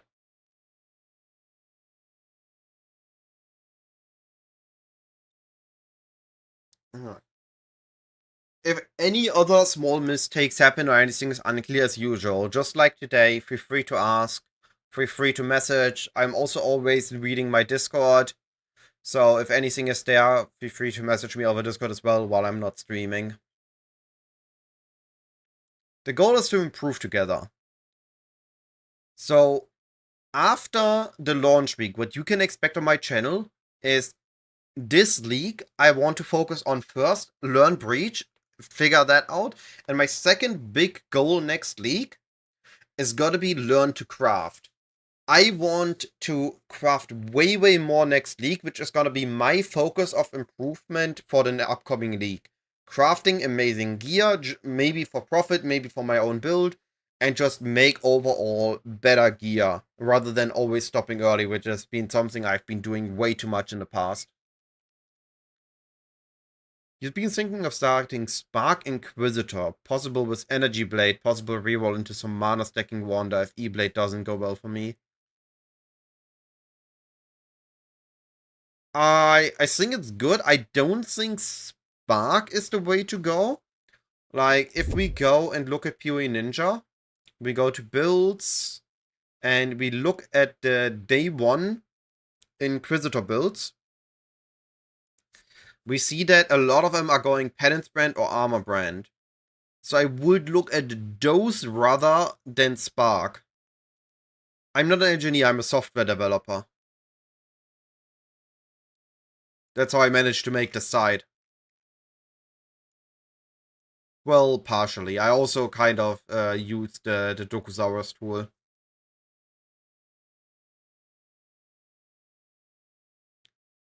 So you see that if you look at Inquisitor, the highest levels are all Penance Brand builds. And they all have basically the same concept. They're E-Blade, very unique heavy, just all the uniques. It's always the same concept they are using. I would look into that rather than Spark directly. Like, if we look at the armor brands, they exist as well, but you see a clear distinction. The armor brand builds are all at a lower level, so they're all the earlier stages of the people that are just continuing. We are going earlier, we're gonna see that this shifts. So here we have more armor brands and penance brands. So they're all going with armor brand and transitioning into penance brand. If we're going even earlier, We have armor brands more than penance brands. And if we go even earlier, we have almost exclusively armor brand. It's always good to look at this. How are people progressing this and adapt this? It's actually pretty good clear. The way penance brand of dissipation works is it attaches to an enemy and then deattaches and attaches to the next enemy. But every time it does that, it causes an explosion of damage.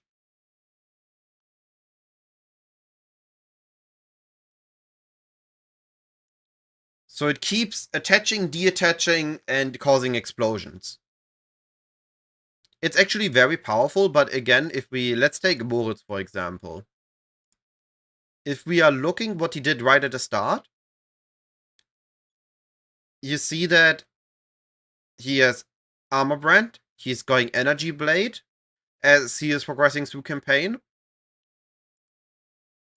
And as he progresses further, he starts to pick up his uniques, get more power. And then he starts to transition into the Penance Brand. I think Remarkable was something. Open passive building. There was a mix of built-in. So it used to not be built-in, but they made it built-in. So we have the chance to create additional brands. We have a second brand. Which was it? There was one note that was important. Now they removed it. Alright. So here. Magical brand. It periodically activates while attached, adding enemy causing cold damage to branded enemy and other nearby pulse gains area. So basically, it sticks to the enemy, builds up energy, and explodes, and then deattaches and can attach to the next enemy. But if you add a lot of cast speed, this happens very quickly. Let me show you that.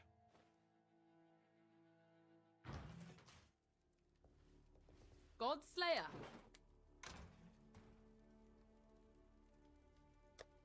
We used to have a node that caused the disattachment. I don't have a penance brand on me. Alright, we will have to watch a video about it, but basically it attaches and we are scaling cast speed, so it quickly builds up the energy, hits max energy, causes the pulse, causes the explosion, disattaches, attaches to a different target, and keeps repeating that. Kona, thank you so much for the sub. I really appreciate this, buddy. And then you just scale cast speed, you cast the brand faster, it attaches faster, it damages faster, and we repeat. And then we scaling usually some conversion shenanigans and explosions. So here we see Iron Will for spell damage, here we see double damage, here we see the conversion, lightning to cold. So with this, now we do cold damage, which means we can freeze. And then at later stages, it usually does also some non-chaos to chaos conversion.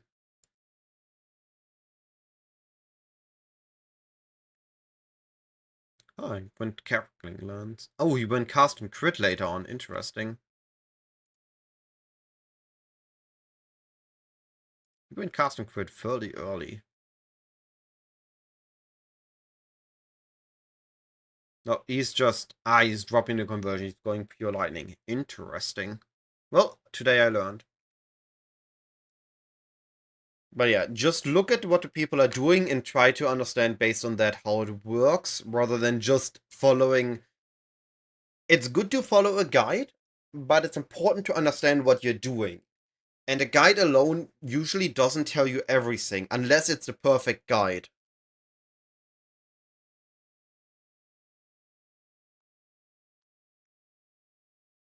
We were looking at Moritz. This is only level 94. Only.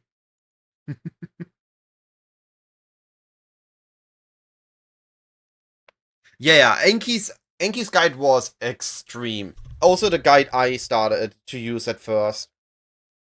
I try to make my guides good, but not even... I can't put the detail in that Enki is. It's just... There was so much detail and so much quality in that guide. and was perfect to teach somebody that has zero knowledge about the game all the knowledge they need about the game.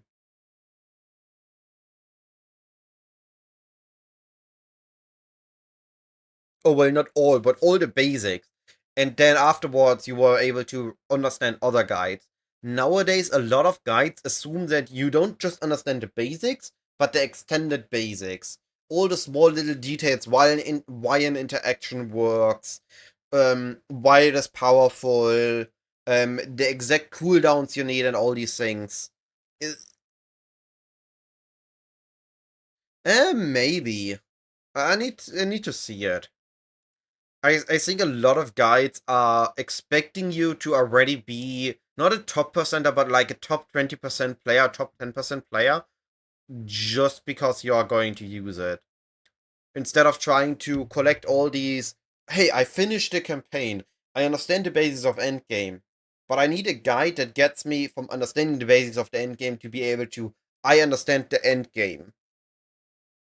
And it's, to be fair, it's not that easy to make those guides. I don't think I fully succeed in that as well. Which are why I really like the addition of the mobalytics for PoE1 now. Now, I'm fully aware that a lot of people don't like the additional click on mobalytics. But this allows me to add so much detail to my guide, not just in a notes section where it's just a big wall of text. The detail is exactly where it matters. And especially just how it works is stuff that I would never put in a video because I know that if I put in a video, it's the part that people just skip, or most people. But now I can put it in written form, and the people that care about it can go here and read it, and the people that don't care about it, well, they can just they watch the video for the context for the compact part. How is it? I appreciate the follow. Thank you, buddy. I think that is pretty good if we don't need things like, for example, here I want Abyss Jewels, I want Aspire Learnings. I can't do it. I definitely can't use that. But there are some builds that don't really need a Watchers, don't really need the new Bound by Destiny, don't need any normal jewels. So those might be able to make do with that. So how exactly is the math on that, MD? Do we take 60% damage initially? And then from that 60%, we take 40% again, which is, what is it then? 25% of the damage again? Or do we take 40% of the original hit again?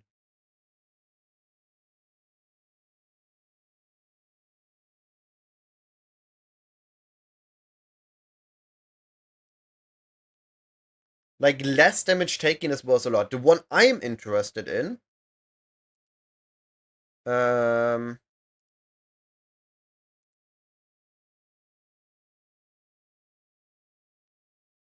is it? Where are the breach notes? Oh, we don't have him here.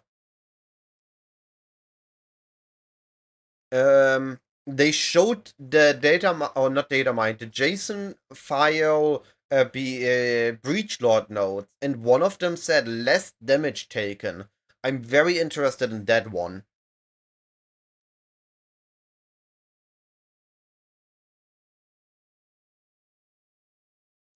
I think that is going to be very interesting in the sense of we convert our damage taken. There was the expensive way with Purity of Fire, but there was a cheaper way that converts all damage taken to lightning. And if we only take lightning damage, and we take 15% less lightning damage, that is going to be very interesting.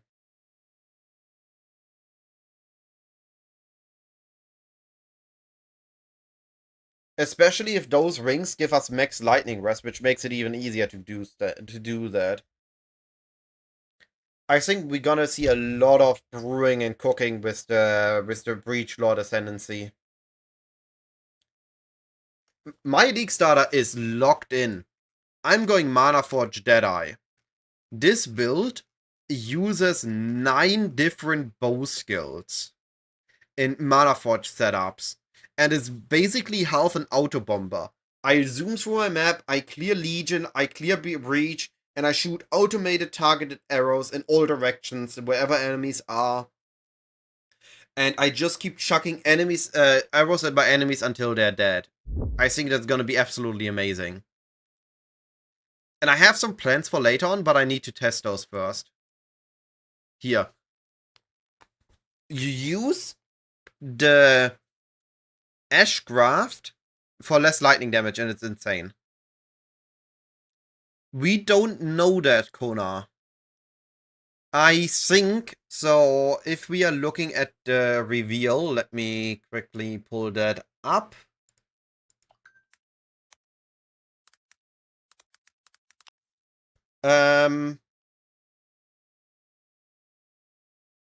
In the content reveal.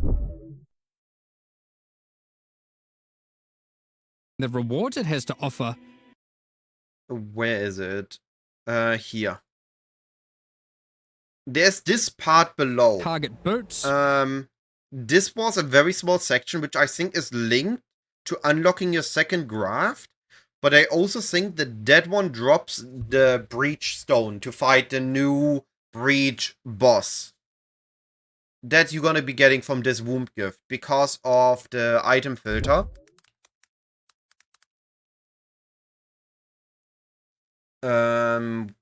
New items, we have Provisioning Womb Gift, Lavish, Ancient, Growing, and Mysterious.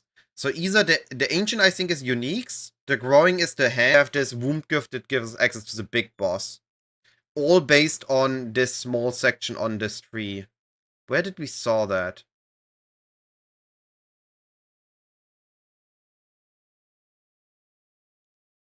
And by There. There it is.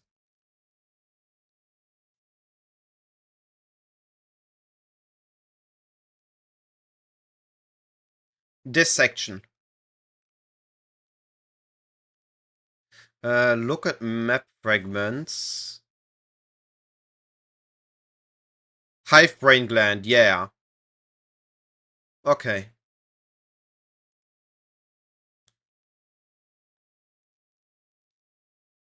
Yeah, so it's a hive brain gland that gets us access to the big bad, well, likely. And I expect that we get that from this section here. So we have graft, currency, uniques, item crafting, and then we have this one, which I expect is the boss one. Also, this looks like a hand. Maybe. I could be wrong. We'll have to see.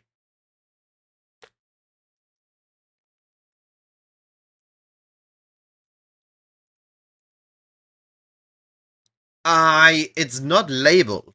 I'm assuming, based on names, which one is what.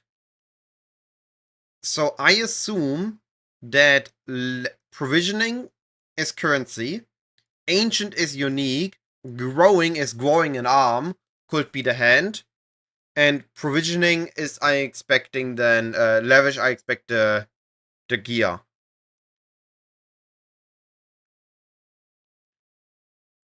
Okay, then maybe that was the name.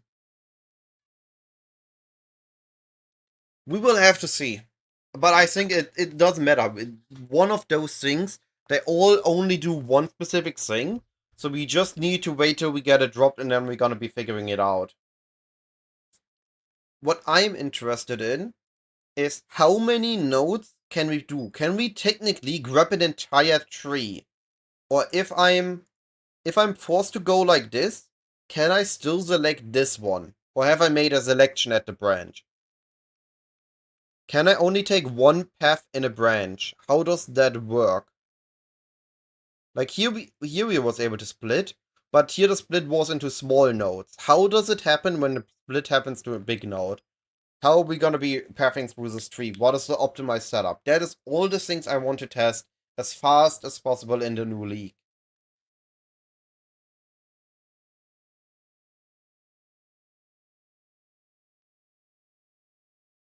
I mean, it can be discovered early for maybe this part, but this part might only be accessible in high tier ones, like when you use a high tier gift.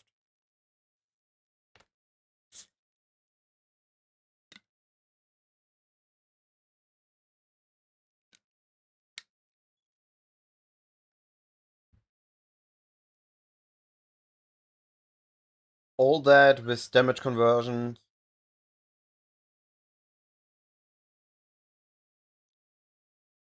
Yeah, that might also be a thing, MD. That might also be a good call. So you take about 40% physical damage, and then we take about 85% lightning damage, but we have 90 lightning rest. But we still have fire and cold damage to take care of.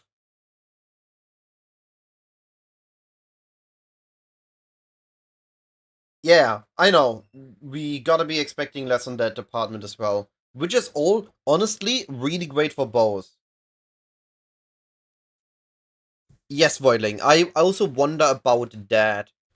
Can we first go all in on currency and maximize currency before we maximize uniques, before we maximize items? Or is it all linked to every level 5 you get a currency passive point, every level 10 you get a unique point? Not character level, but tree level as the tree grows.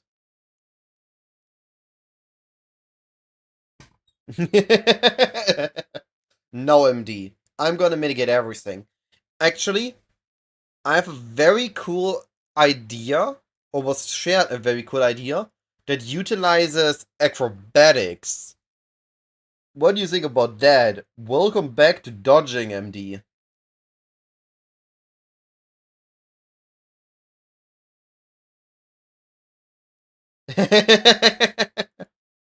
We'll see.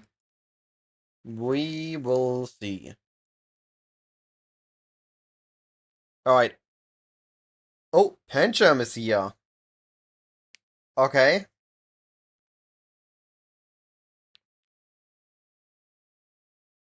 But why? With spell suppression being nerfed, if we can fit in 150 spell suppression, we get 75% spell dodge. It's way better than mitigating only 40% of the damage. Because we are going to be mitigating 75% of all incoming spell damage.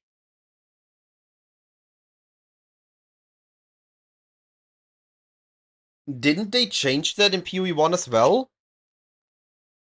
I'm pretty sure that got changed. We can dodge or suppress area damage just like we do. Just like we do in PoE 2 now.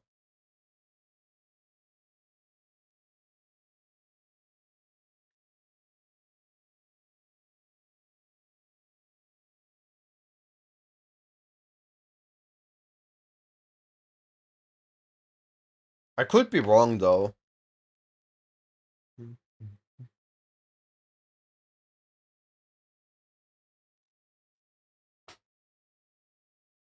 Yeah, that's fair. I would see. I'm gonna be testing a lot next week. I have big plans. And we all gonna see it tomorrow. My plan is my league launch is at 8 p.m. So I have 4 hours to midnight and expecting like 5 to 6 hours before I get sleepy. Which means I have a total of about 9 to 10 hours that I can push on day 0 or day 1, however you want to phrase it.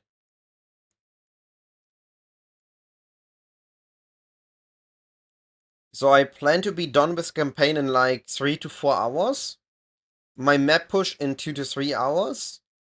And then I have hopefully 4 hours left to test Breach, like power test Breach, and see if the currency tree does anything, see if I can get some cool Foulborn uniques, test how powerful the grafts are, test how good the item crafting is. So I have a lot of testing to do here.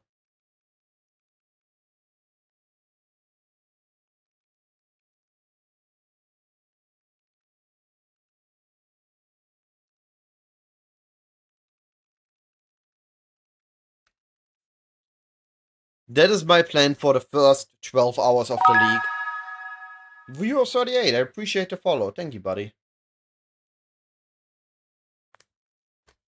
Yeah, we have to see Pancham. I have one idea based on the research I did into the bow build, the Mana Forge bow build, but I have to see how it feels, how it goes.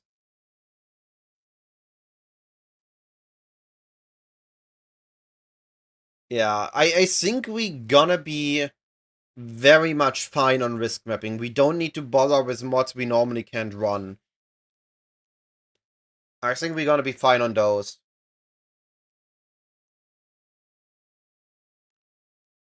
I really hope we're gonna be getting a full-born Headhunter or full-born Mage Blood with a very cool variation.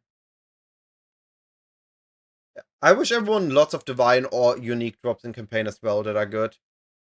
I think the Icicle Mines is still fine for what it's supposed to do. However, full transparency here, I honestly think that Exsanguinate Reap is better.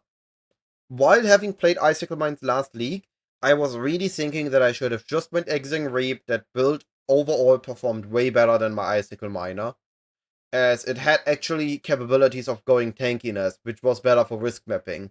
I had to swap off the Icicle Miner, Exang Reap could have just invested further.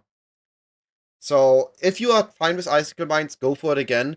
But if you don't mind testing a little bit and going for something slightly different, Exing Reap might be really good as well.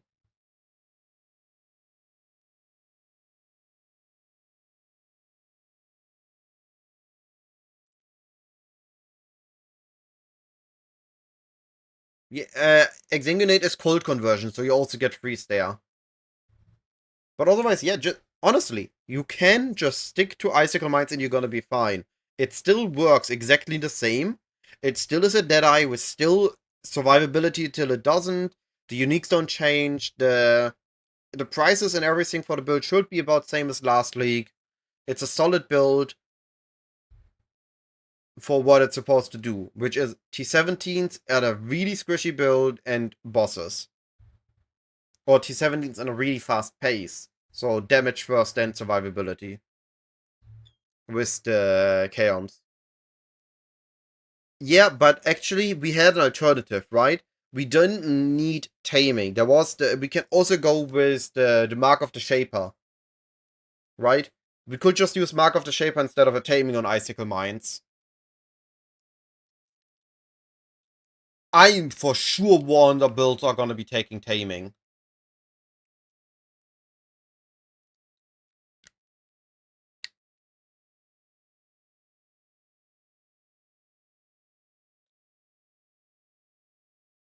I expect them to take tamings. I don't know. I have the feel that it will take tamings. Alright, I'm about to eat dinner. I will call it here. I really appreciate everybody dropping in today. Everybody giving their opinions on the strats. Hopefully, I have prepared everyone with a really good approach to the endgame in the upcoming league. Expect a video on this tomorrow talking about the top league start strats, the top league start approaches, and my personal plan. But for today, that shall be it. I will send you guys on your way to somebody else to watch, and shall be back tomorrow at launch. Also, Kiyoshi, I appreciate the follow. Thank you, buddy.